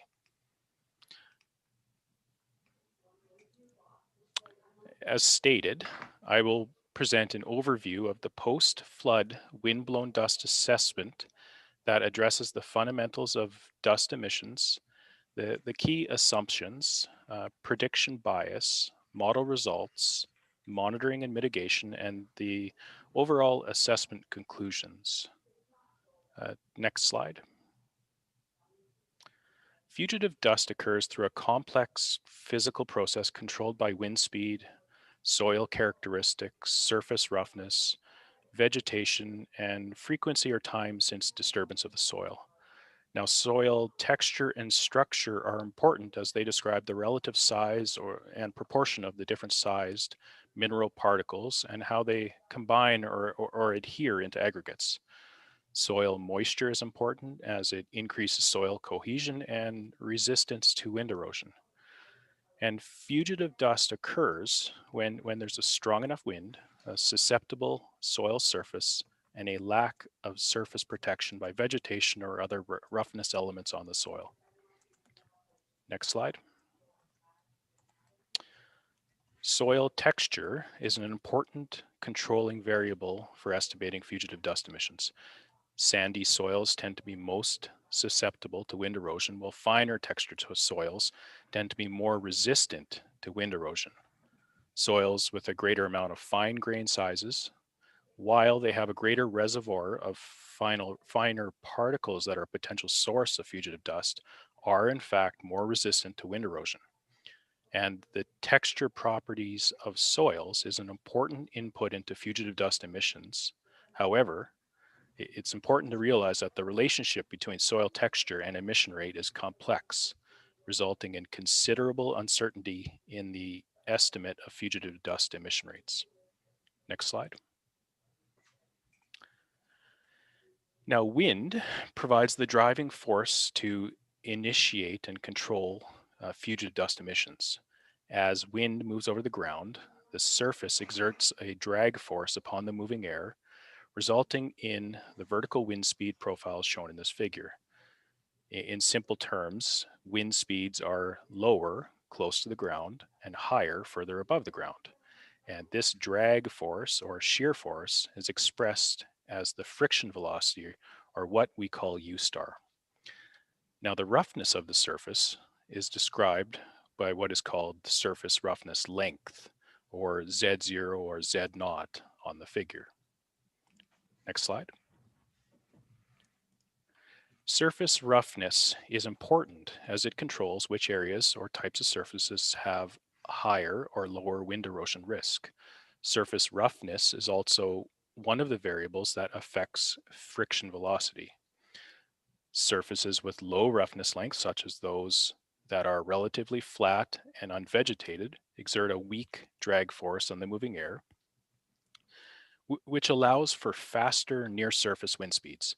Low roughness surfaces are susceptible to wind erosion, and surfaces that are rougher, such as those with vegetation, exert a stronger drag force and reduce wind speeds along the surface. High roughness surfaces are much less susceptible to wind erosion. This is why we have modeled dust from the sediment areas with deeper sediment, which are expected to cover vegetation, and this is why we have not modeled dust emissions from the entire reservoir, where we expect vegetation to not be materially affected. This surface roughness versus wind erosion relationship was shown in figure 3.1 of exhibit 67 of the EIA at PDF page 376. We don't need to look at the figure. I'm just mentioning that for the record. Next slide. In case you're wondering why I'm subjecting you to an overview of meteorology and physics, it's because the Environ RMC method that was used to calculate dust emissions is controlled by surface roughness and friction velocity. And when friction velocity exceeds what is called the threshold friction velocity, which we show as the leftmost blue line on the figure, that's when fugitive dust emissions start. Emissions then increase exponentially as a function of increasing friction velocity. This emission method includes separate emission equations for different soil textures. In the post-flood assessment, emissions have been calculated using equations for silty sand and sandy silt. Now, this surface roughness length has been a point of disagreement with the SCLG's air quality expert. And I'll explain why Alberta Transportation's assumption is reasonable and where I think SCLG's air quality expert has erred. Surface roughness length can be defined in different ways depending on how it's used. Specifically, there are important differences in how it should be defined spatially when used as an input to a dust emission calculation versus when it's used as input to a meteorological model. The surface roughness length value used as input to a fugitive dust emission calculation should be the micro scale soil surface roughness length. Now, this is because this value is used to describe the transfer of energy from the wind to the individual soil particles that govern the initiation of dust emissions. This is what Alberta Transportation has done, and that's described in detail in our March 12th reply submission. Now, SCLG has not followed this approach and rather has applied a larger macro scale roughness length appropriate as input to a meteorological model. This macro scale surface roughness length describes the roughness properties averaged over a larger surface area or distance. Use of a macro scale roughness length is not appropriate for the fugitive dust emission calculation and results in an overestimation of emissions. Next slide. So another one of the important assumptions in the model is estimating the fraction of total particulate matter that's composed or comprised of the more important smaller particles, specifically what we call PM2.5 or particles with an aerodynamic diameter less than 2.5 microns. Alberta Transportation adopted a PM2.5 to TSP ratio of 0.075 or 7.5%. And that was based upon conventional US EPA emission inventory guidance for wind erosion. Now, SCLG has argued that this is not appropriate, and specifically SCLG has argued that this factor is only representative of an industrial work site. Mr. Chairman, that's not correct. The US EPA guideline and the references cited in that guideline clearly indicate that the factor is in fact representative of open area wind erosion emission sources for a variety of different soil types, and also representative of the ratio measured in dust concentrations over a dry lake bed. So Alberta Transportation has followed an acceptable approach. Next slide. So in summary, Alberta Transportation has modeled dust from the sediment areas with sediment depth greater than 10 centimeters to represent areas where sediment is at risk of erosion, and Alberta Transportation has adopted a surface roughness length in the calculation that is appropriate for quantifying fugitive dust emissions. And these are both realistic assumptions. Next slide. Mr. Chairman, SCLG's assumptions result in an over-prediction bias. Now, to demonstrate, I have provided a table that compares the calculated fugitive dust emission rates using the assumptions adopted by Alberta Transportation in the first column to the assumptions adopted by SCLG in the second column at a hypothetical or example wind speed of 40 kilometers per hour. The percent difference in calculated emissions is shown in the last column. Now, what this tells us is the SCLG assumptions result in TSP emissions that are more than 140% larger than Alberta Transportation. But much more significantly, the SCLG assumptions result in PM2.5 emissions that are more than 640% larger than Alberta Transportation. So SCLG has adopted unconventional and non-guideline assumptions that result in significant overprediction bias. Next slide. So in addition to the aspects of methodology we've just discussed, it is important to understand that the post-flood dust assessment incorporates a number of other conservative assumptions. These include assessing high magnitude, low recurrence flood events, such as the design and 1 in 100 floods, using sediment areas and texture estimates from the late release scenario, not accounting for the natural dust control benefit of rainfall, assuming sediment consists of a disturbed sediment surface rather than a more erosion resistant, crusted, or aged surface. And lastly, not accounting for the influence of the dam structure, which sits between the sediment and nearby receptors.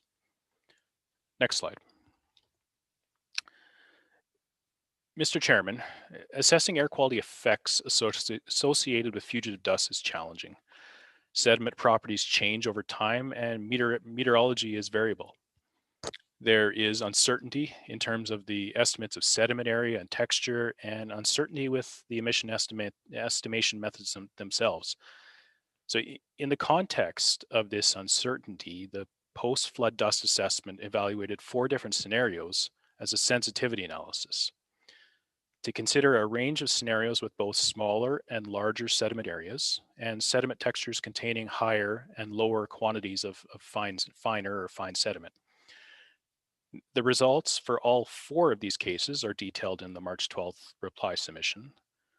However, for this presentation, I've circled cases 1 and 4 on this figure, as these 2 cases represent the ones with the highest and lowest predicted air quality impacts respectively.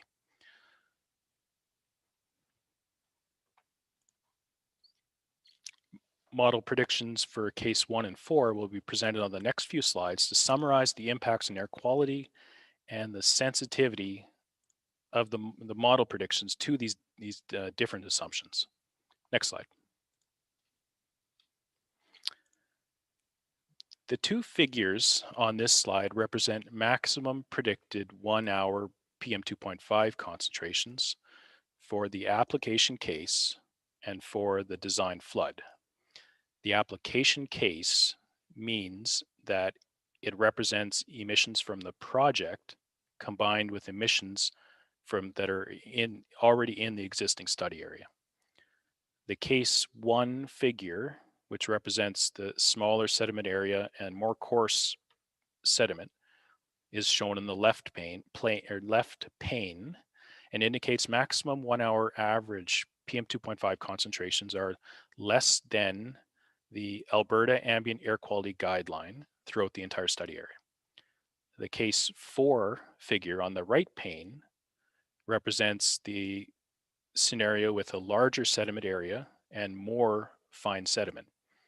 This figure shows higher predicted PM2.5 concentrations and indicates the potential for maximum 1-hour concentrations to exceed the Alberta guideline in an area adjacent to the PDA. The area with predicted concentrations that exceed the guideline extends to approximately less than 1 kilometer from the PDA. In both figures, the overall maximum predicted concentration occurs on the PDA boundary and decreases as you move away from the PDA. Next slide. Now, when a maximum predicted concentration is greater than an air quality objective or a guideline, one of the important metrics to consider is the frequency or likelihood of an exceedance to occur, and how that likelihood varies spatially over a study area. In the context of the 1-hour PM2.5 predictions for case 4, the predicted frequency results indicate a maximum probability of occurrence on the east side of the PDA boundary. And the predicted frequency of occurrence or probability of an exceedance decreases appreciably as you move further away from the PDA boundary. The contour lines shown in this figure represent different levels of likelihood or probability of occurrence. The outermost 3 contour lines for context represent 1 hour, 3 hours and 10 hours of predicted exceedance in a single year following a design flood. Next slide. Similar to the 1 hour figures, these two figures on the slide represent the maximum predicted 24-hour PM 2.5 concentrations, again for the application case and again for the design flood. The case 1 figure on the left pane indicates maximum predicted 24-hour concentrations are approximately equal to the air quality objective right on the PDA boundary, but are below the objective out beyond the boundary. The case 4 figure on the right pane shows higher predicted PM 2.5 concentrations and indicates the potential for maximum 24-hour concentrations to exceed Alberta's air quality objective in an area that's generally to the east of the PDA and extends out to a little less than 5 kilometers from the PDA boundary. In both figures, again, the overall maximum predicted concentrations occur on the project boundary and decrease as you move away from the PDA. Next slide. Again, it's important to consider the frequency or likelihood of exceeding the air quality objective, and that's what's shown in this figure. In the context of 24-hour predictions for case 4, the predicted frequency results indicate a maximum probability of occurrence of exceedance that occurs on the PDA boundary. And again, the contour lines indicate different levels of probability or likelihood of exceedance, with the outer three most contour lines on the figures representing 1 day, 2 days, and 3 days of predicted exceedance in a single year following a design flood. Next slide. Despite the uncertainties associated with fugitive dust modeling, what the air quality model results do tell us is that fugitive dust has the potential to impact air quality, and that mitigation, monitoring, and adaptive management are important to ensuring that there are not unacceptable impacts. And to this point, Alberta Transportation has committed to implementing mitigation to achieve vegetation and control dust. There are a wide variety of effective methods available to control dust. Alberta Transportation has committed to ambient air quality monitoring near the PDA following a flood to measure impacts on air quality. And Alberta Transportation has committed to adaptive management and the implementation of additional mitigation as necessary if excessive TSP or PM 2.5 concentrations are measured. Next slide. So in conclusion, based upon the low recurrence of significant floods, infrequent and localized risk of elevated particulate matter concentrations, a commitment to implement mitigation, air monitoring, and adaptive management, the overall conclusion of the assessment is that post-flood fugitive dust emissions are not anticipated to have significant adverse effects on ambient air quality.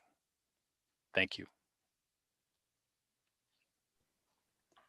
Thank you, Mr. Person, and my apologies for interrupting you there. I believe Ms. Noble, do you have some remarks to make as well? Yes, thank you. Document manager, I suggest perhaps we should take down the PowerPoint. Thank you. My name is Tanya Noble. I'm a human health risk assessment specialist with Stantec. I've been involved with this project since 2014. I was also involved in the preparation of the environmental impact assessment, section 15, entitled Public Health. As part of my work with this project, I have had the opportunity to review the air modeling that was prepared in 2017 and to look at the most recent sensitivities that, as Reid has commented, are set out in the technical memorandum. Consequently, I have provided additional comment and analysis, which is also found in the technical memorandum at section 3. As noted by Reid, the modeling and sensitivities in certain circumstances do identify potential exceedances of air quality standards. However, an exceedance of an air quality standard or objective in and of itself does not necessarily give rise to a human health concern. Ultimately, it's important to keep in mind that when speaking of possible air quality concerns associated with the project, modeled exceedances of air quality standard or objective are expected to be infrequent and short in duration. As we know, operation of the project is itself an infrequent occurrence. The meteorological events and conditions that would give rise to air quality concerns are also likely to be infrequent occurrences. Furthermore, there are proven and effective dust control methods that, when properly applied, can control fugitive dust with a high degree of effectiveness and improve air quality to a point where it meets air quality standards. Taken together, these considerations, duration, frequency, adaptive mitigation, coupled with the proposed monitoring that will guide the adaptive mitigation measures, leads me to have a high degree of confidence that potential effects to human health are not significant. I will now invite Mr. Hébert to make further remarks. Thank you, Mr. Person and Ms. Noble. As I previously stated, ultimately, monitoring and adaptive management will be key, with the primary monitoring related to management of post-flood sediment, our air monitoring, revegetation monitoring, and soil monitoring. On the issue of monitoring, there have been a number of statements suggesting that Alberta Transportation is simply relying on future monitoring to mitigate the effects of SR1.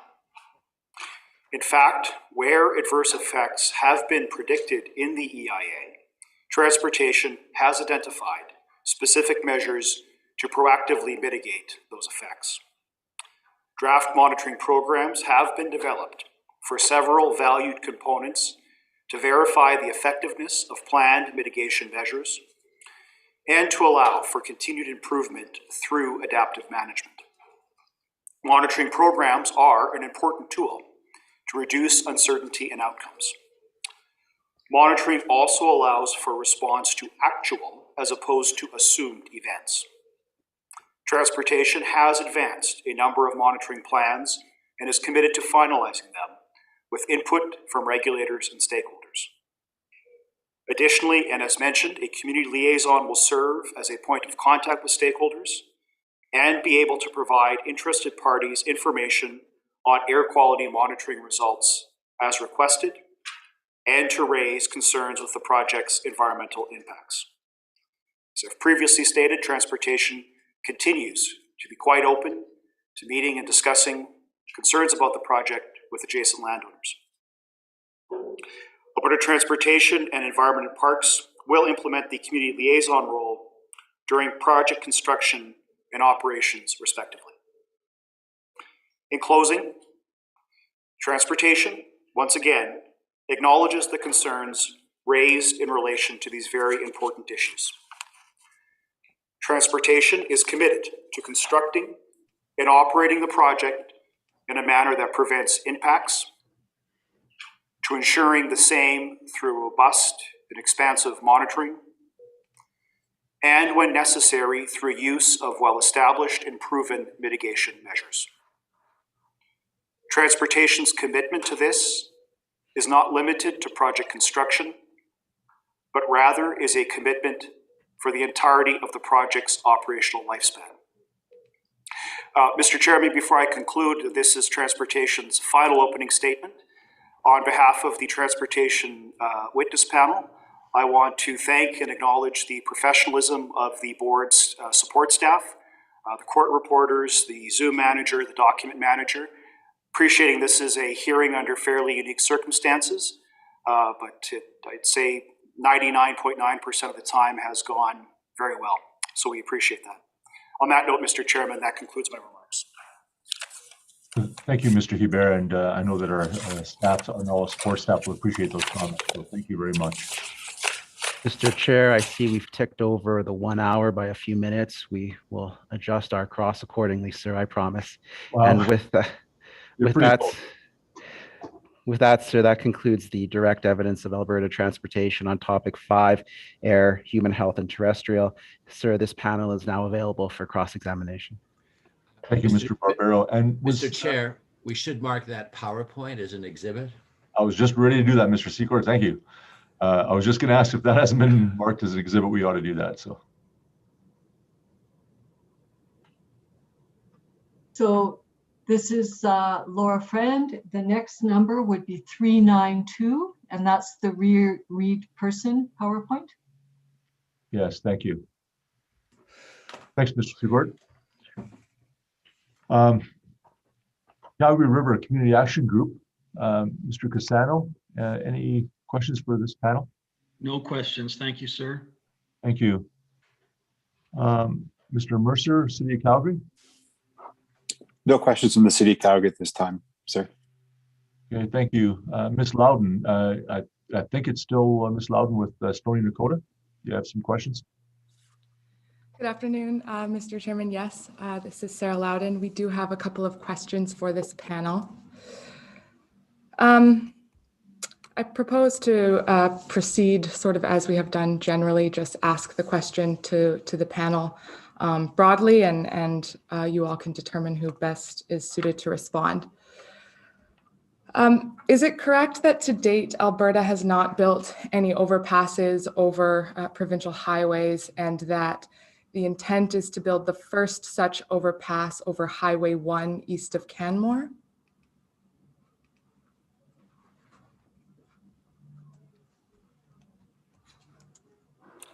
Mr. Chairman, Mr. Svensson will provide a response. Good afternoon, Mr. Chair. This is Mark Swenson speaking. While I don't know the specifics, I am aware that yes, the province is looking to build an overpass over Highway 1. And why does Alberta Transportation consider an overpass appropriate over Highway 1, but not appropriate over Highway 22? I believe Mr. Hebert discussed that during his direct, in that some of the circumstances along Highway 22, including the high load corridor, preclude a wildlife overpass from being a feasible option. And we also consider other options for wildlife passage, including underpasses, as feasible. So I take it then, based on your reference to the high load corridor network, that Highway 1 is not designated as a high load corridor roadway, is that correct? I can't confirm if all areas of Highway 1 are not considered the high load corridor, but the portion west of or towards Canmore, so west of Calgary, is not considered in the high load corridor. Is all of Highway 22 designated within the high load corridor network? More specifically, is the segment of Highway 22 between Highway 1 and Highway 8 currently designated within the high load corridor network? Yes, that section of Highway 22 is designated as high load corridor. So I've recently had a look at the Government of Alberta's website regarding high load corridors, and that segment of Highway 22 between Highway 1 and Highway 8 specifically is not currently listed as a route segment in service under the network. I understand there was a proposal in 2018 regarding adding that particular section to the high load corridor network. Are you able to provide any insight as to why that may be? Just a minute, Mr. Chair.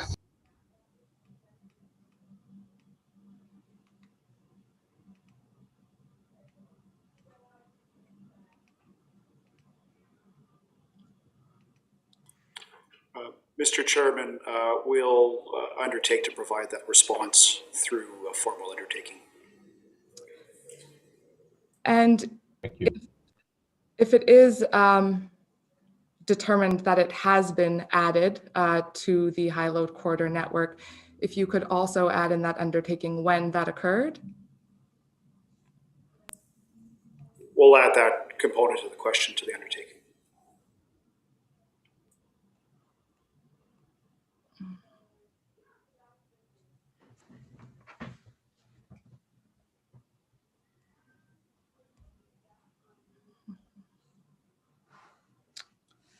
Mr. Chair, if you could just give me a moment just to review my notes here. Yes, please take a moment.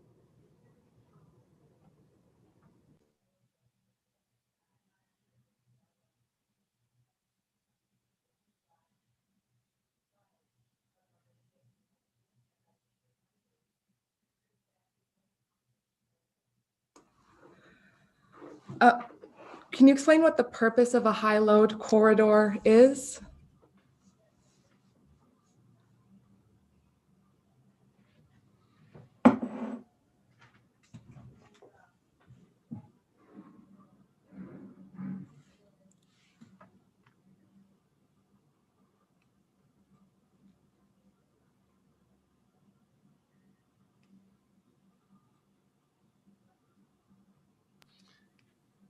Mr. Chair, this is Mark Swenson. High load corridor is a designated route for oversized loads to make their way to different destinations within the province of Alberta. What is the east-west equivalent, I suppose, of the high load corridor? Which route goes east-west for that purpose? There are different sections of highways throughout the province that run both north-south and east-west that that are designated under the high load corridor. One such segment is Highway 14 east of Edmonton.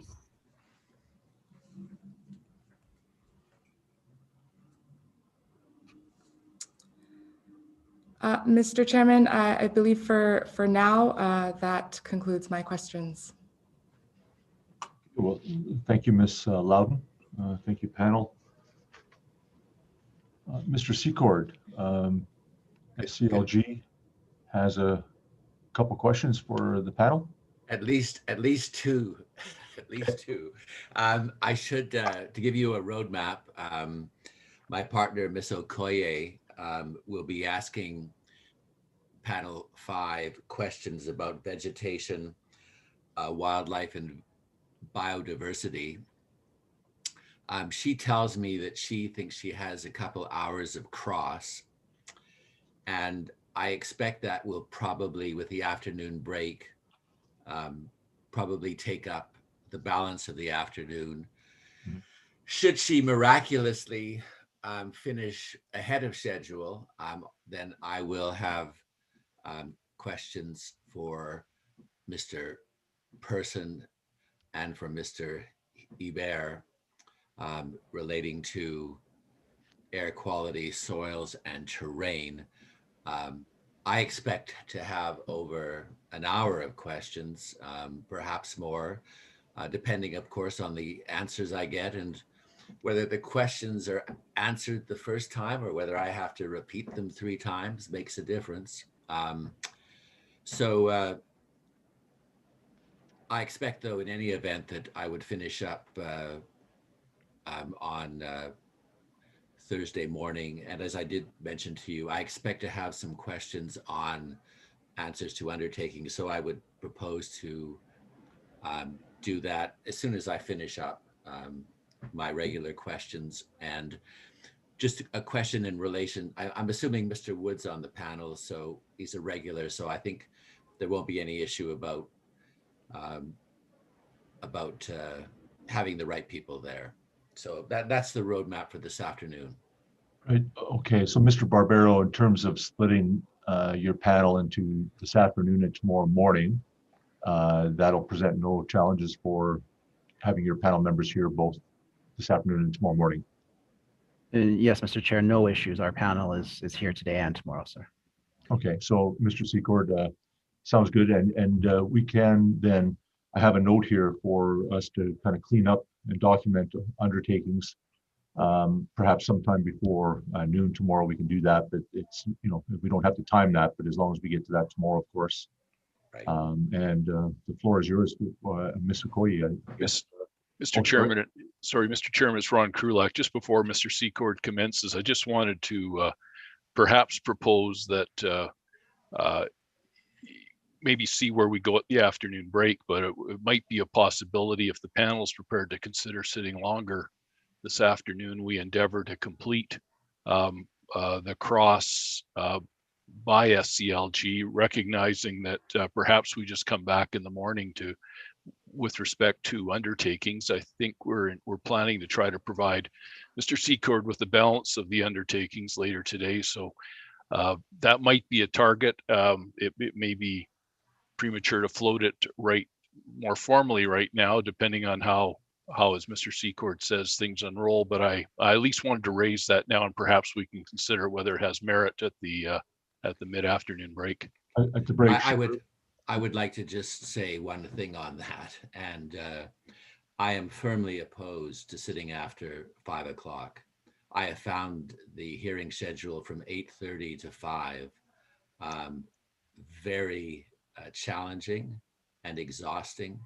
Quite frankly, I don't know how the 4 board panel members can absorb all of the information that comes in over such an extended period of time.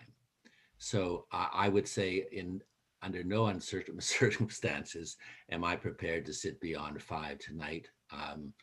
And in terms of tomorrow, there is a small agenda tomorrow. We have my friends, the Stony Nakota, with apparently half an hour of examination in chief. And I know might hear from Ms. Loudon on that, but generally speaking, that is not a big time factor. And then the only other issue is the SCLG panel 5 that is scheduled to be an hour. So we have maybe an hour and a half of examination in chief. Perhaps Mr. Wagner has 5 minutes. So I think, I just don't see any issue with finishing in a reasonable time tomorrow. And I see no need to extend the sitting hours beyond 5 o'clock this afternoon. Well, let's see where we're at. I mean, we will be, if we went even to 5, well, okay, so 5:30 would give us 2 hours plus a little bit, but we'll have a break. You would need, if you had about 4 hours, just over 4 hours, I think, Mr. Secord, so that would take us to at least 10 o'clock tomorrow. And then your examination, your direct, transportation has slotted 300 minutes, so that's that's about 5 hours.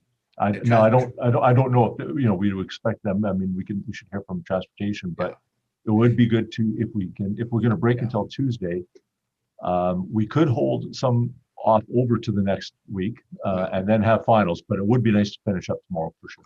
Yeah, I don't think transportation has never used their allocations up, and I can't imagine they have 300 minutes of cross, but I'm sure Mr. Krulak would, if we do have 300 minutes of cross from AT, I would be very surprised.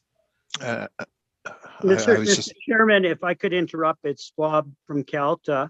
Yes. We will have some cross questions for Alberta Transportation on area topic 5. And how long are you looking for, Mr. Williams? Probably 10 minutes. Okay, thank you. Mr. Krulak? Well, Mr. Chairman, I appreciate Mr. Secord's comments, but I trust this rests with the board's decision for you to make when you see how the afternoon unfolds.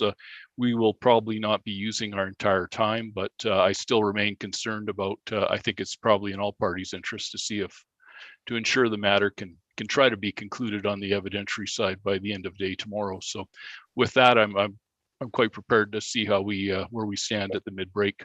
Thank you, Mr. Kulak, and we are committed to completing by close of day tomorrow. And Mr. Secord, that might mean a later day tomorrow if necessary. But Mr. Kennedy?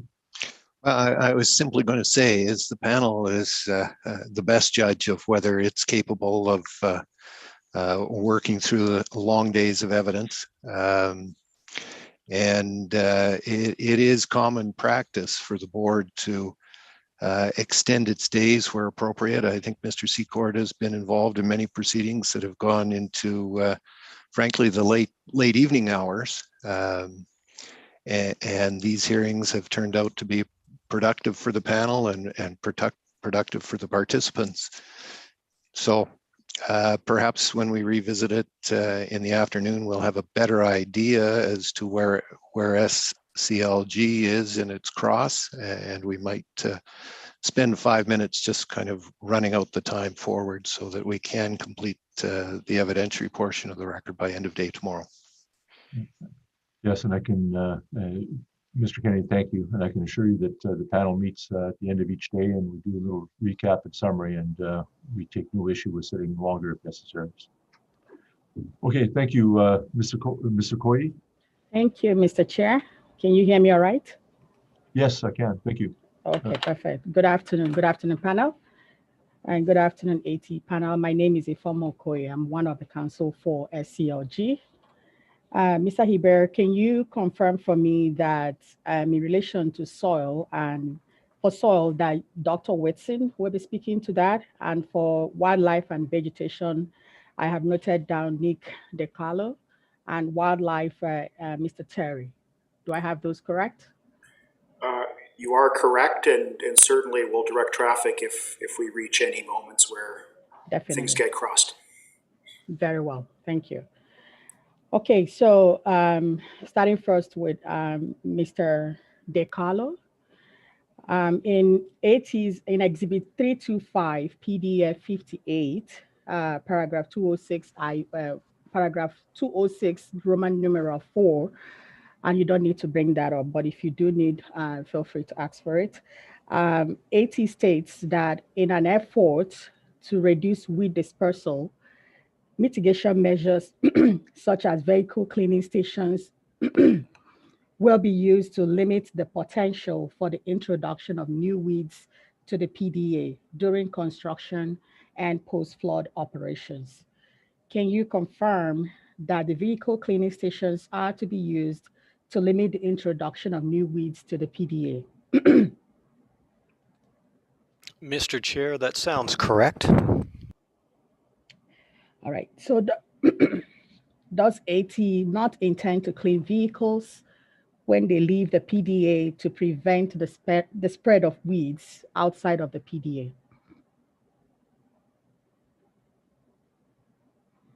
Currently, the focus is first off on ensuring that vehicles arrive clean to the PDA to prevent the introduction of weeds to the project. And in addition, cleaning of vehicles. Currently, there has not been any discussion on ensuring vehicles are clean leaving the PDA as well. Okay, thank you. So in relation to the location of the cleaning station, has that been determined where the cleaning stations will be placed? So specifically what I'm trying to find out is whether AT intends to place the cleaning stations at exit and entry points of the site. The locations have not been determined at this point. However, it makes most sense to have cleaning stations located at least at the entrance or very close to the entrance and exits of the site. Thank you. So will every vehicle accessing the site be required to report at these cleaning stations upon arrival and when leaving? At a minimum, all vehicles will be required to be inspected when they arrive at the site to ensure that they are clean and free of debris. And if they are not clean and free of debris, that they are thoroughly cleaned before further entering the site. And so can you explain how AT intends to monitor compliance with the required level of cleaning? Or first of all, can you tell me what is the level of cleaning that is required to be undertaken on vehicles and equipment at the cleaning station? So the details have not been finalized or worked out at this stage. However, typically vehicles would have to be completely free of mud, plant debris, and they would be visually inspected. An environmental inspector would probably be on site to ensure that the vehicles are clean, and documentation to record that the vehicles have been inspected, are sufficiently cleaned, and if not sufficiently cleaned, are sufficiently clean, are cleaned. So will there be a requirement to have certain vehicles steam washed and perhaps perhaps a bleach solution applied to them as part of the cleaning process? As I indicated, the details of the cleaning station have not been determined at this point. Those are methods that could be included, but we have not selected those measures yet. Okay.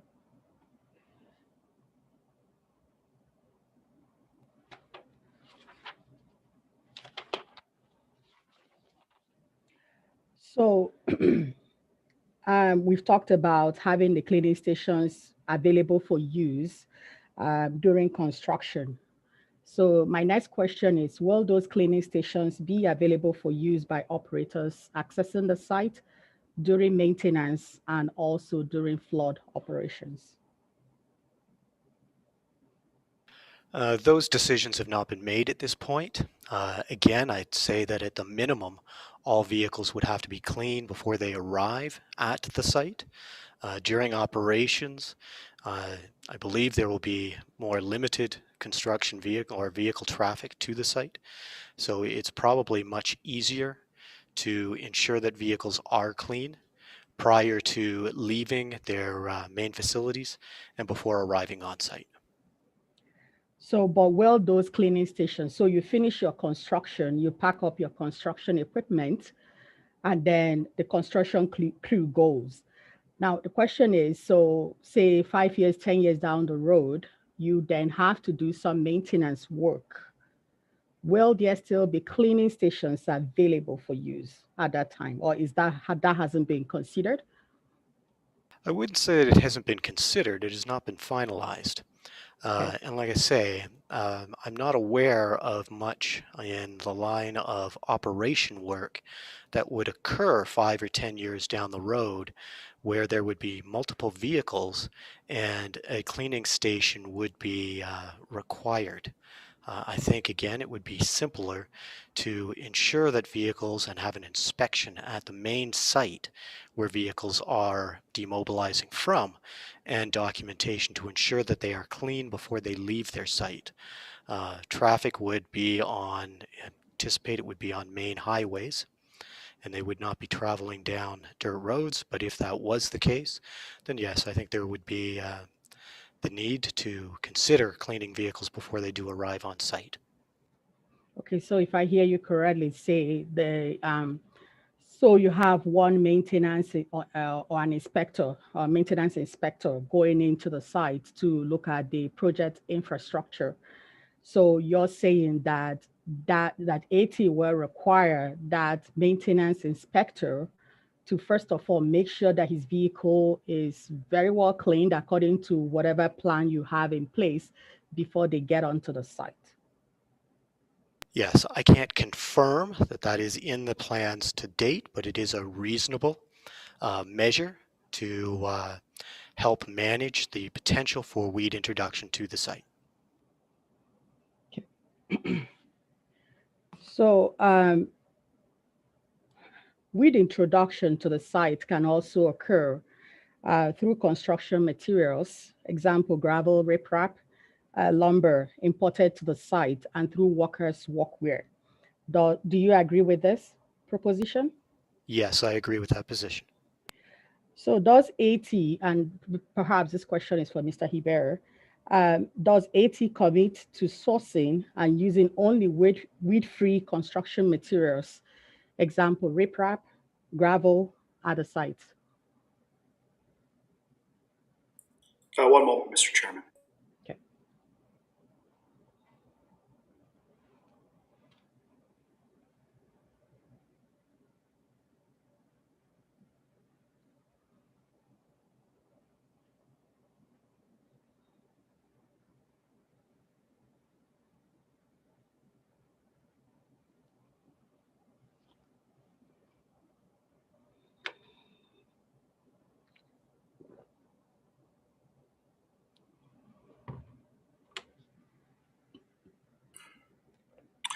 Mr. Chairman, I'm informed that it is not possible to confirm weed-free aggregate, but I believe the question also addressed other supplies or resources.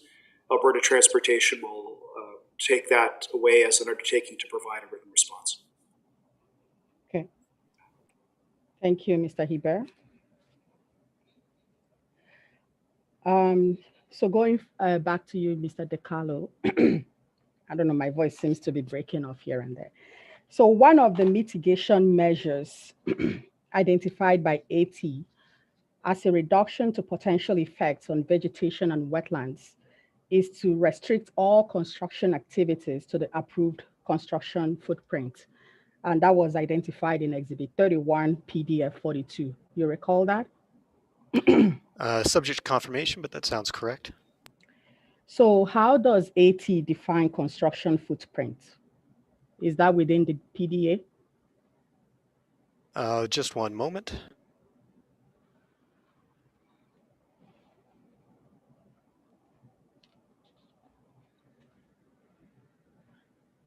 I would direct you to Exhibit 31.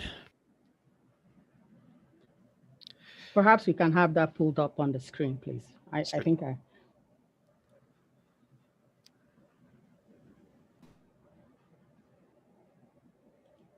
Document manager, if you could pull up Exhibit 31, please.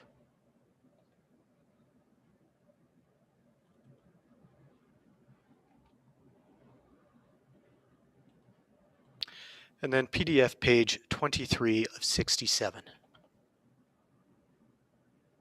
So this figure here illustrates the construction footprint.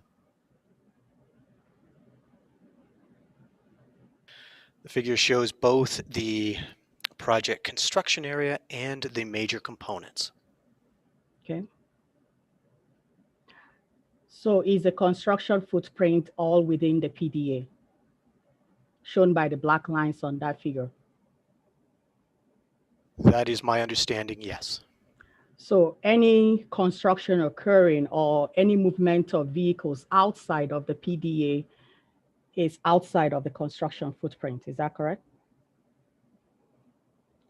I'm not quite sure I understand the question.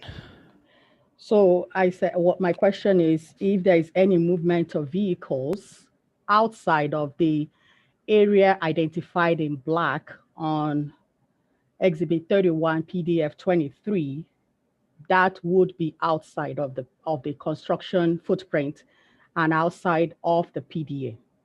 Is that your understanding as well? Yes, as well though, within the black line, we have the hatched area as well. So vehicle movement outside of that hatched area, but still within the black line, would also be outside of the construction footprint. Okay, that's fine, thank you.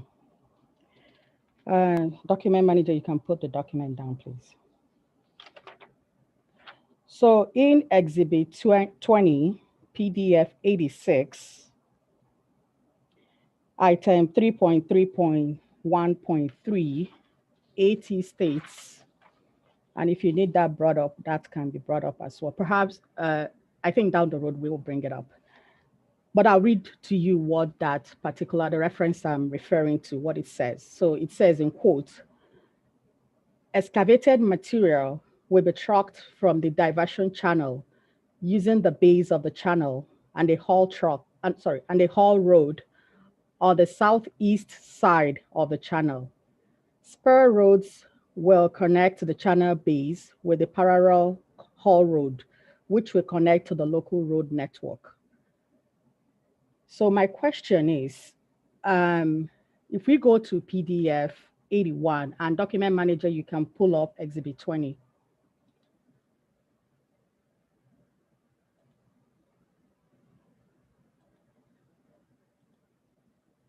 So if we go to PDF 81,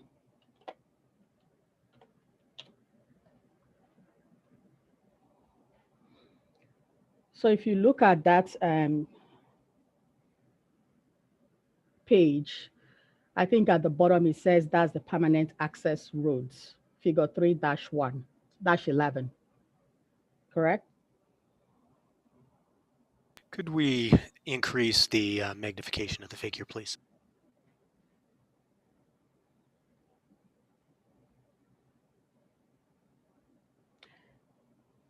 And your statement again, could you repeat it, please? Oh, sorry, I haven't asked the question. So I just trying to confirm that the figure we have on the screen is figure 3-1 in relation to the permanent access roads that will be on the site. So now let's, so in relation to what I had read earlier, that excavated material will be trucked from the diversion channel using the base of the channel and also a haul road. I believe that's the haul road shown in green on that figure. Is that correct? I think that question is better answered by somebody else on the panel who is more familiar with the details of this figure. Mr. Hiber, who would that be?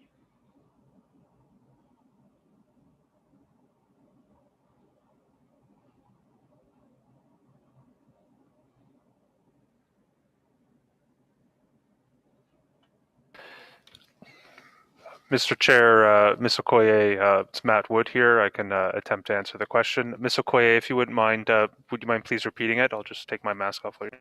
Okay, so the reference that I had read earlier from PDF 86, same exhibit 20, indicated that excavation material would be trucked from the diversion channel using the base of the channel and the haul road on the southeast side of the channel.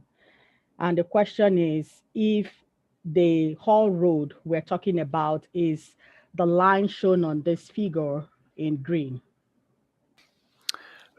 Ms. Okoye, Mr. Chair, yes, I believe that that is the case, recognizing that towards the end of construction, they may be upgrading that to serve a bit more as a maintenance access road from what may just be a road passing on dirt for large haul trucks. So as was mentioned, the haul will happen in the bottom of the channel and also on the south side of the channel.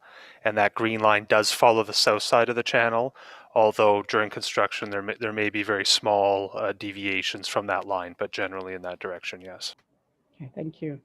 So if a haul truck is filled with excavation material from the diversion channel, and that haul truck needs to get to the floodplain berm that is at the south end of the PDA, which local road network will that truck take? Mr. Chair, much of the material to construct the floodplain berm is being sourced locally there. It is possible that material would need to move around the site down 22. However, it is not the bulk of that material. Okay, so in reference to what I had read before was that the intention is to take material from the diversion channel, move it down to the south end of the project to use in constructing the floodplain berm. And if I hear you correctly, you're saying that the haul truck filled with that excavation material will take the Highway 22 and go south and then get to the floodplain area. Is that correct? Sorry, floodplain berm area. Mr. Chair, this is Matt Wood. That would be the route that it would need to take if it were to move, if the contractor were to need to move material from that location, from the channel location to the floodplain berm. So in terms of distance, are you able to speak to the distance that the truck will go from that diversion channel, join Highway 22 southbound, and then cross, I think there's Elbow River that, I think there's an overhead bridge there that the truck will take, cross that bridge, and then go all the way down to the south where you have the floodplain berm. So can you tell me what the distance is from the diversion channel to the berm? Mr. Chair, I don't have the specific number, but in reference to this figure and recognizing that the roads, the horizontal roads there are separated by about a mile, it appears to me that it would be approximately 1.5 miles to 2 miles to do that route. Okay. And in kilometers, that's about 2 to 4 kilometers. Sorry, I work with kilometers, not miles. So do I. I just know that the sections and quarter sections are in miles, so I was just trying to do that math there. But Okay. I don't have that handy. I could do the math. Okay, that's fine. All right. Thank you, Mr. Wood.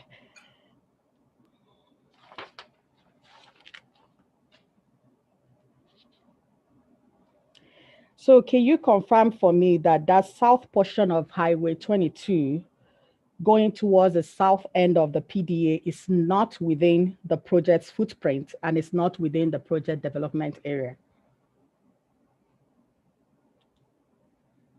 Any of you can confirm that, Mr. Wood or Mr. DiCarlo?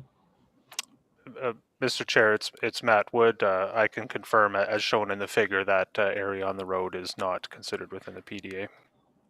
Thank you. So when a truck filled with excavation material from the diversion channel is moving down to the south portion where the floodplain berm is, will that truck be covered in any form or shape?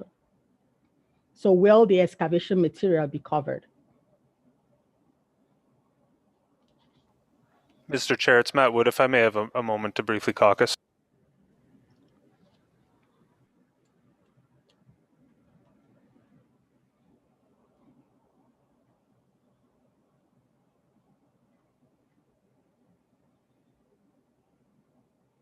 Good afternoon, Mr. Chair. This is Mark Swenson again.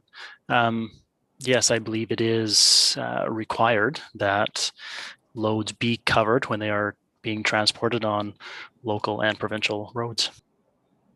Okay, thank you, Mr. Svensson. So in terms of cleaning the haul trucks, so before the truck leaves that PDA, I'm still looking at the figure on the screen. Before the haul truck leaves the PDA and joins Highway 22, will that truck be cleaned before it leaves the site? Mr. Chair, Nick DiCarlo here. I think it is a reasonable measure that would be implemented to manage the issues of weeds dispersing off the project.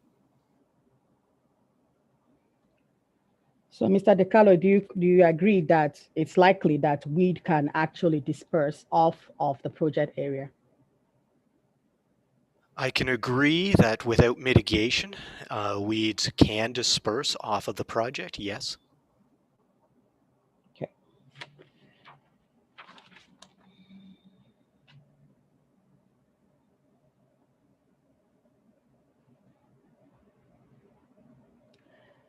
So in AT's reply evidence, Exhibit 325 PD, document manager, could you please take the document down?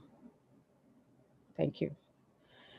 So in AT's reply evidence, Exhibit 325, PDF 57, paragraph 205, it indicates that AT agrees that a robust and comprehensive weed management plan is needed for the project.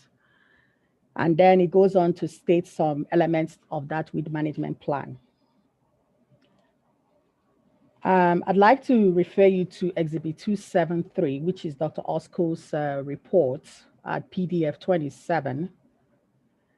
And I'll read to you some of the recommendations in relation to some preventive measures that Dr. Osko had indicated should be included in the weed management plan.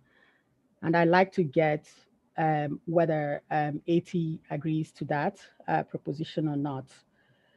So Dr. Osko says that, and this is PDF 27 if you want to look at it, a dispersal disruption framework for the SR1 project would be more comprehensive than just listing these two strategies.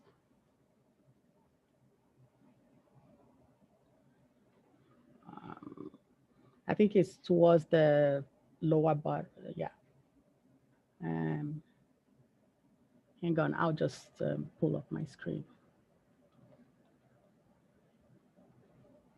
Can you increase the size, please? Thank you.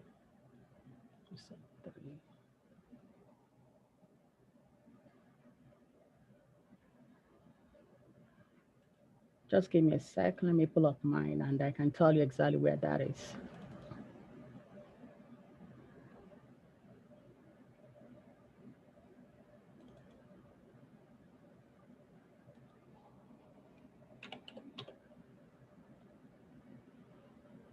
So sorry, that's actually the second paragraph. I'm sorry. And somewhere in the middle, sorry, PDF 27, second paragraph, whoa, Appendix U. Do I have that wrong? Yeah, yeah, that's it. So it towards the middle of that sentence, you see where it says a dispersal disruption framework for the SR1 project would be more comprehensive than just listing these two strategies.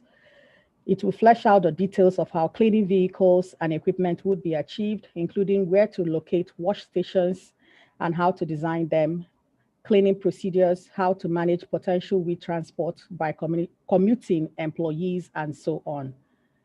It would identify the source of all incoming materials, the weed risk associated with them, and identify the dispersal barriers to employ.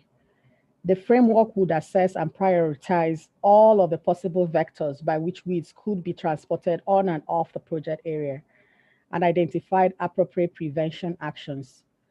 Does AT commit to including all of these components in its weed management plan?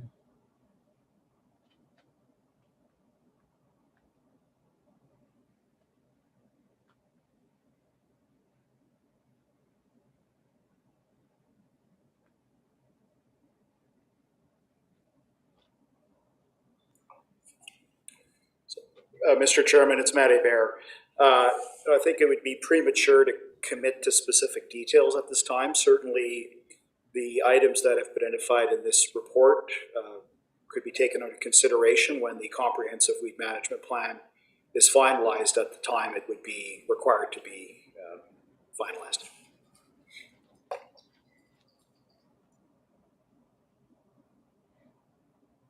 So you're saying, Mr. Heber, that AT cannot commit at this time to how the cleaning of the vehicles and the equipment will be done? I believe those are some general propositions. There's no detail in there. Maybe you may want to take a look at the area that I referenced. Mr. Chairman, as I said, and as our reply submission indicates, transportation is prepared to consider these varying steps within the comprehensive plan. It's possible I misunderstood the question, but transportation is prepared to consider those items as part of the development of a plan at the stage that that plan is required to be finalized and implemented for the construction of the project. Just transportation is not in a position at this time to comment or confirm specific detailed plans on each of the items mentioned in this report. That's fair enough. I understand that. Thank you. So in developing the weed management plan, does AT commit to working with and seeking input from local stakeholders, such as the members of this SCLG and the municipality of Rocky View in the development of the plan?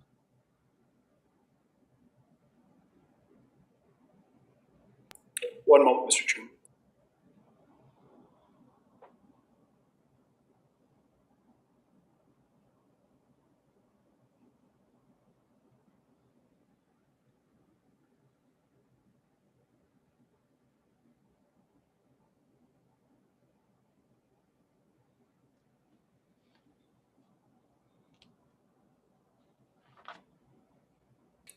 So, Mr. Chairman, certainly AT would seek to engage with Rocky View County. I would suspect that adjacent landowners would have an interest in providing input or understanding plans in this regard, and transportation also expects that the appropriate technical advice or support would be involved in the finalization of such a plan.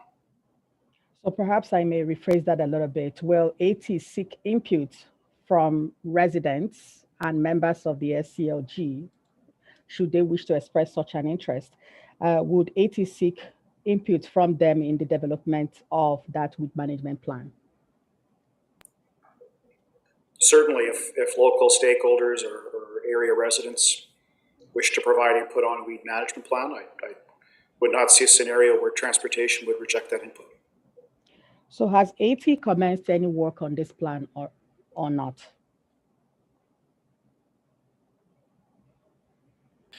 Mr. Chairman, Nick DiCarlo speaking. We have not commenced work on the plan to date. Okay.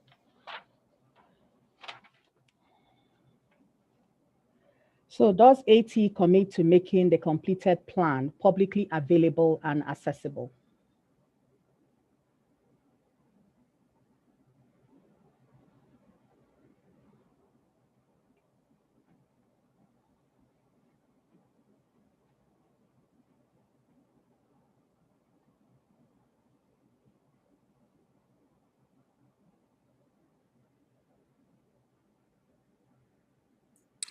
Mr. Chairman, I'm just conferring to understand what we typically do in these circumstances. I don't see a reason why it wouldn't be shared. I would expect that the function of the community liaison would be to have the finalized mitigation plans at their disposal, prepared to share with interested parties. So if an interested party requests AT for a copy of the plan, will AT provide that? We would, yes. Thank you. So in Exhibit 325 PDF 59, paragraph 207, Roman numeral 2, AT states that AT does not accept that released water, the source of which is the Elbow River, will be an additional source of weed seed distribution when returned to the Elbow River. Released water will likely contain weed seeds when diverted. Now, in your opening statement, Mr. Heber, you indicated that weed control would, at a minimum, follow the Alberta Weed Control Act regulations, and that prohibited weeds would be removed and noxious weeds controlled. Is it your understanding, is it AT's understanding that the Alberta Weed Control Act prohibits the use or movement of anything that, if used or moved, would spread a noxious weed or prohibited noxious weed? One moment, Mr. Chairman.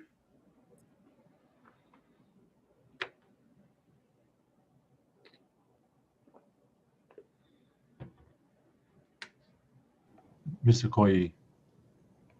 Yes, sir. We'll be looking for a break, maybe 3:15 or 3:20. If you can kind of get your break in the question in there, that would work. That'd be great. Thank you. Definitely will do. Thank you, sir.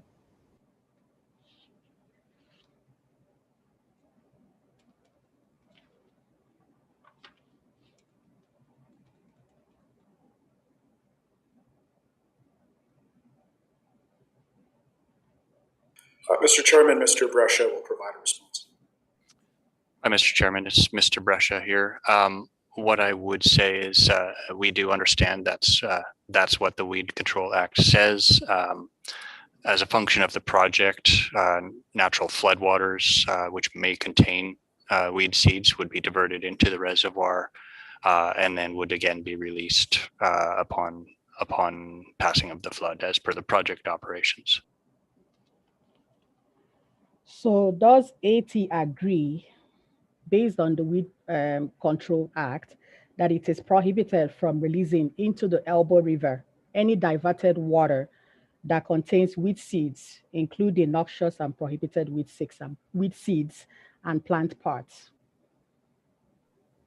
Mr. Chairman, I don't know that I can comment specifically on the legal terms of the Act, but what I can say is Alberta Transportation has committed to a comprehensive weed management program to minimize weed development and spread. Okay, thank you. And I wasn't asking you to do a legal interpretation, just trying to understand AT's understanding of the Act. Okay, Mr. Chair, we can probably break here and I'll continue with the rest of my questions after the break.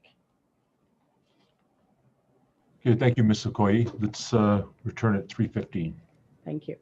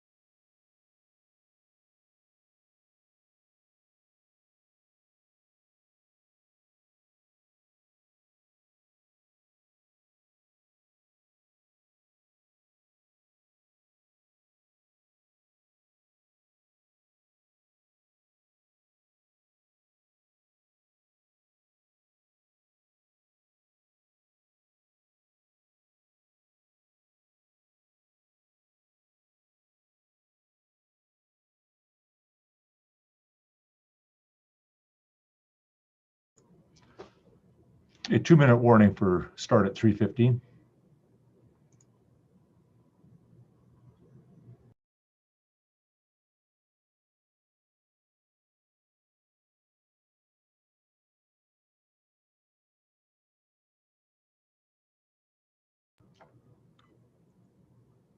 How you doing, Miss Vespa? Are you on mute? I was saying I've got a bunch of blank screens. I'm doing fine, thank you. Okay. And everybody whose camera is off, so I can't see you right now, but just because I haven't moved my, there we go. We're pinned differently. That's right. Okay, great. Ms. Taylor, nice job on the document sharing. Thank you very much. Thank you, Mr. Chair.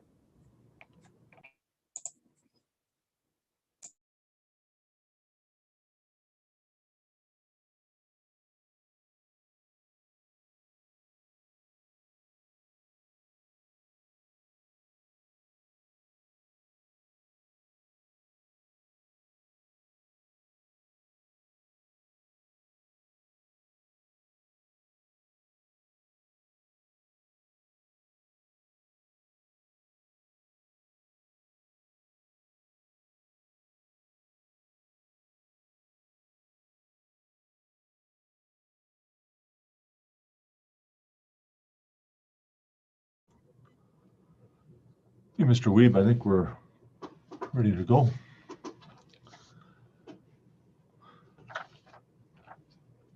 So just before you start, Ms. Okoye, I've gone through the timing for the remainder of directs and crosses, and if SCLG is at 270 instead of the 300, which is I think what we've agreed to, and the board, I think we're likely need 30 minutes or no more, but that would leave for transportation tomorrow and all the rest of the directs in that, but that would essentially leave transportation with 115 minutes for cross-examination and for rebuttal evidence if you have any, which might be a little shy. That's much less than what you've asked for. So I'm not sure if you can respond to that now or not, but if not, then I would suggest that we perhaps sit until 5:30, gain at least 30 minutes. We could probably skim a little bit at lunch, and then we might be pretty close, but otherwise we'll be either going a little bit late tonight or quite a bit for potentially even later tomorrow night. So Mr. Krulak, Mr. Secord, others? Mr. Chair, if my partner finishes before 5, and subject to the court reporter, I'm certainly prepared to go to 5:30. I know Mr. Kennedy talked about the old days. I should mention, in the old days, we had one hearing where we lost a court reporter because she quit because we sat so late. So as long as Ms. Vespa's prepared to carry on, then I'm certainly prepared to go to 5:30. Right. Ms. Vespa, you're good for 5:30? Thank you. Transportation, others? Mr. Chairman, it's Ron Krulak. We've canvassed our panel in advance. We're certainly prepared to remain as long as the board and the court reporter are prepared to continue. As I said, we were anxious to try to ensure we had an adequate cushion for tomorrow. So if it's 5:30 or 6 or longer, we're certainly prepared to remain. Okay, I think 5:30 should work, and we'll, I mean, if we can finish by 5 tomorrow, great, but if not, we may need to run a little bit later tomorrow.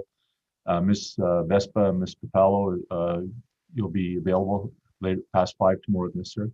All right, thank you. And hopefully our document sharers don't quit on us because they work for us. Okay, thank you very much, everyone. Ms. Okoye, please proceed. Thank you, Mr. Chair. Following by, so in Exhibit 325, PDF 59, paragraph 207, and again, this is the reply evidence. 80 states that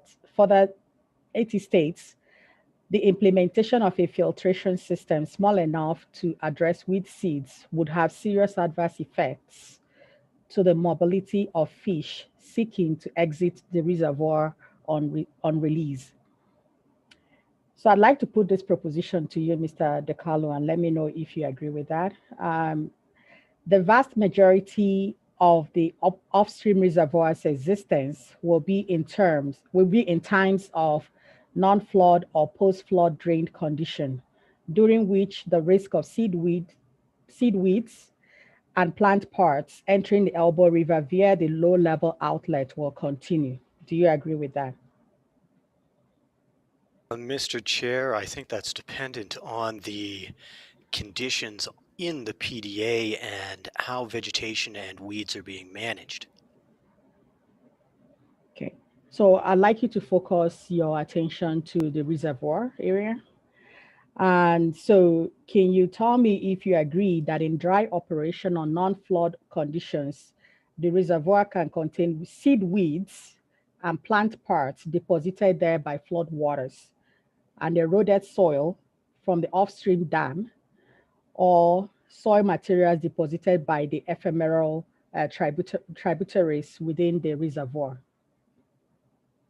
Mr. Chairman, and that's specific to post-flood. So yes, following a flood event, sediment and material could be deposited within the reservoir. And also in dry operations, so during periods in between events, in between flood events, do you agree that, that weed seeds can also be present and continue to move through the tributaries and probably into the low-level outlet? Mr. Chair, I agree. There are various vectors that could disperse weed seeds and propagules to the reservoir in dry operations. Okay. So can you confirm that the tributaries within the reservoir are not fish-bearing? I cannot confirm that personally. I am not a fisheries biologist.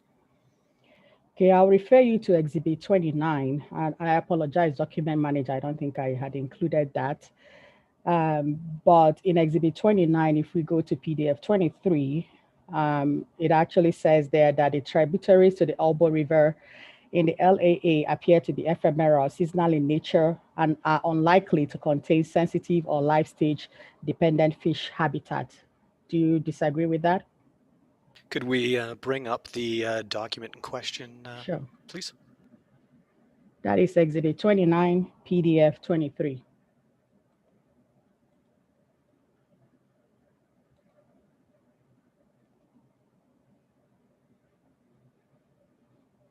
Document manager, okay, sorry.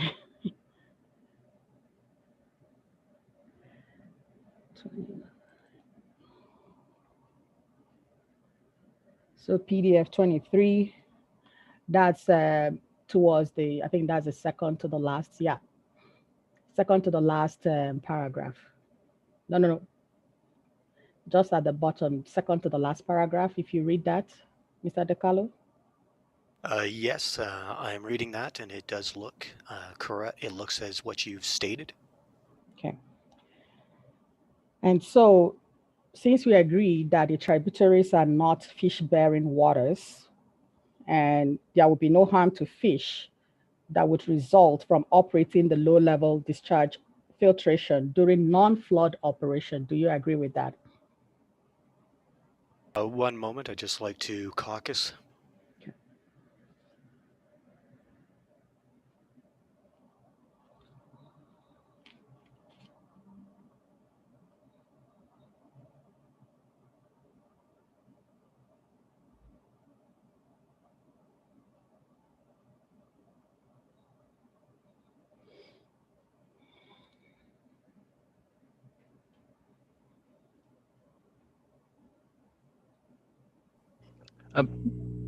Mr. Chairman, Ms. Okoye, it's Wayne Speller. I think Hi, Mr. Speller. I think it's helpful to point out in the exhibit that we're talking about, Exhibit 325, that point 2, about an installation of a filtration system and what we're talking about in terms of fish. So we're not discussing fish that are currently in any of the water courses within the PDA. We're talking about a post-flood event where there is an expectation that some fish may get entrained, those fish need to be able to be released with the water out the low-level outlet. That's my understanding of when we say a filtration system small enough to address weed seeds would have serious adverse effects to the mobility of fish seeking to exit the reservoir on release. It's those potentially entrained fish we're discussing. It's not fish that are there right now. Thank you, Mr. Speller, for that clarification. So other than outside of post-flood events, is there a likelihood that any of those tributaries within the reservoir can have fish in them naturally? Mr. Chairman, Wayne Speller, subject to check. No, we're not expecting post-construction that there would be fish. Thank you. So then if a weed, what did we call it again? If a weed filtration system is attached to the low-level outlet and allowed to operate only in non-flood conditions, is that something that AT is will agree to consider and implement as a way to prevent the dispersal of weeds from the reservoir to other areas? Mr. Chairman, as we've described, it's anticipated that the project will have some form of weed control framework. As such, we would not view it as necessary to install a weed filtration device at the low-level outlet. So can you explain to me then what AT plans to do in order to control the spread of seed weeds? And I'm not talking about the weeds that have already come up and are already in form of vegetation, but actually the seeds themselves, how you plan to control that from leaving the reservoir area and getting into the low-level outlet and then into Elbow River? Mr. Chairman, I will redirect one of my colleagues just for a moment.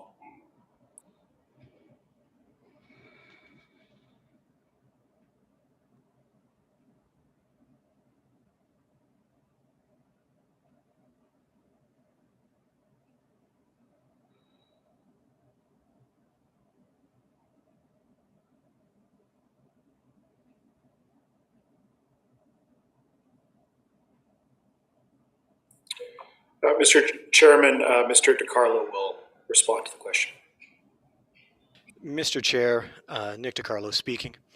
The intent of the weed management plan is to control weeds that are on the project and not to control weeds that are present off of project lands that could disperse to the area propagules and then further get down into the Elbow River. This is already occurring and will continue without the project. So isn't the reservoir area part of the project? Yes, the reservoir is part of the project, but as I've explained, the intent is to control the weeds on the project.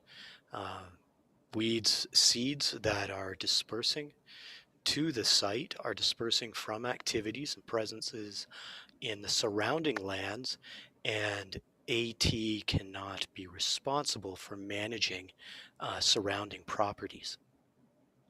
So let's forget about surrounding properties and just focus on the reservoir area. Are you saying that when the flood water is diverted from the Elbow River and then it gets into the reservoir area, that there will not be any seed weeds included in that diverted water? Mr. Chair, no, that is not what we've stated. We've stated that there may be, and likely is, weed propagules in the water that would be diverted from the Elbow River, and that dispersal is already occurring without the project, and that the project will manage the site itself and weed occurrences on the site to minimize the project's contribution to weed dispersal further downstream. Thank you. So in relation to those weed seeds that get in, either through the diverted water or that are brought onto the reservoir area from any of the tributaries, or that come into the reservoir area from any other source, how will AT deal with the weed seeds? And I'm not talking about the ones that are already like vegetation, but the seeds themselves. Mr. Chair, Nick DiCarlo speaking again. The most important measure for controlling weed seeds is ensuring that the project itself manages weeds such that any seeds that and other propagules that come onto site don't have an opportunity to establish and reproduce and further add to the weed issue. Okay, so Mr. Heber, can you comment on whether the operation of a filtration system can be limited to dry or non-flood conditions, assuming that you're able to install that? One moment, Mr. Chairman.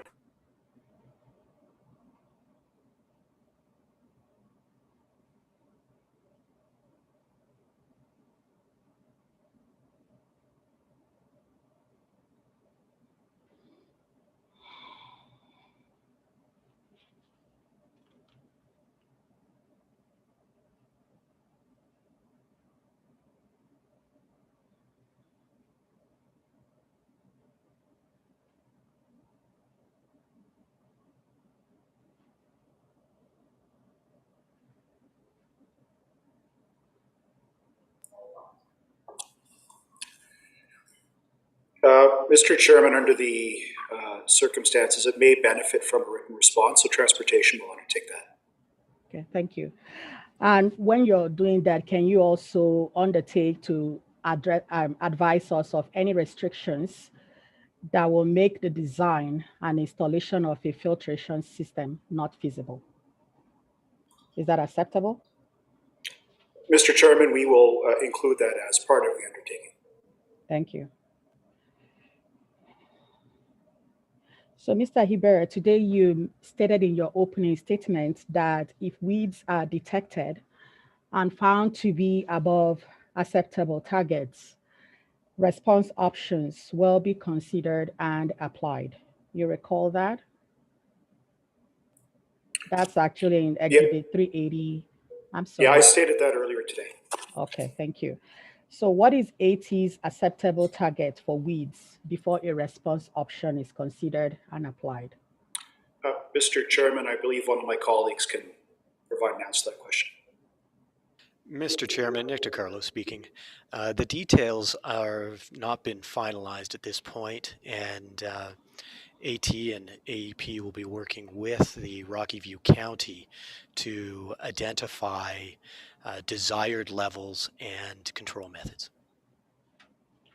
Okay, thank you, Mr. DiCarlo. I now shift to biodiversity issues now. So, Mr. DiCarlo, I will continue with you for now. So there is seems to be some discrepancy between what hydrologists and riparian ecologists use to define riparian lands.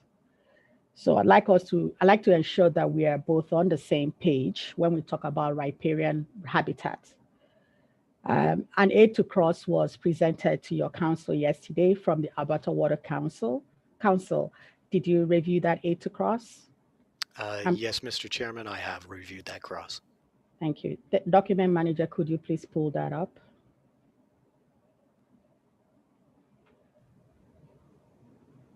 Thank you. So if we go to page 2 of that document, at the bottom of the page, you could probably expand that, please. And I'm not going to... Mr. Coy, has this been entered in the exhibit already? No, I don't believe it has been. So perhaps we can mark that as an exhibit. Okay. You intend on using it, so yeah. Yes, I do intend on using it. Ms. Friend? The next exhibit number is 393. Thank you, Ms. Friend. 393. Thank you, Ms. Friend. Okay, so Mr. DiCarlo, do you agree with that definition on that page 2? And also, if we go to page 3, there is an illustration there. Do you agree with that definition and the illustration? Mr. Chair, yes, I agree this is in line with commonly accepted definitions for riparian areas. Okay, thank you. Document manager, you can put that down, please. Thank you. So in Exhibit 327, PDF 40, 80 notes in response, I believe that was Stantec notes in response to Mr. Dowsett's submissions that without SR1, there would be more area inundated. Depths in the inundated areas would be greater, flow velocities would be higher, and there would be more debris within that flow. So I'd like to know from you, what are the effects on floodplain vegetation of SR1 from the reduction of area inundated, the depth of the inundation, and the reduction of flow velocities and debris? And if you could include in your explanation the impacts related to changes scouring depth and extent, reduction in channel migration, wetlands, and reduction in depth and area of sediment deposition. Mr. Chairman, if I could just have a moment. Yep, please.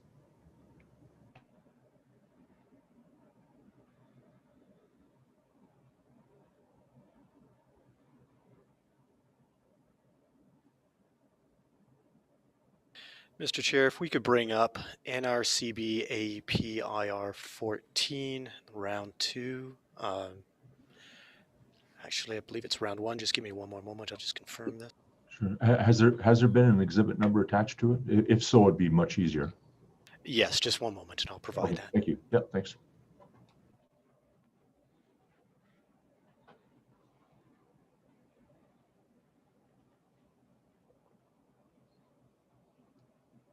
Mr. Chair, it's Exhibit 138, PDF page 79.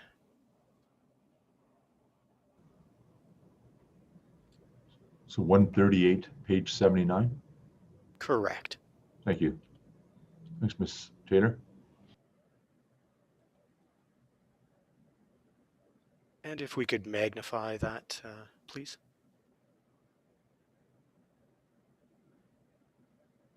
So this IR response explains the changes that would be expected from the altered frequency and flows on the elbow in response to the project.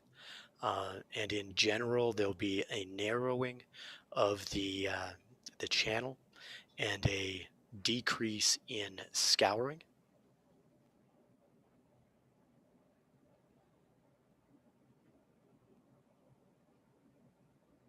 Sorry, is that all your response? Are you? One moment, please. Okay. I just didn't want to interrupt you. Yes, it's not a simple issue. Okay.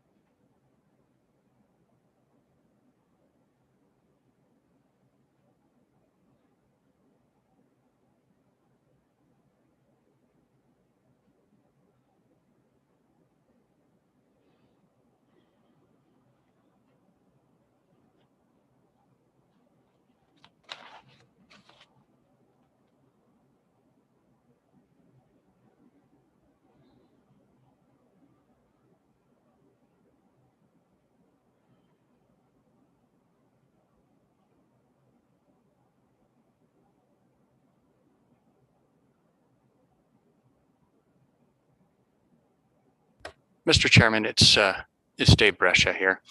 So what we've done in this information request is it examines 5 ecological and geomorphic processes that we've examined as to how the presence of SR1's operations would affect these processes. And those processes are overbank deposition, bank erosion rates, channel morphology, scour and maintenance of pools, and maintenance and formation of side channels. And I believe these have some slightly different terminology than Ms. Okoye had mentioned there, but generally they're similar processes. And overall, we've looked at and explained here how those processes would change. And in summary, like 3 of the 5 processes would generally be a neutral change. 2 of them we do ascribe would be an adverse change over the long term, and those would be the maintenance and formation of side channels, as well as the channel morphology overall. And those would be somewhat simplified over the long term. And part of that is a trade-off of the function and design of the project, which is designed to reduce flooding downstream. It's the stated purpose and design. And I seem to have turned off my camera.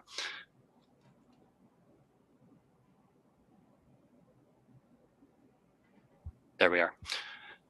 So I think that covers those processes that Ms. Okoye mentioned.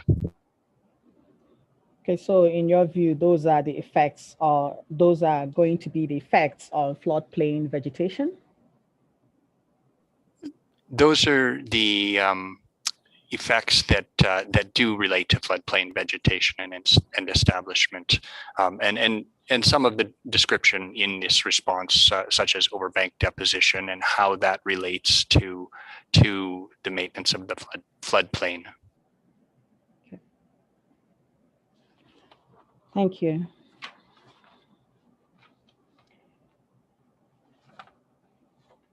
So I'll just switch a little bit to Dr. Whitson.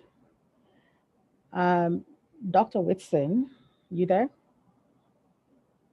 So in Exhibit 327 PDF 190, you indicate that the revised modeling was undertaken in response to a request from the IAAC.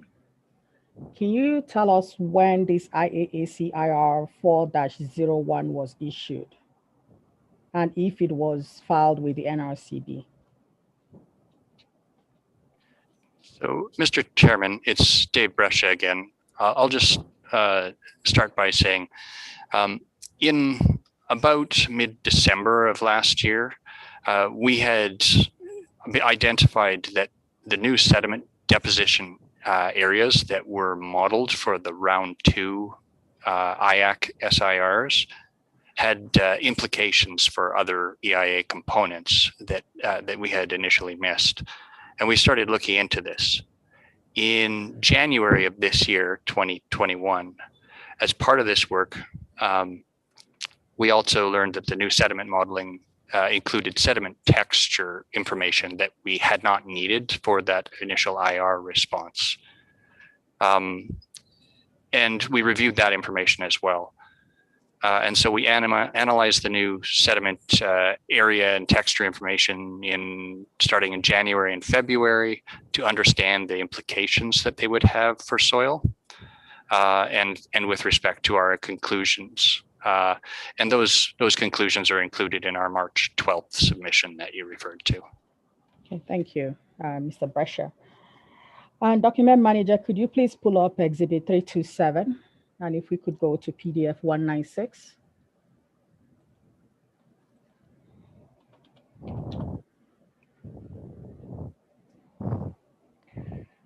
So Dr. Whitson, that's a map of your revised modeling on your calculations for change in agricultural land capability classes for the late release design flood, correct? Mr. Chair, this particular figure that was just brought up is actually referring to sediment thickness and the change in sediment thickness after the design flood late release event. So it's not a figure that shows the land capability change. That's actually correct. Yes, she shows the sediment deposition thickness. So I'd like us to focus on that legend at the bottom, or bottom right hand of the screen. And in there, you showed the sediment thickness changes. The categories are 0 to 3 centimeter, 3 to 20, 20 to 100, and above 100 centimeter. Now, that categorization is not consistent with the 10 to 100 centimeter category that was used in the vegetation evaluation.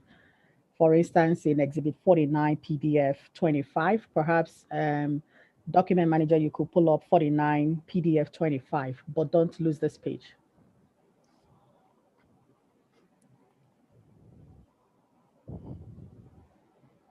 PDF 25, Exhibit 49.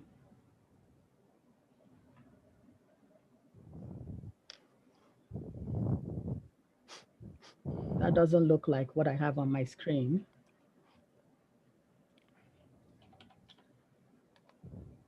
So Exhibit 49, PDF 25.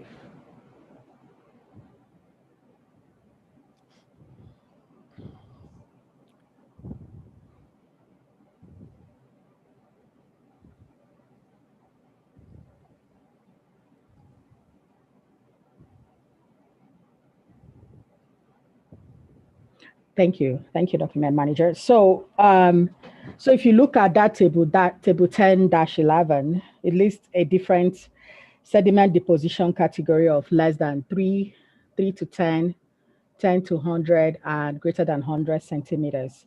Are you able to provide a sediment thickness change mapping that is consistent with this categorization in table 10-11 of PDF 25 of Exhibit 49?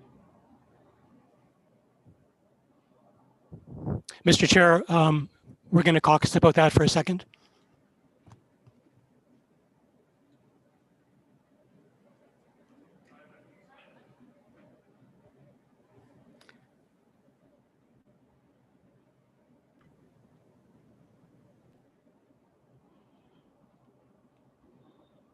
Mr. Chair, we probably will have to have an extra time with all the time being taken for caucusing.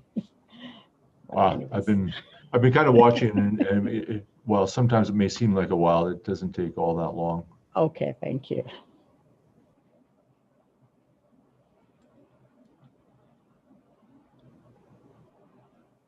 Mr. Chair, I'm back and ready to address that question. This is Ivan Whitson. Proceed, please. Now, the table that we see before us was prepared by my colleague in vegetation. And for their own reasons, vegetation has the categories, thickness categories you see in front of us. But soils has its own reasons for choosing certain thicknesses. And those were the thickness categories that we also used in the 2018 environmental assessment, and for our calculation purposes and for our analysis purposes. And I can explain to you why we chose those particular thresholds and why we're justified in using them, and why they don't match the thresholds chosen by my colleague in vegetation and possibly other disciplines in our panel here. If I may proceed with that, Mr. Chair. Now, it may sound obvious, but why would I choose 0 as an important threshold? But it is an important threshold because as soon as you have any appreciable sediment accumulating on the reservoir floor after a flood, there's a considerable portion of that sediment that contains calcium carbonate minerals in some form or another, bicarbonates or carbonates. And over time, those will interact with the soil and they will raise the pH of the soil ever so slightly, depending on the starting point of that soil material. Now, the threshold of 3, that was... Excuse me, Mr. or Dr. Winson, you cut out there. You said, and over time, those will enter the soil ever so slightly? Yes, I'm sorry, I'll continue. Some of that calcium carbonate mineral will enter the soil, either physically or by being dissolved in water, and it will change the soil pH. It'll raise the soil pH a little bit higher from what it was prior to that. So the pH change is important, and why anything above 0 is important.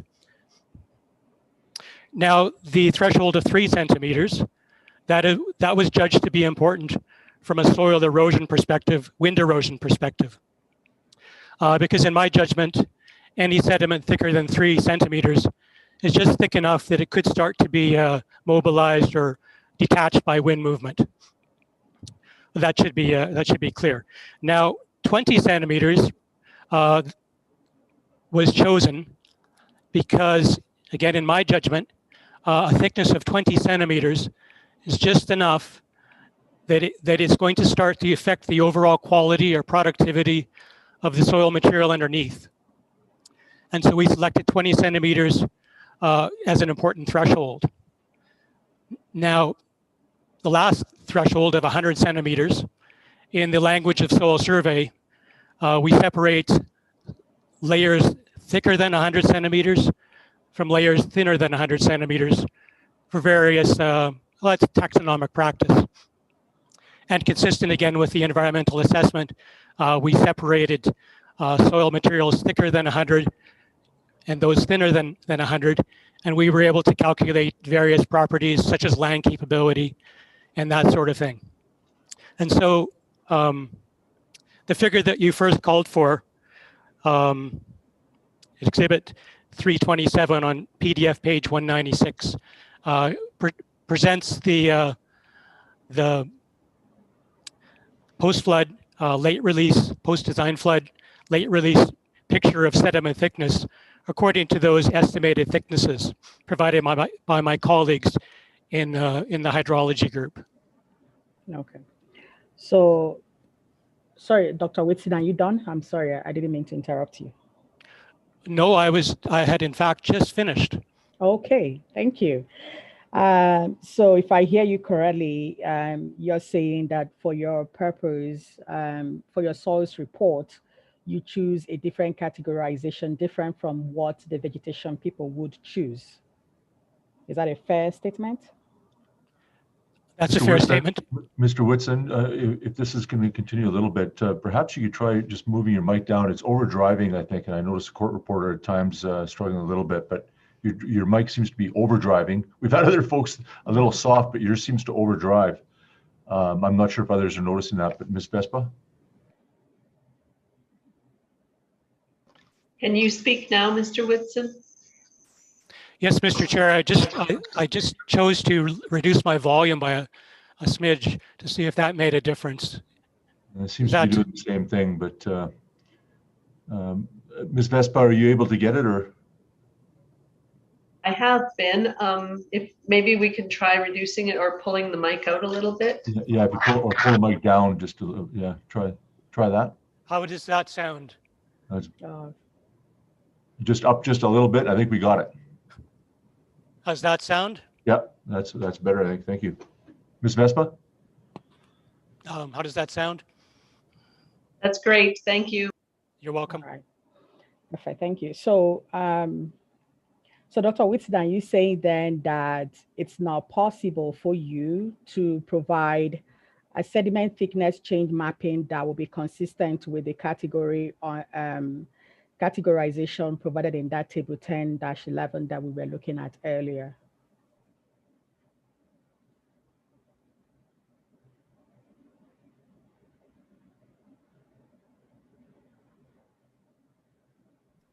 Mr. Chair, there is a figure that shows the thicknesses along using the thresholds that vegetation has used, and it's an exhibit 218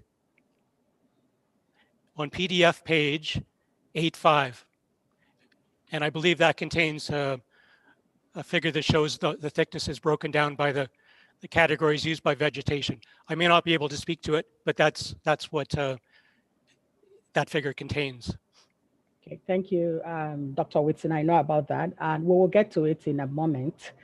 So, Mr. DiCarlo, Did you conduct any work on the impacts to vegetation based on the revised modeling and the change in sediment deposition that was done by Dr. Whitson? If you didn't, can you tell us why you didn't do that? We did not conduct any additional assessment following Dr. Whitson's revised assessment. Our assessment of the change in sediment patterns is included in Exhibit 218, which is on the screen. And the difference in category has been considered within the vegetation assessment with the fact that in the 10 to 100 centimeter category, vegetation assessment assumes all grasses and forbs are lost. I'm sorry, can you repeat that last sentence? I didn't quite get that. So in the sediment depth category of 10 centimeters to 100 centimeters, the vegetation assessment assumes that grasses and forbs are lost. Thank you.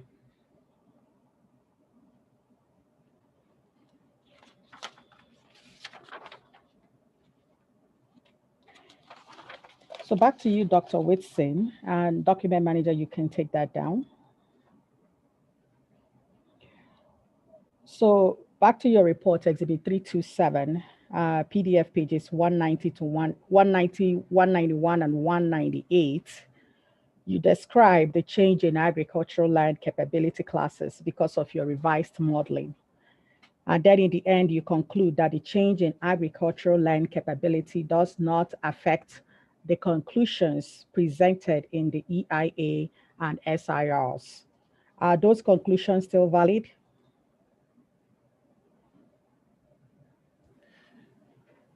Mr. Chair, the conclusion I think that I'm speaking to in those paragraphs is that the project's effect on agricultural capability of soils is adverse, high magnitude, and significant.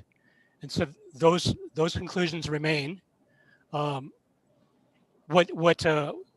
changes is that the details around those conclusions, perhaps the aerial extent of the land capability reduction, that sort of thing, that does shift, but it's in a negative direction still. And so it's still an adverse high magnitude change of significant effect on soils. That's what those statements mean. Okay. So I'd like a document manager to pull up Exhibit 94, PDF 27.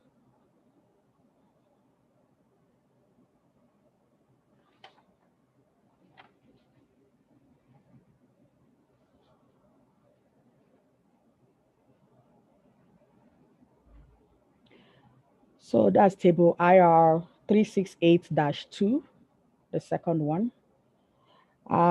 80 there sets out the changes in areas of agricultural land capability. Can you provide a table that shows the impact of your revised calculations on the hectares of land encompassed by each of the agricultural land capability classes, similar to what you have provided in Exhibit 94, PDF 27? This is Ivan Whitson. Let me caucus with my colleagues, please. Okay, thank you.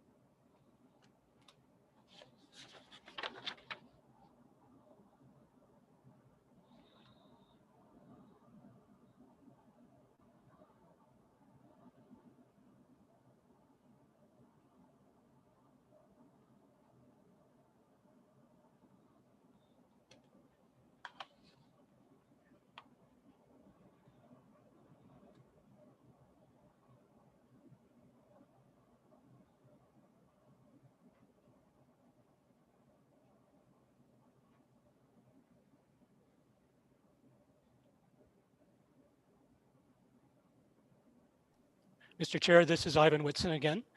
Some further thought about the question posed by Ms. Okoye.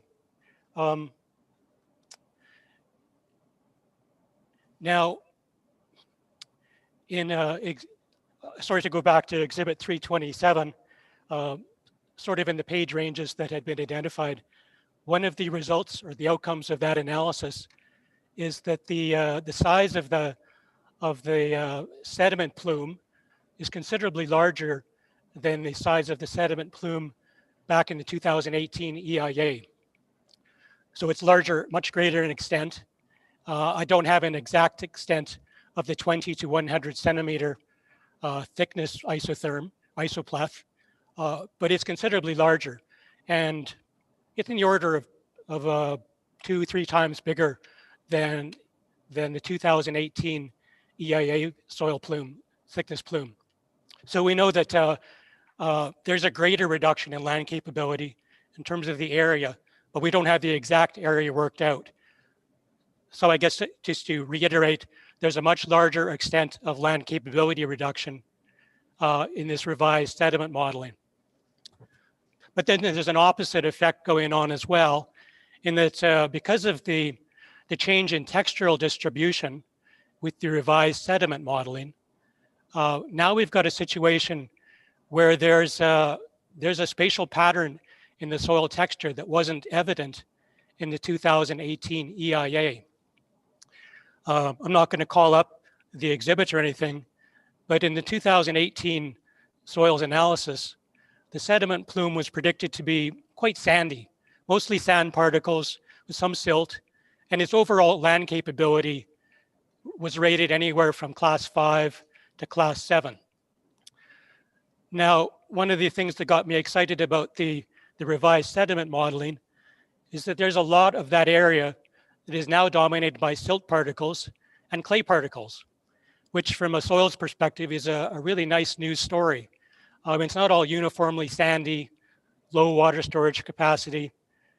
And in fact, when you calculate land capability now for the individual soil types that I expect to be identified under that sediment plume, we've got some soil types now that essentially have land capability ratings of just class 4. So there's two forces going on now that are kind of in opposition. Yes, there's a much greater extent of sediment, and I would readily admit that the amount of land capability decline is greater than before. But the land capability within that plume is not as adverse as it used to be. Some areas that were class 5 to class 7 will now shift to class 4. So, Mr. Chair, I know that's a long-winded answer. We haven't got aerial extents to show these sorts of things, but I readily admit that the extent is greater than it was presented in the 2018 environmental assessment. And again, to state the overall conclusion, the conclusion in the 2018 environmental assessment that this was a high magnitude adverse effect on soil land capability. That's consistent. That hasn't changed.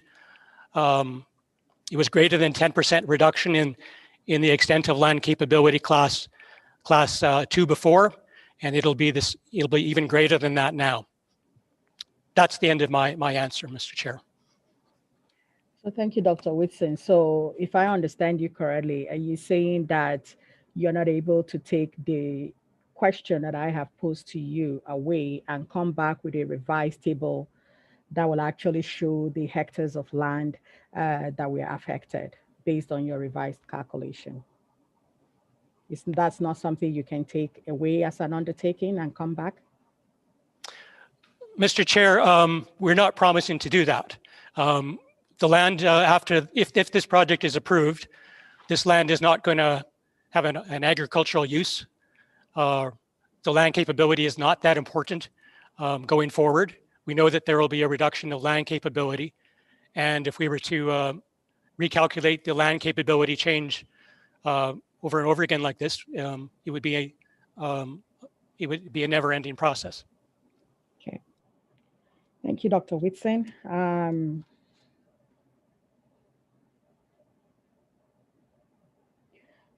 So in terms of the reduction in LCC class 2, I don't know, maybe you might have answered that, but what I'm looking at is if you can tell me by how much greater you expect that reduction in LCC class 2 to be in comparison to what you have reported in the EIA.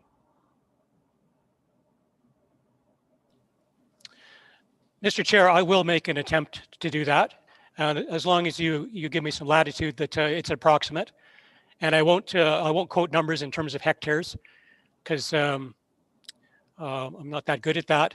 But I will say, in strictly speaking, based on the extent of that sediment plume change that we presented in Exhibit 327, in the figure that showed the thickness, that makes up an extent of about a quarter of the PDA. And a quarter of the PDA, by my math, is in the order of, well, it's a quarter of the PDA. And the PDA is, just a second, about 1,440 hectares. So a quarter of that is about 350 hectares, something like that, by my math. So that'd be my approximation, Mr. Chair. Okay, thank you. So in Exhibit 94, PDF 16, yeah, I think that's where, if we go to PDF 16.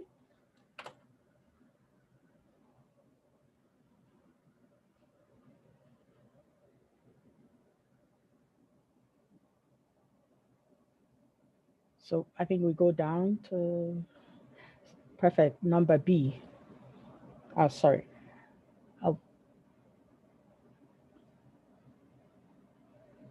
Can you expand that, please?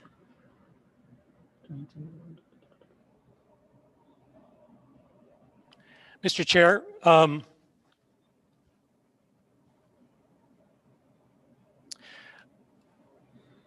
at the completion of our environmental assessment and the initiation of the IR process, it was pointed out to us that we had misspoke in terms of our conclusions about land capability change with the project. And we adjusted the conclusions to indicate that this project would have a significant effect on soil quality, an adverse negative effect, and that would be significant. And so we produced subsequently an IR 365, as indicated here, indicating that post-construction effect on agricultural land capability would be significant and adverse.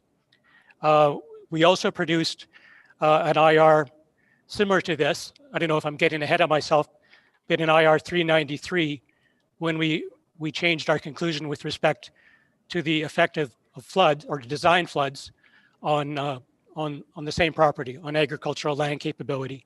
And we admitted that this would be a significant adverse environmental effect on soil capability for agricultural purposes. I hope that answers the question, Mr. Chair. Thank you, Dr. Whitson. You did answer my next question, so I'll skip that. And I'll go to Mr. DiCarlo. So, Mr. DiCarlo, is your response the same as for soils in the sense that the changes in sediment area do not affect the conclusions presented in the EIA and SIRs in relation to impacts on vegetation? Mr. Chairman, just one moment, please.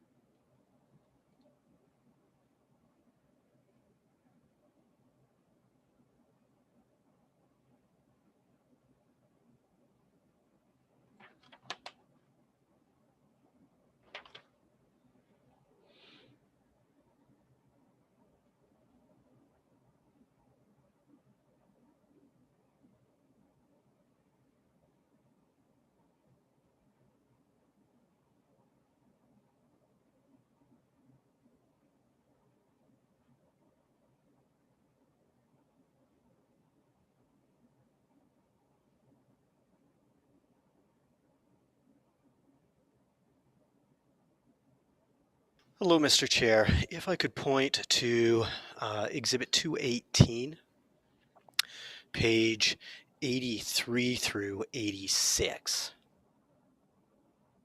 This is in response to the IR question on the change in the sediment deposition, expected patterns and extent. And although there is a change in the distribution of sediment, the analysis and results provided in this IR response is that the significance determination and conclusions of the vegetation assessment remain unchanged. Okay. Thank you.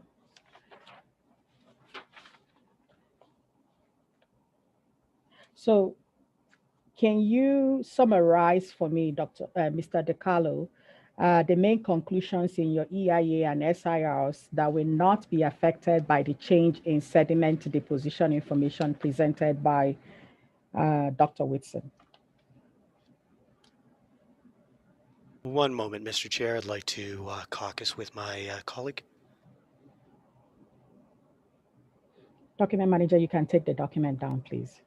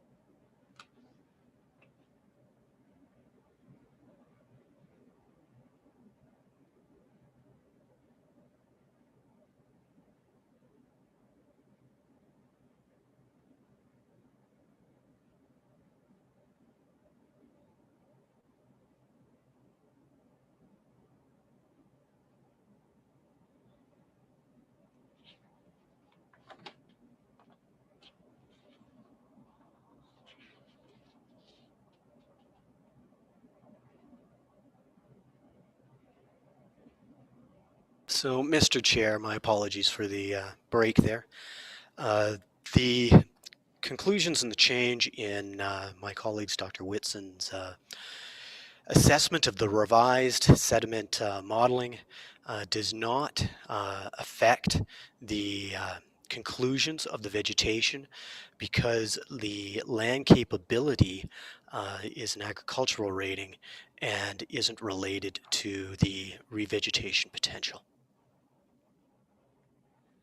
Okay, thank you.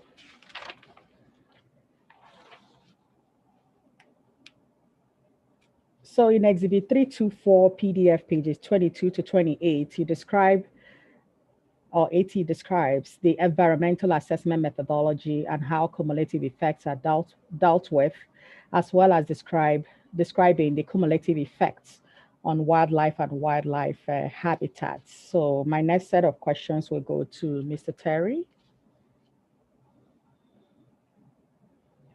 Now, are the calculations for habitat loss in SR1, which you have indicated to be less than 1% for upland and wetland cover types and 0.1% for native upland, are those calculations correct, given that we have new calculations for areas of sediment deposition presented for soils in Exhibit 325?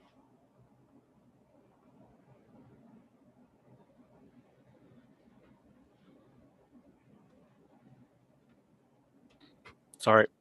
Could you repeat the question? Are you asking that that's a less than 1% change for cumulative effects during post-flood?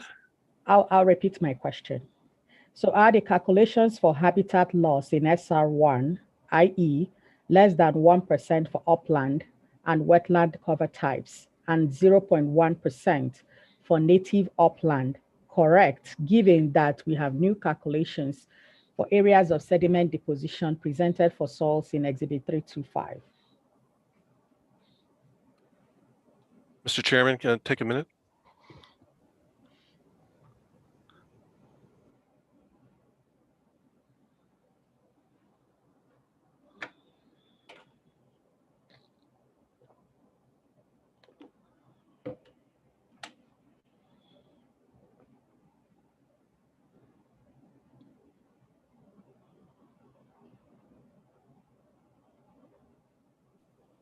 Thank you. Ms. Okoye, could you give us the exhibit number?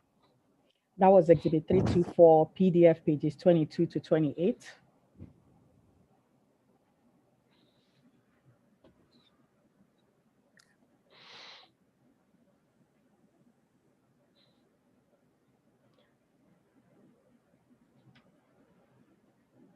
And the specific numbers for the upland and native habitat, the percentages that I gave are actually on PDF page 28 of Exhibit 324.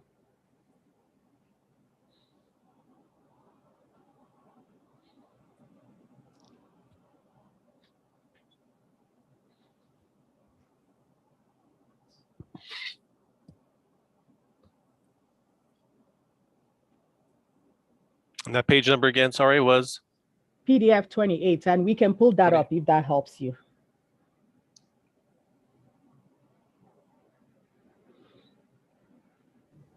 If you look at PDF 28 under the summary of key information column, right there. Right. In the middle.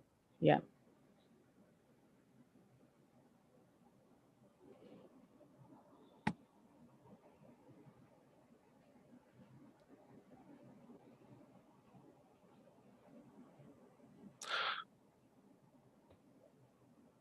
Right. So it's referencing table 1.8.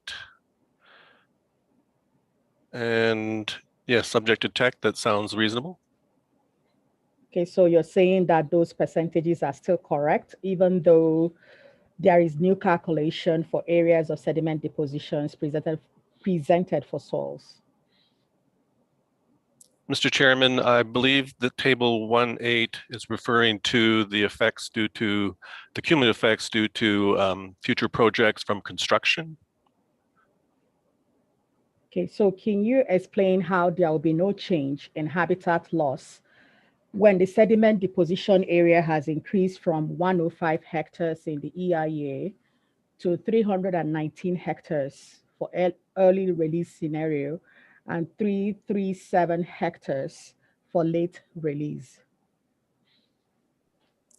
Mr. Chairman, it's Dave Brescia. If I could just point out that the numbers that are being referred to in that table relate to the construction phase of the project, so it doesn't account for sediment.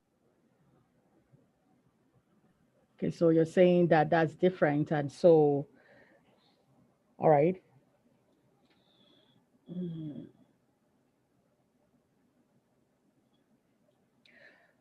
So back to Mr. Terry. Mr. Terry, are you saying that there is no change in habitat loss percentages for habitats in SR1 based on the new calculations done for soils?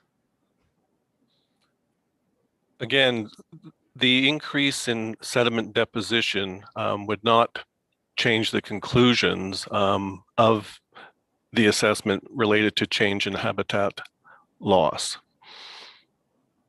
Okay. So also in PDF 28 that we have up,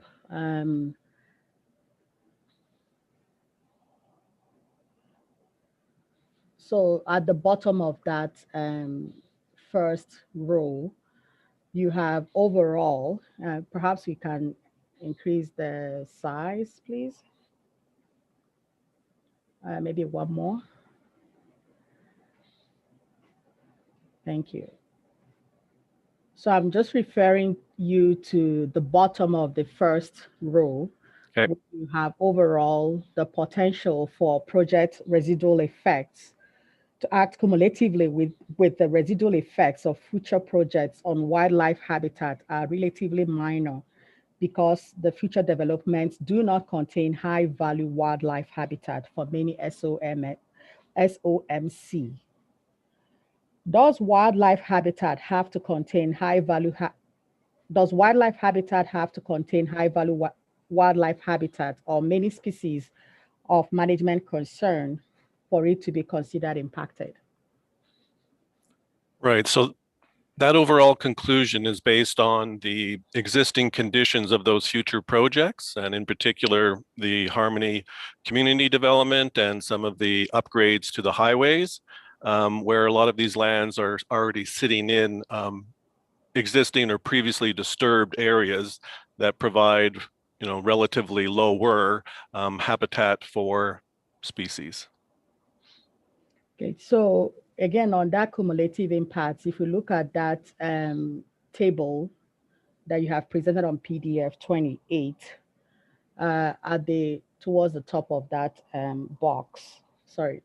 top of that row, you acknowledge that PDF 28, that the landscape has already been impacted, which has reduced habitat availability. What can you tell us about the conservation status of the Foothills Parkland Natural Subregion? Sorry, can we take a minute, please? Sure.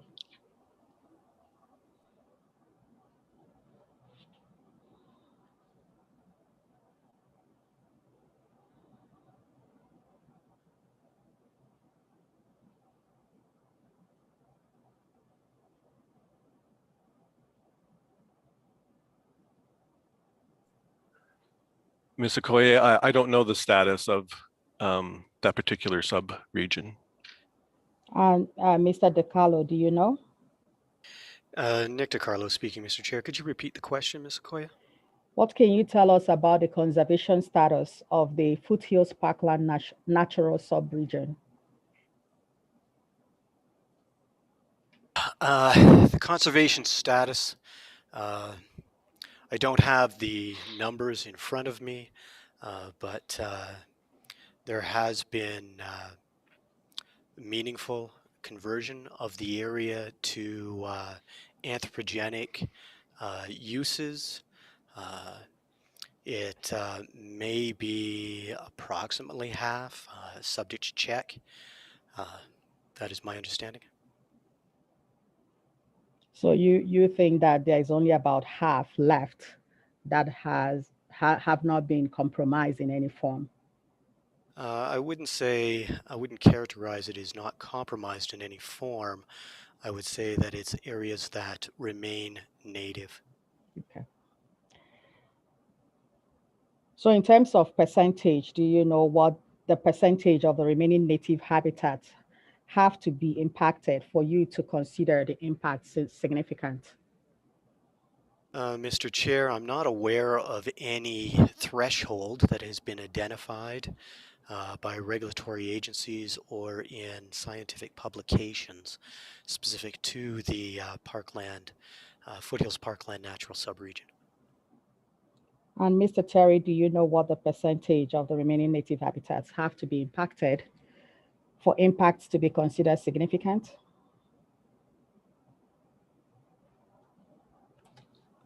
Again, I would also add that that would really vary with different species in terms of what that threshold might be. Okay.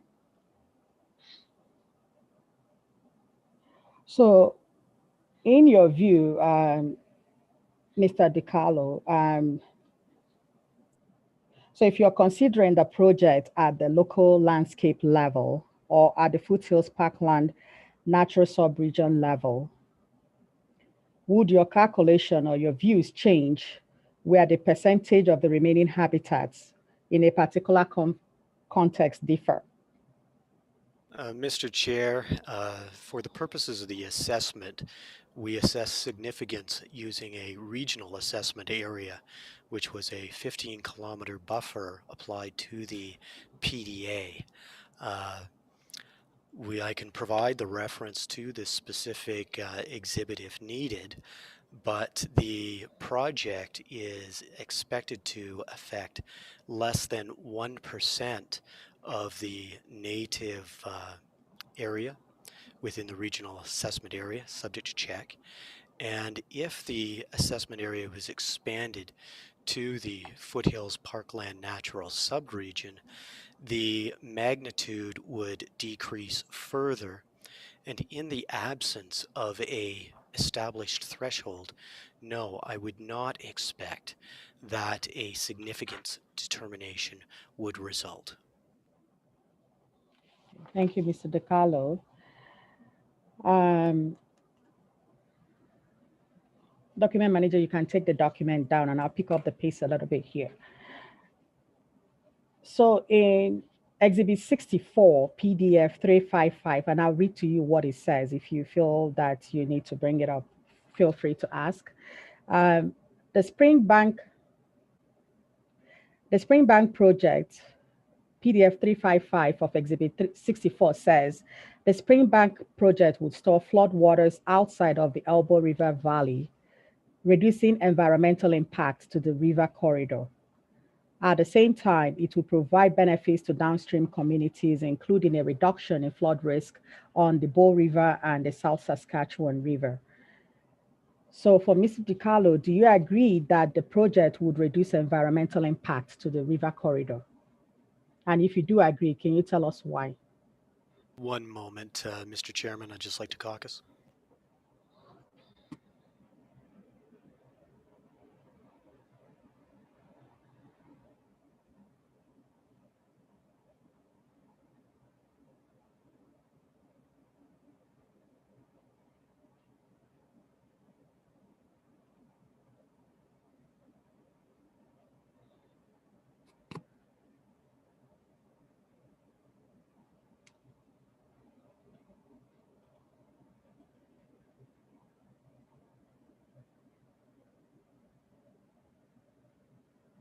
Mr. Chair, I would say that it reduces some effects.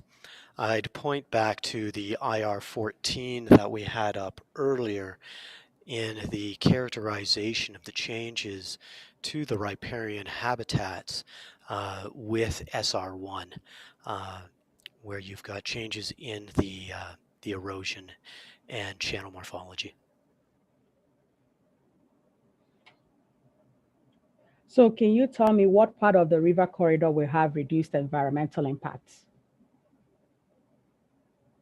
Areas that would have been subject to extreme flooding, erosion, loss of vegetation as a result, those areas would not be subject to extreme flooding and sediment deposition.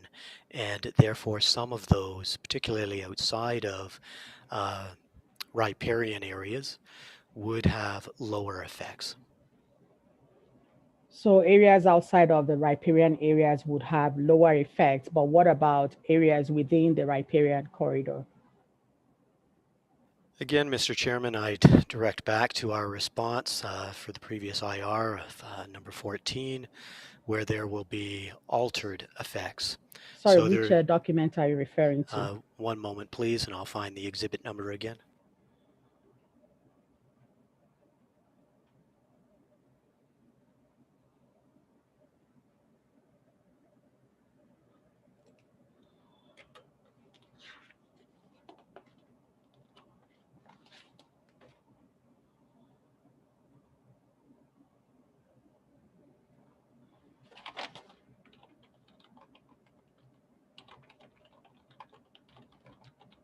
Mr. Chair, that is Exhibit 138, PDF page 79.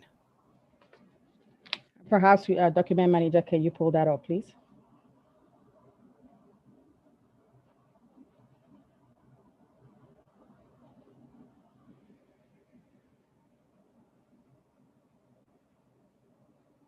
And the PDF page is what? PDF 79? page 79. Okay. And so is there a map that you can use to show us the part of the river corridor that you think will have reduced environmental effects? One moment, Mr. Chair.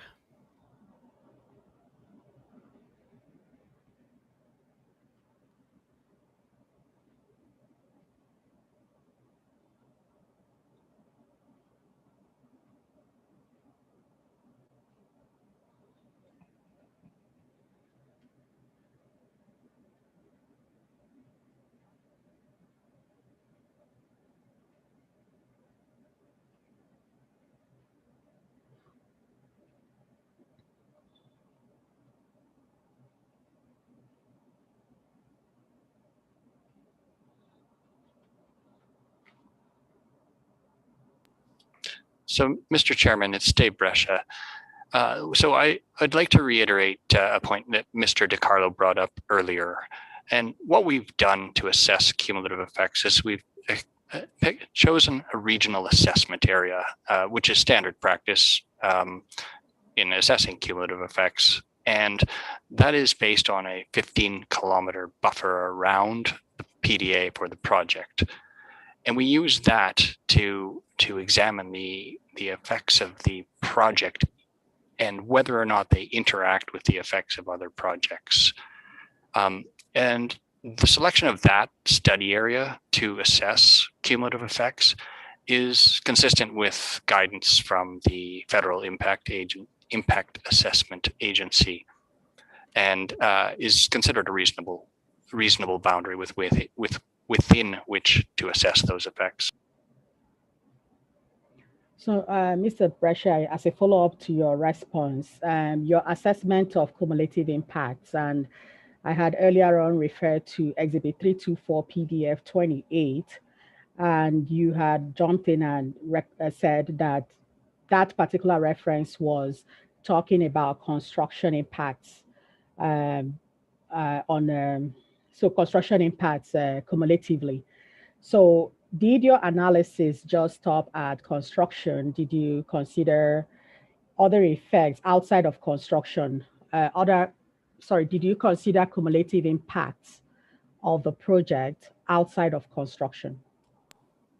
Mr. Chairman, it's Dave Brescia. Yes, we did. So in the cumulative effects assessment, we looked at the effects of construction, and the methodologies laid out in I will find it. It is Exhibit 58 is where the methodology is laid out. And the initial assessment was split, like the rest of the EIA, into construction and dry operations as one assessment, and then flood and post-flood operations as the second assessment. And so the cumulative effects assessment that looked at the interaction with surrounding projects was focused on the construction and dry operations, as the flood and flood operations is an unknown. So we did, however, assess the effects of flood and flood operations, but it was added to the effects that were already considered in the construction phase of the project, which dealt with the primary interactions. That was a somewhat complex answer, and hopefully it made some sense. Thank you, Mr. Brescia. And so back to Mr. DiCarlo, we were talking about Exhibit 64 PDF 35 and the reduction of environmental impact to the river corridor by the project. I'm not sure I heard you tell me exactly the environmental impacts within the river corridor that will be reduced by the project. Would you mind going over that and also explain to me how those environmental impacts to the river corridor will be reduced by the project? Sure, Mr. Chairman. So again, going back to the definition of riparian areas, I would submit that the entire river corridor is not riparian, and there'll be areas outside of the riparian area that would have flooded, such as in the 2013, the upland flood areas, including wetlands sit in higher benches that would have been flooded in 2013. They may have had sediment deposited, vegetation removed, and with the Springbank Reservoir project and the reduced flows in the river, those areas would be less likely to be impacted. Ms. Vespa, that was a little quiet. Did you get that? Okay, thank you. Sorry for the interruption. Thank you, Mr. Chair. So in Exhibit 324 PDF 46, AT states, SR1 also provides some flood risk reduction for communities along the Bow River and South Saskatchewan rivers, in bracket downstream of the Elbow River confluence, by removing up to 600 cubic meters per second from the flood peaks generated from the elbow. Communities receiving these benefits include the Siskar Nation and even as far downstream as the city of Medicine Hat. And you also noted the reduction in flood risk in Exhibit 64 PDF 355. Can you tell me, Mr. DeCarlo, how many miles of riparian habitats along the Bow and South Saskatchewan rivers may be impacted by these reduction in flood peaks? So, Mr. Chairman, it's Dave Brescia again. I'm going to go back to something I had said previously. And in the selection of the regional assessment area that we used for our effects assessment on vegetation, we used a 15-kilometer buffer around the project development area. And that provides an accurate representation of the species and community compositions within the region. And it also aligns with the wildlife assessment. And selection of a buffer that aligns with a wildlife species, like it does in this case, is identified as an accepted method by the Federal Impact Assessment Agency for assessing cumulative effects. And we feel this is an appropriate choice for this assessment. Thank you for that response, but you haven't answered my question. My question is, how many miles of riparian habitats along the Bow and Saskatchewan rivers may be impacted by the reduction in flood peaks? Mr. Chairman, we haven't looked at any effects downstream of the Glenmore Dam. Glenmore Dam in itself is a flow control structure. And what we did do in terms of an assessment of riparian effects is presented in Exhibit 138, and the IR number is 103, which is on PDF page 474.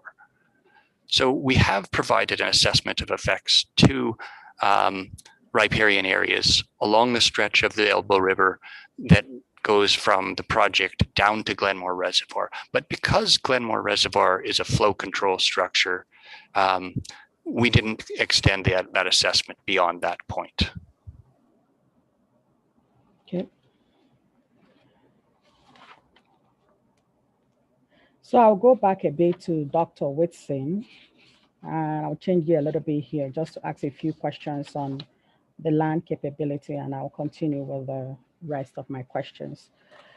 So Exhibit 327 PDF 190, Dr. Whitson, you state that the EIA stated that flood sediments would be dominated by sand-sized particles with sandy loam to sand textural classes expected, whereas the updated modeling shows a range of textural classes from sand to heavy clay.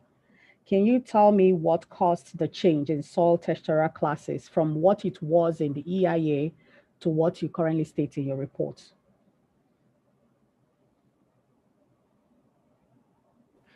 Mr. Chair, the change came about because of the early late release modeling that was done by the hydrology group, and for reasons that I probably can't speak to, the revised modeling shows that there's a spatial distribution in the patterns of sediment deposition.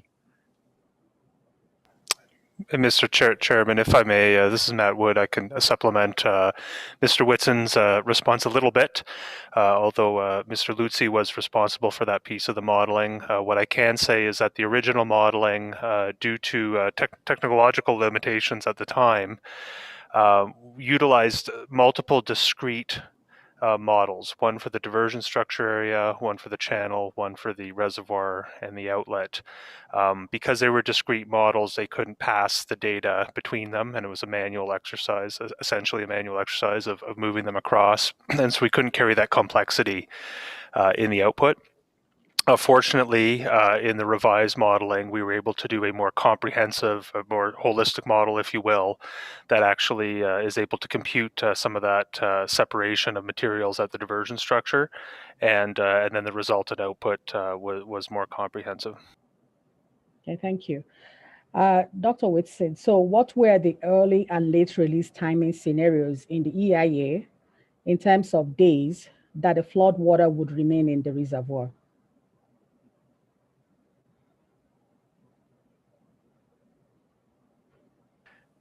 Mr. Chair, I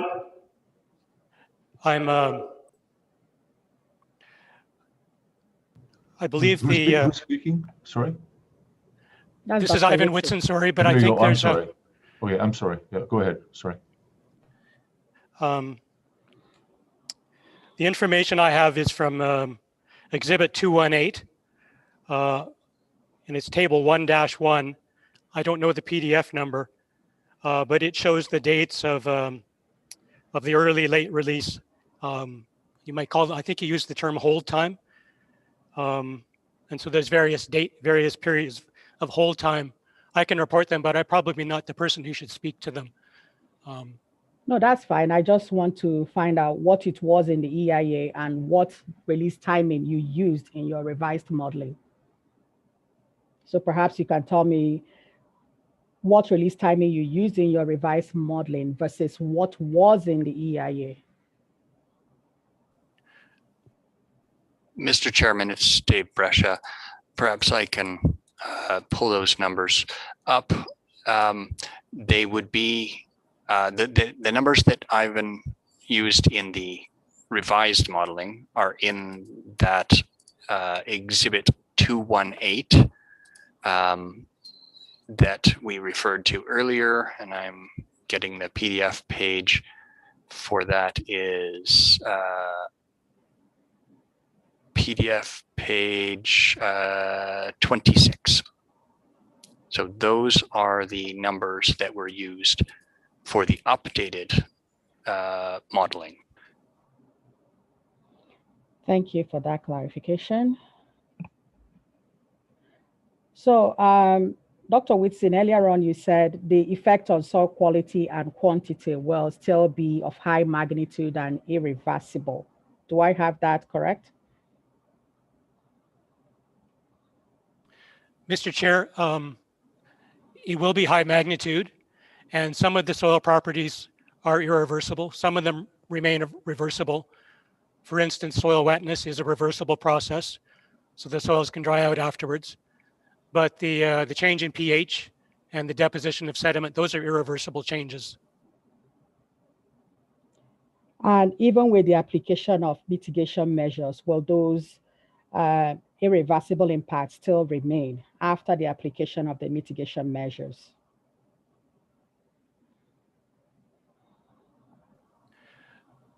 Mr. Chair, the mitigation measures are intended to revegetate the system.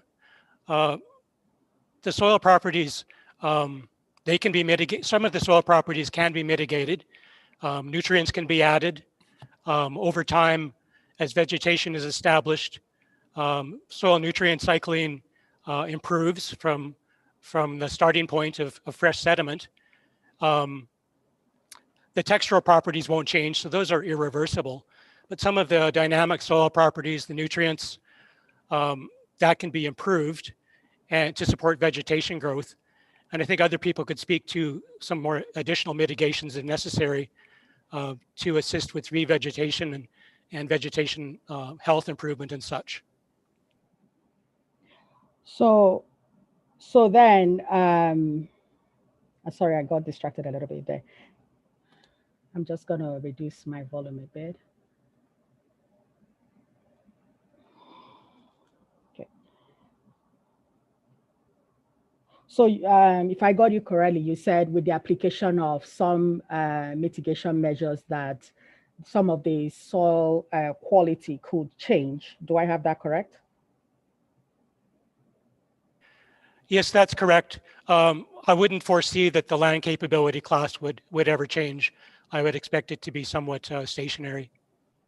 So do you agree that successive flood events will further degrade the soil quality and quantity in the PDA?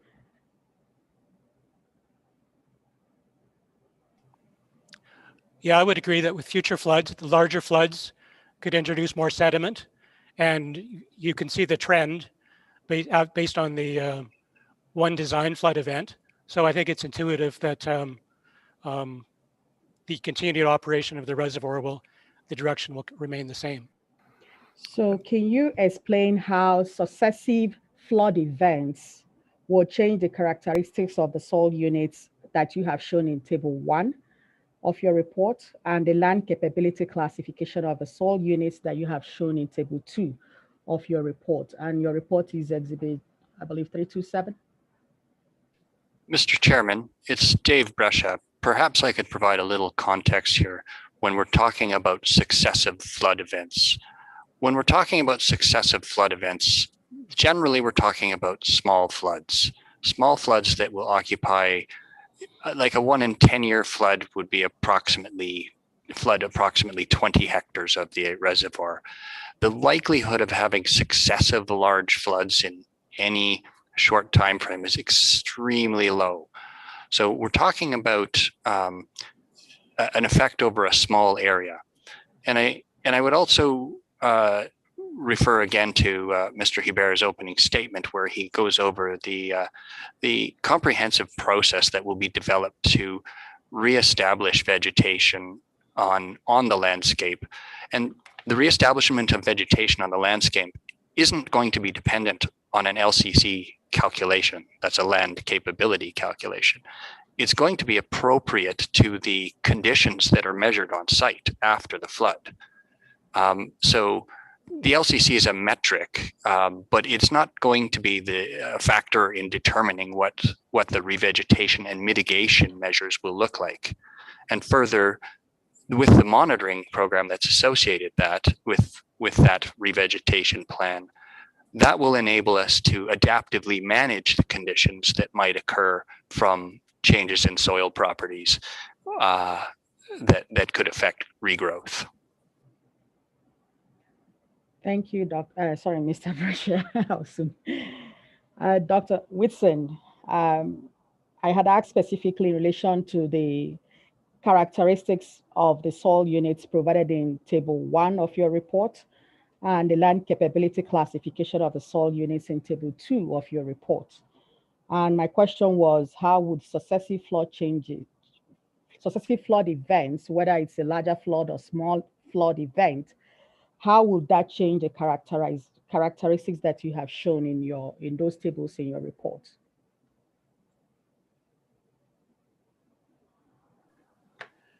Mr. Chair, with respect to the table 1, those particular soil types refer to the late release design flood, and they're based on one episode, one event, and that's my estimation of what the distribution of soil types after that event would be approximately like.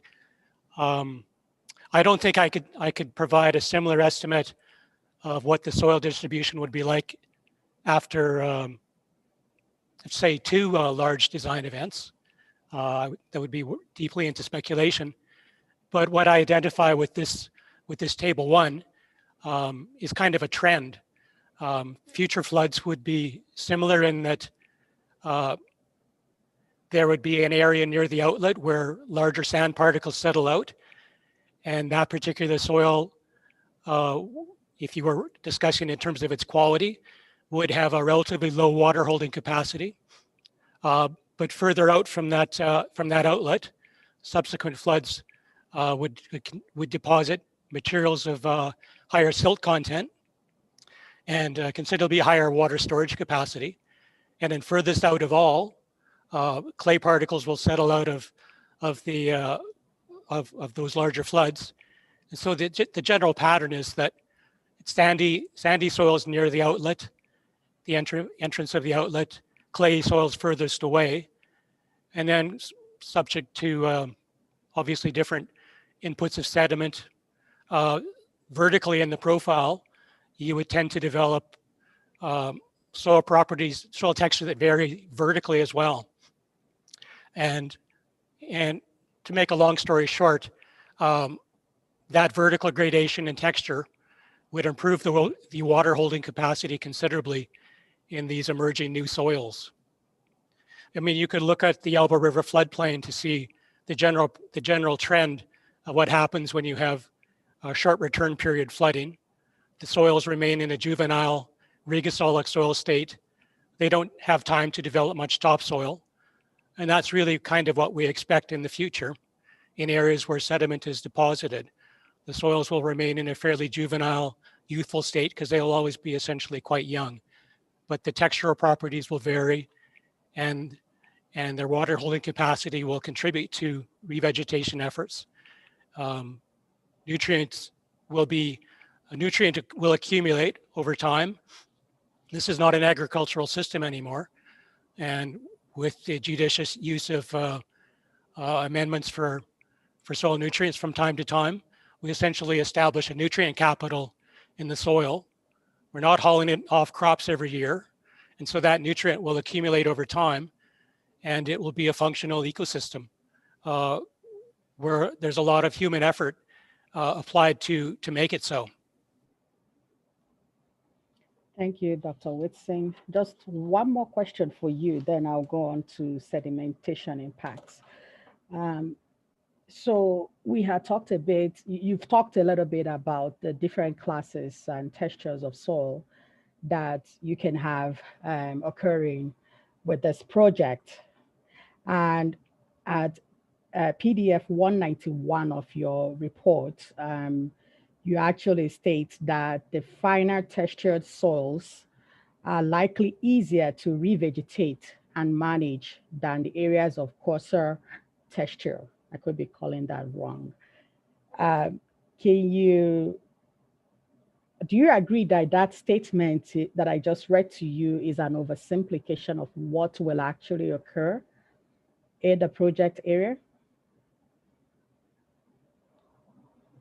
Mr. Chair, it's I think it's generally well recognized that coarse textured soils don't store very much water. And one of the major functions of soil is to act as a storage reservoir of water for plants. And generally at the opposite end of the spectrum, silty and clay soils have much higher storage capacity for water. And so given that we're in a somewhat drought-prone environment, any soil that has a greater reserve of soil water has less risk for revegetation troubles when you're trying to reestablish vegetation. And so that's the statement I was getting at. There are other issues associated with revegetating clay soils maybe that I wasn't thinking about at the time, but just in terms of its ability to provide water in the short term and in the long term, every farmer would prefer to have a silty or clay soil than a sandy soil. Can you tell me a little bit more about the difficulties of revegetating a clay soil? Mr. Chair, I probably should caucus with my fellows. Revegetation itself is obviously about vegetation, and I only speak to the soil aspects. What does the soil provide for nutrients or water, or does it have other limitations? And I don't like to go much further than that. All right. So in Exhibit 325, PDF 56, paragraph. Ms. Coyne, sorry, it's Michael Barbero here, Mr. Chair. I just noticed that I think my witness panel is caucusing, and are we all ready? I thought Dr. Whitson had already answered my question. No, moving on. Mr. Chair, this is Matt Wood. I don't believe he has. Maybe we can just finish our caucus here. And Ms. Okoye, yes. Foma, yes. Would you call me, please? Sure, I will. We can have a caucus, okay? Okay. Mr. Chair, if that's okay with you, can I take a few minutes? Yes, take a couple minutes. Okay, thank you.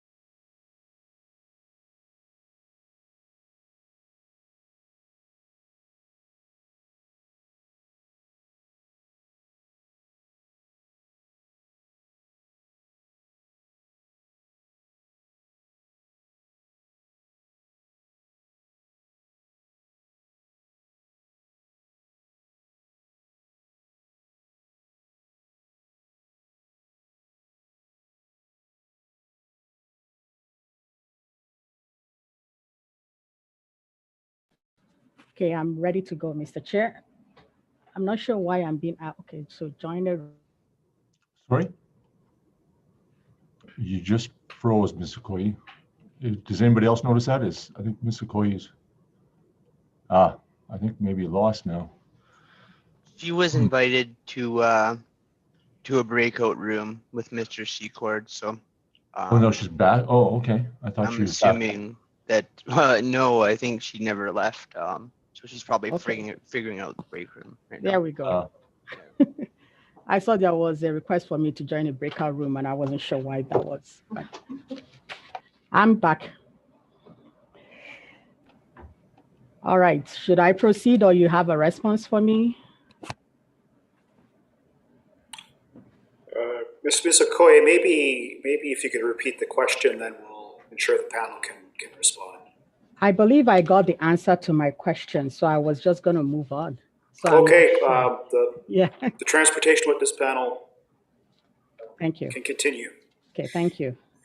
So Exhibit 164, PDF 7, Item 3.1.4, that is the IAAC draft conditions, requires AT to install riprap material on the diversion channel side slopes and where the diversion channel enters the reservoir to prevent future bank erosion. You recall that? I'm not sure who in the panel is going to answer for it. Mr. Chairman, it's Matt Wood. Yes, I can confirm that. I'm aware of that draft condition. Okay, so an AT in its response, Exhibit 219, PDF 10, agreed that the riprap agreed with the installation of the riprap, but suggested that the requirement should be limited to the diversion channel and portions of the upstream storage dam. Now, can the diversion channel / berm and the dam and outlet and at the outlet allow wildlife use and passage while maintaining safety and reducing erosion risk? Mr. Chair, yes, I can confirm that the riprap that is in mention has been modified in many areas to facilitate wildlife passage. That includes filling of the voids in that riprap with gravels and cover. And I guess with respect to, sorry, what was the second part of your question, Ms. Okoye?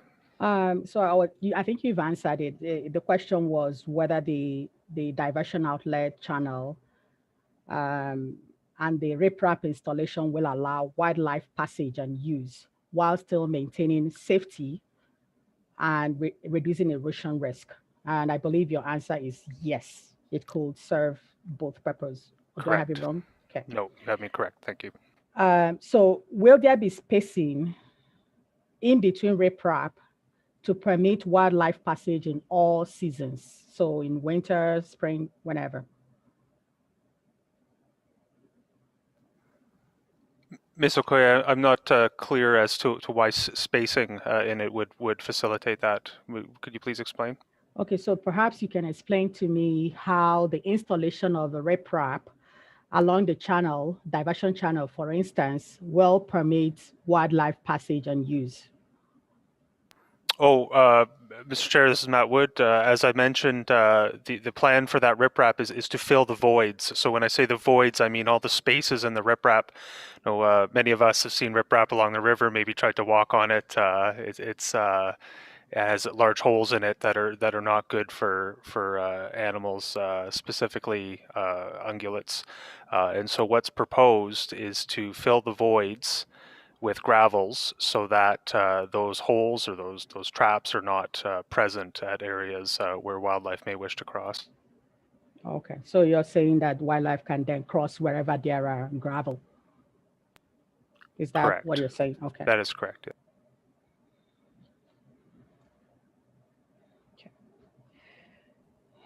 Ms. Okoye, if I could just add to Mr. Wood's statement, it's not just gravel. The gravel will be covered with soil and vegetation. Okay.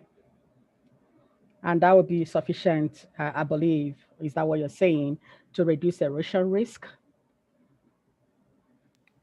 Yes, Mr. Chair, the size of the riprap, the hydrotechnical analysis that was done, and the placement and general arrangement of that riprap doesn't change. It is simply that the voids are filled with gravels and covered with soil and vegetation, as Mr. Brescia added to my response. Okay. And so the void in between the ripraps, will that be wide enough to allow wildlife to pass? Mr. Chairman, it's not the voids that allow the wildlife to pass. The voids are filled so that there are no holes, and then the holes are revegetated so that it effectively looks like a grassed slope, and so that's what enables the wildlife to pass. Okay, I get that now. Thank you. So in Exhibit 94, PDF 151, AT acknowledges that approximately 15.3 hectares of wetlands will be lost during construction, and 11.7 hectares will be lost from post-flood sedimentation greater than 10 centimeter. And then AT states that the lost wetlands will be replaced. Can you tell me the cost of replacing this 27 hectares of permanently lost wetland? Mr. Chairman, Nick DiCarlo speaking. I don't have the numbers available to provide. The compensation rate in the region is $17,700 per hectare, multiplied by a replacement ratio based on the value of the wetland. Okay, so can you, now was that cost also included in the, in Exhibit 159 Appendix G? The cost for the wetland replacement, was that included in the material?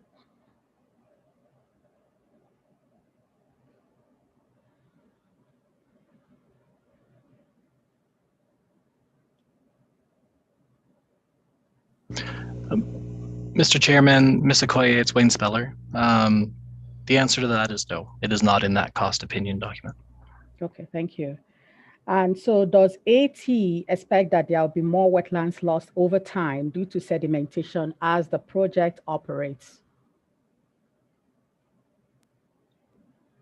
Mr. Chairman, that would depend on how the floods occur in the future. I don't believe we are in a position to speculate as to how floods, particularly design floods, will occur, which could be many, many years from now, and would also be directly related to the replacement approach agreed to between AT and AEP. So for example, some wetlands may be proactively replaced in anticipation of sedimentation and effects from future floods. And AT and AEP are currently discussing what that replacement will look like and what is desired. Okay, so that's okay. So where exactly will the replacement wetlands be located and constructed? Mr. Chairman, Nick DiCarlo again. That is a decision that is ultimately up to AEP. They decide how the funds from wetland replacement are allocated and where. However, following the wetland policy and the replacement mitigation directive, there is a preference for wetland replacement to be conducted in the county, followed by the watershed where the loss occurs, although that is not always possible and the directive recognizes that. So can you explain AT's confidence level regarding the replaced wetlands being of similar productivity and type, such that the replaced wetlands will provide 100% replacement in terms of composition, quality, and ecosystem structure? Mr. Chairman, Nick DiCarlo again. The province has a very rigorous process when it comes to evaluating wetlands, their function and value, and that factors into the replacement costs. They have a replacement ratios based on the values, and those values and those tools have gone through a rigorous scientific review. So the actual guarantee, I can't say that, but AEP does go through an independent review of how funds are applied and the function of wetlands that are either replaced or restored or adjusted using funds from projects and Water Act approvals. Okay, so can you provide examples of foothills, parkland wetlands that have been reconstructed that you know of? No, Mr. Chairman, I can't. AEP does not make that information public. It may be public in the future, but I am not aware of any information that AEP has made public to date. So does AT agree that flood risks and likely operation of a project will be in the spring and summer when the PDA will likely be in use by migratory birds and wildlife?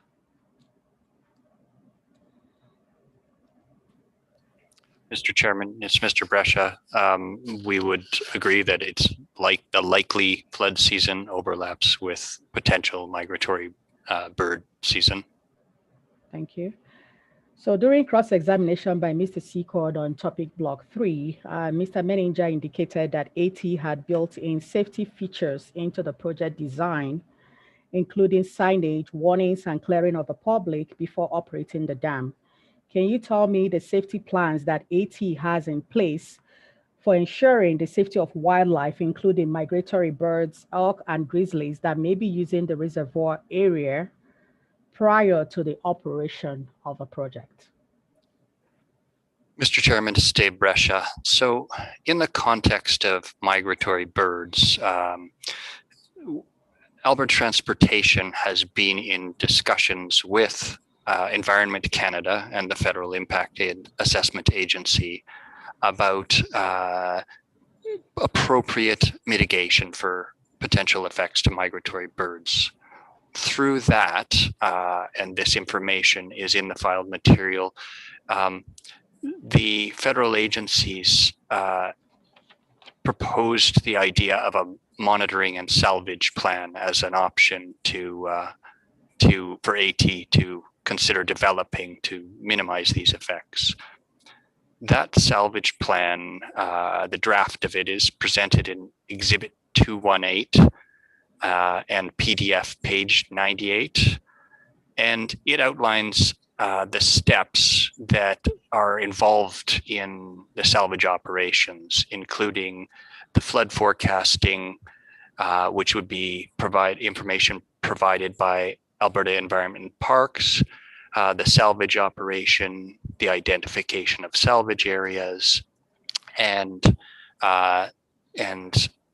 measures to get the migratory birds to a rehabilitation center if necessary. So that plan has been drafted and will need to be progressed further in consultation with both Environment Canada and Alberta Environment and Parks. Thank you.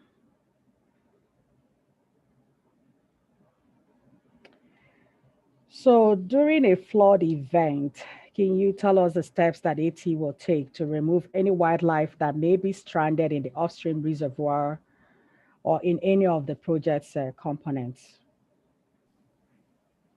Mr. Chairman, it's Dave Brescia. So as I mentioned, so we've developed a draft migratory bird salvage plan, and some of the steps involved are that AEP, River Engineering and Technical Services, we've spoken with them about flood forecasting, and they've indicated that they are able to provide some notice. It's a short period of time, on the order of 2 to 3 days, of an impending flood that would have flows that would trigger the operations of the project. Following that notification, crews, and this would follow a process much the same as the fish salvage process that we talked about in topic 4. crews would be mobilized and to the reservoir to identify priority areas. And those priority areas are based on known habitat types and breeding bird densities that we would expect to be the most likely to have migratory birds.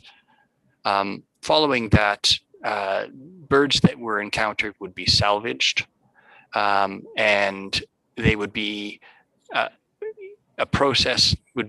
through a process prearranged. They would be taken to recovery centers, wildlife recovery centers in the region for rehabilitation. And through this plan also, we would be looking for amphibian species at risk. Should we encounter any amphibian species at risk, they would be relocated to areas outside of the flooded part of the reservoir. And it should be noted that we did not see any amphibian species at risk during our wildlife surveys, but should they be there? With respect to the larger, more mobile wildlife like ungulates, we wouldn't expect there to be any real issue with them exiting the reservoir under their own power. Thank you, Mr. Brescia. So your explanation relates to pre-flood events. I'd like to get your take on what the plan is for during flood in terms of wildlife rescue. When I say pre-flood events, I'm referring to quite immediately pre-flood, so effectively on the front end of the flood. I don't think there's any plans to go into the reservoir when it's full of water to attempt to rescue anything currently planned. So in the event that there are some wildlife that are trapped in there that maybe for some reason your plan wasn't effective in getting them out before the flood, or you did get some out before the flood, but some entered after you had finished your operation. Do you acknowledge that mortality could result in that situation? Mr. Chairman, I'm not sure that I'm following the reason why wildlife would enter the area and become trapped while it was flooded.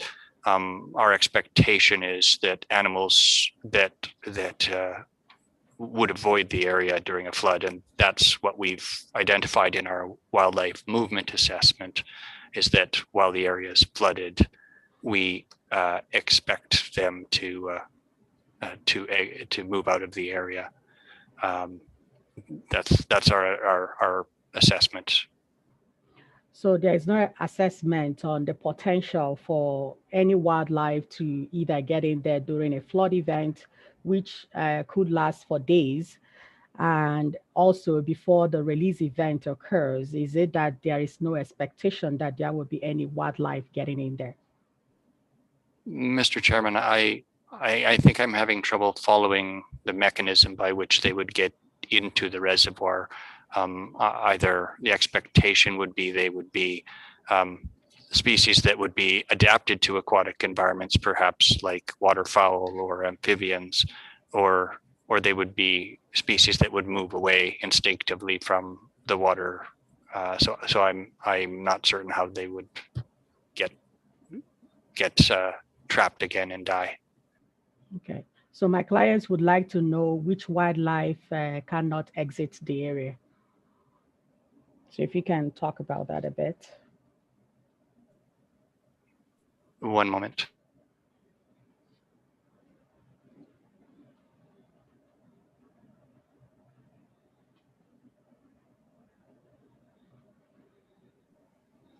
Mr. Chairman, Elliot Terry. So we've said in the assessment basically is during a flood operation that animals that have relatively lower mobility, so things like amphibians, as Mr. Brescia mentioned, and ground nesting birds would be at most risk. Other animals, right, that have higher mobility, mammals, the ungulates, and other species are expected to move away from the floodwaters, reducing their mortality risk. But we've acknowledged that there is a risk, but that will obviously depend on, again, the magnitude of the flood and the mobility of those wildlife species. So in terms of bird nests, so I take it that the plan is to actually go in and scan for bird nests and get them all out. Is that the intention? Yes, as Mr. Brescia explained, so we'll have identified priority habitat areas where the densities of birds will be relatively higher to focus our efforts in that limited amount of time available. And so that would be the plan. We can't obviously rescue all birds, but the plan is to attempt to do the best we can within the time available. Okay, thank you. So in your opening statement, Mr. Heber, you indicate that AT will consider the addition of shelter belts at select.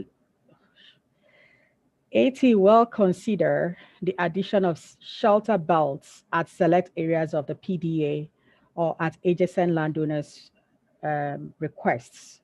Will AT establish the trees along the embankment in the floodplain berm and the upstream dams embankment? Mr. Chairman, due to engineering reasons, geotechnical maintenance and monitoring reasons, things like trees and shrubs are not permitted in the dam, the floodplain berm, or the diversion channel embankment.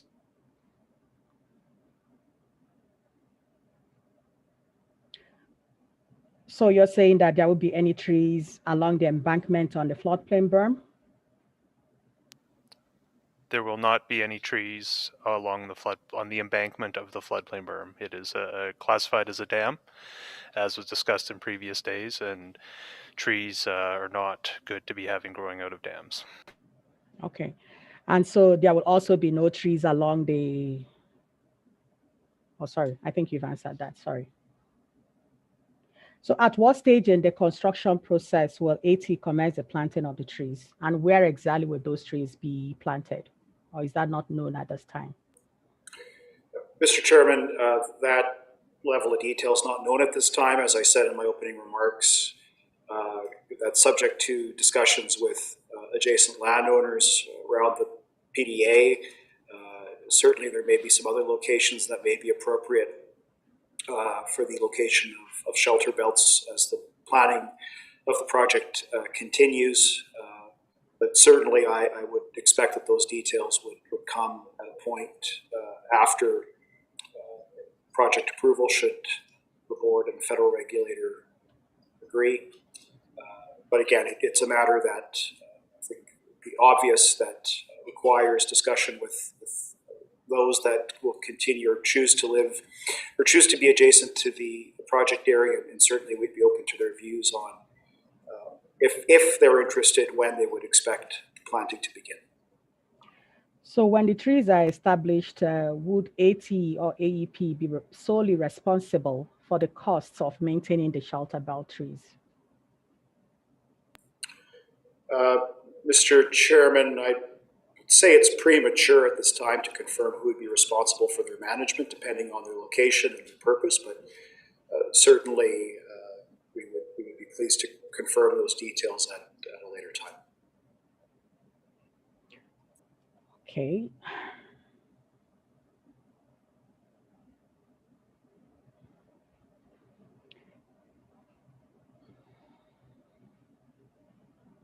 So will AT agree to including as a condition of approval that AT will establish and maintain the shelter belt trees at its own cost, following consultation with local stakeholders and adjacent landowners? Mr. Chairman, we will take that as an undertaking. Okay.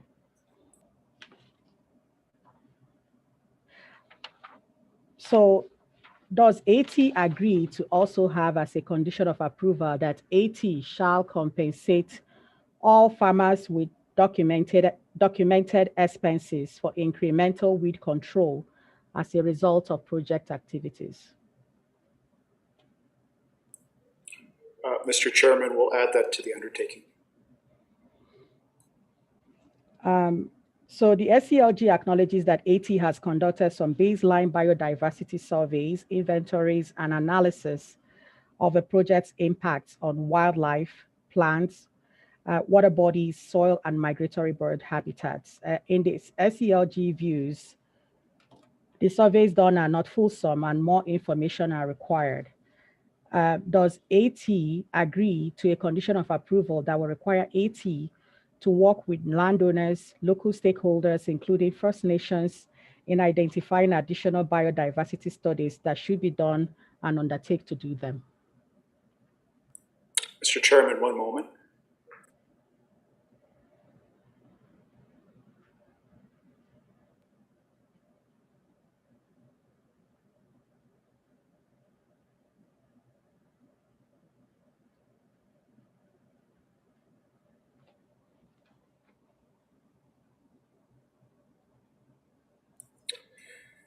Ms. Okoye, are you able to clarify the meaning of study in this instance? So like some surveys, additional work in inventorizing and identifying habitats and presence of wildlife and other types of biodiversity issues. Just bear with us one moment.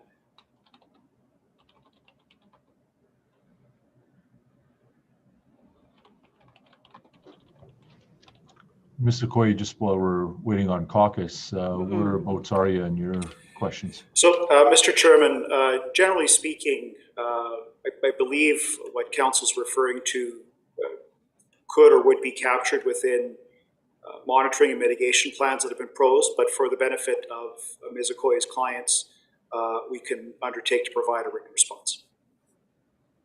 Okay, thank you. Mr. Chair, you were, I noticed that we are getting close, and I'm hoping to get, I still have just about 4 more questions, and then I can turn it over to Mr. Secord, or he could start in the morning, and then I'll check in with my clients, and I may have any additional questions. I can fill them through Mr. Secord. Okay, so yeah, I think continue then with your questions, and then we'll ask Mr. Secord where he wants to go, because we'll be close to 5:30 at that point.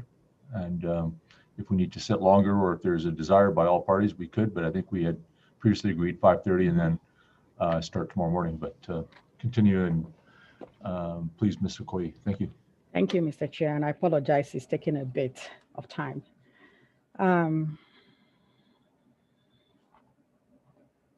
So does AT agree to also work with local stakeholders and First Nations in identifying additional mitigation measures to deal with any unforeseen biodiversity impacts?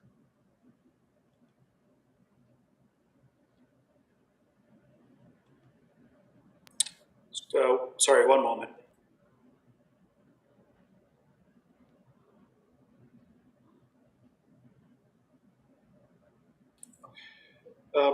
Ms. Okoye, can you give us an example? We're conferring here, and we're just trying to get some context for. Okay, so so in the event that you end up doing additional surveys and inventories of wildlife and migratory birds and any other habitats that you find as a result of your additional survey, so which will require you to undertake some mitigation measures to deal with those additional impacts. Do you agree to work with local stakeholders and First Nations in identifying what those additional mitigation measures will be? So as I said, I believe, speaking generally, the product of the monitoring on the project area at either varying stages of its operation, should there be the need for additional mitigation, transportation would have to apply it consistent with the results of the monitoring program. But I think certainly for the benefit of your clients, we can include that as part of our written response. Okay. So does AT agree to develop an elk and grizzly bear monitoring and management plan in consultation with local stakeholders in proximity to the project area. Just be confirm one detail for a moment. Okay.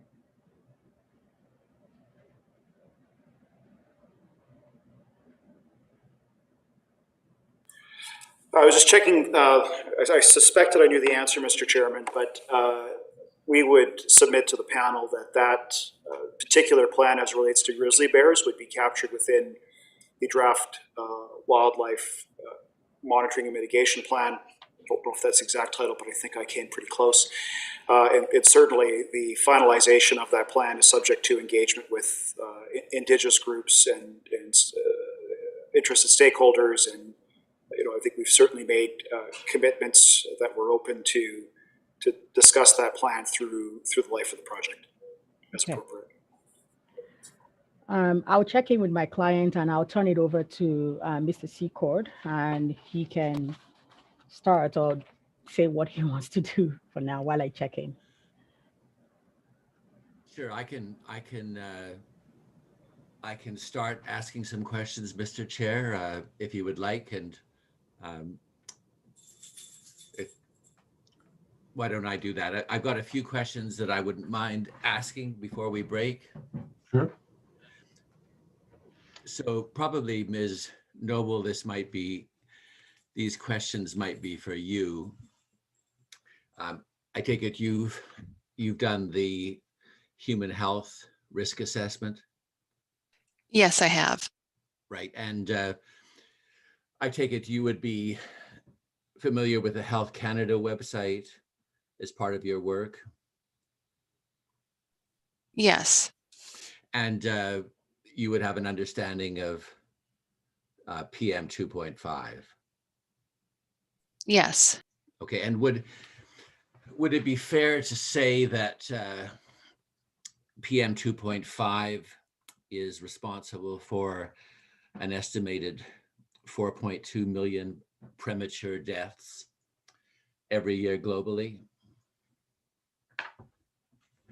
I'm aware that Health Canada, as well as the World Health Organization and other health agencies, have done estimates of the high cost of exposure to air pollution. I don't know the exact numbers, but I am aware of those studies, yes. And in Canada, can you confirm that about 6,000 people die every year from air pollution, according to estimates from Health Canada? The subject to check, if you can provide a reference. No, I'm not providing a reference. I'm just wondering, in terms of your work as a health risk assessor, have you come across that type of statistic from Health Canada? If you haven't, then you can just say no. As I said before, I'm aware that there have been estimates made about the rates of illness and disease, but I don't know those numbers off the top of my head. And among the different types of air pollution, can you confirm that PM 2.5 kills the most people worldwide?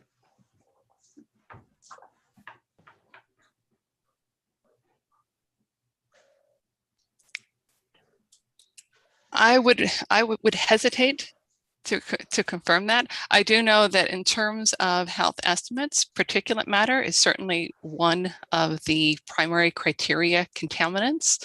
The others being, for example, nitrogen dioxide. And can you confirm, Ms. Noble, that PM 2.5 consists of particles smaller than approximately 2.5 microns? Yes, that's by definition.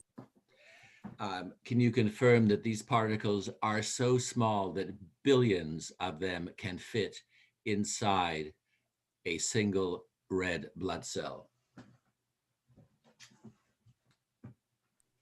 I would have to check on that. That's certainly not a form of measurement that I have ever used to estimate PM 2.5. My standard form of reference is the human hair is about 70 microns. And so 2.5 would be less than that.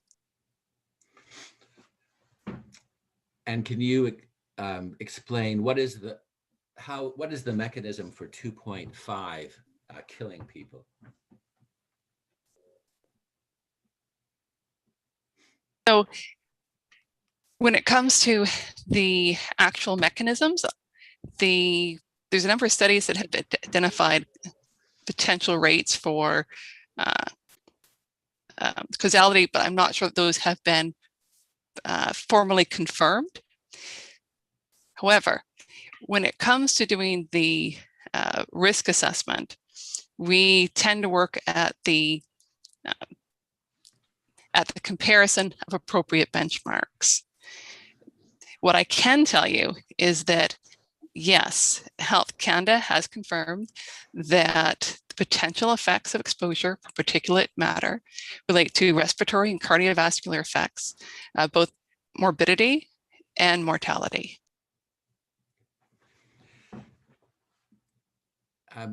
Perhaps maybe the general question to the panel, Mr. Hebert, for you to quarterback. Could I ask the panel if they have seen a dry dam project like this, where perhaps millions of tons of sediment is intentionally deposited and left to dry over a project life of 100+ years?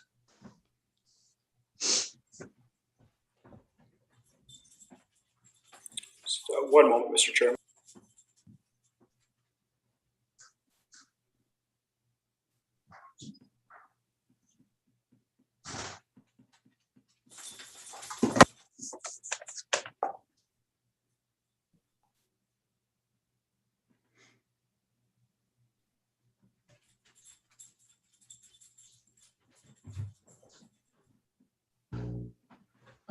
Mr. Chairman, Mr. Secord, it's Wayne Speller. Instead of passing it around to different people, I think I'll take a shot. So you're not up on the screen yet. There you are. Thank you. Sorry. I keep thinking it's a touch screen. I can just poke my face on the screen and I'll pop up for you. So we are aware of projects where water levels in dams or reservoirs are lowered and raised. We're not aware of a dry dam of this size. We're also not aware of any of those where the proponent has made a commitment to sediment management, the way that we heard Mr. Hebert speak about it earlier today. And what is the project life of this dry dam? So, Mr. Chairman, the project's life is essentially indefinite. I don't believe that it's got a fixed life. So it could be hundreds of years. Yes, Mr. Chairman, presumably that's... It doesn't have a shelf life, Mr. Hebert, right? No, Mr. Chairman, and we've been pretty clear in our documentation that the project's life and function is meant to be indefinite, again, subject to all appropriate maintenance and compliance requirements. Right. And in Alberta Transportation's report dated March 11, 2021, from your own air quality experts, it clearly states that there will be, and I quote, unacceptable short-term risks to human health due to unsafe air quality levels. What my clients would like to know is, why are you creating an air quality problem that needs to be managed? Why are you choosing this outcome with likely air quality exceedances over hundreds of years? Why would you intentionally create an air quality problem in a community like Springbank when there are alternatives like MC1 that could have avoided this outcome?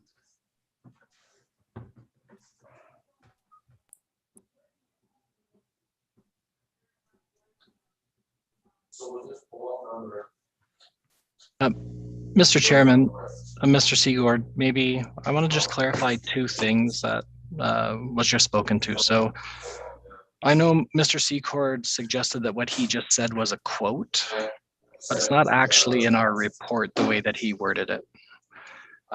He stated it will have effects. That's actually not what our conclusions are. We've seen that in some of the documentation. That's not what our exhibit states. It says it could, and then it talks about some other factors. The second piece I wanted to clarify, there has been discussions for this project during this hearing about the MC1 option as another option. I'm not sure that's what Mr. Secord was talking about, but one thing to be clear is, as at its conceptual stage, as it was proposed back in the day, it's also a dry dam. Water levels will rise over a much larger area than that permanent pond. That water levels will reduce, sediment will be left behind, and would have to be managed. So I just want to make those two clarifications. That's not the answer to your question, but I wanted to clarify those two pieces. But there isn't a school a few kilometers downstream of MC1, is there? No, Mr. Chairman, there is not. However, I think what we would suggest, as part of Alberta Transportation, is the commitments that I referred to in my remarks earlier today, as it relates to the management of sediment, as it would relate to the air monitoring that we've proposed. We've also been addressing other mitigations that would reduce the risk to residents in the area. So transportation is not denying the potential risks, but on account of knowing that this is a risk that could accrue on account of its operations, transportation has proposed a set of management techniques to reduce or eliminate the risk to the population. And Mr. Secord, sorry, if I could add, again, another clarification. The discussion about the school, we saw that in some of the documentation. It was quite alarming when we saw it as, it's not the findings of our assessment. It's not what we're seeing in the findings of the old modeling we did, the new modeling we did, the frequency work that we did, Ms. Noble's health risk assessment. That kind of supposition of what that outcome could be is alarming. We were equally alarmed because it's not what our assessment concludes. So in your experience, Ms. Noble,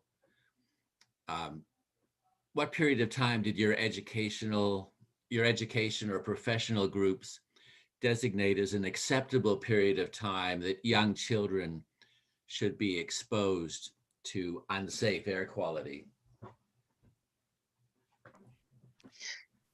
Children should not be exposed to unsafe air quality, nor should the elderly, nor should members of the public. And in terms of your education and professional, in your experience in education, what period of time did your education and professional groups designate as an acceptable period of time for people with pre-existing respiratory health issues to be exposed to unsafe air quality? So the people should not be exposed to unsafe levels. The question becomes determining the risk in terms of what constitutes an unsafe level. Mr. Chair, I think we've reached probably a logical place to break for the evening.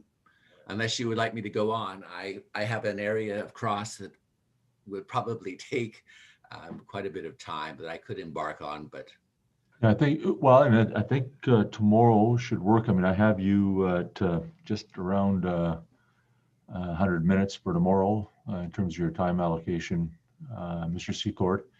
And, I think let's see how the morning goes. And we could take, maybe if people could be prepared to take a half-hour lunch if we do fall behind just a little bit tomorrow morning. And then if we need to sit a bit longer tomorrow, we will. But I think we should be close. And that will depend a bit because right now, Alberta Transportation, as I mentioned earlier, would be giving up some of their requested and approved, pre-approved cross time. And we have noted, Mr. Secord, you noted that they in the past have not used all of that time, but they might in this case. I mean, I don't think we should predispose that. So let's go with that tomorrow, but we should be prepared to perhaps have a shorter lunch break tomorrow and be prepared to sit a bit longer tomorrow as well, because we'll be that close, I think, and if we're all very diligent about our timing, that we could complete the evidentiary portion tomorrow, which I think I've heard from all parties is sort of the desired outcome for tomorrow. So if we all work to that goal, I think we ought to get there. Thank you, sir. So, thank you, everyone.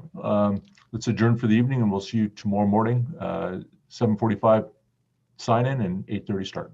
Thank you.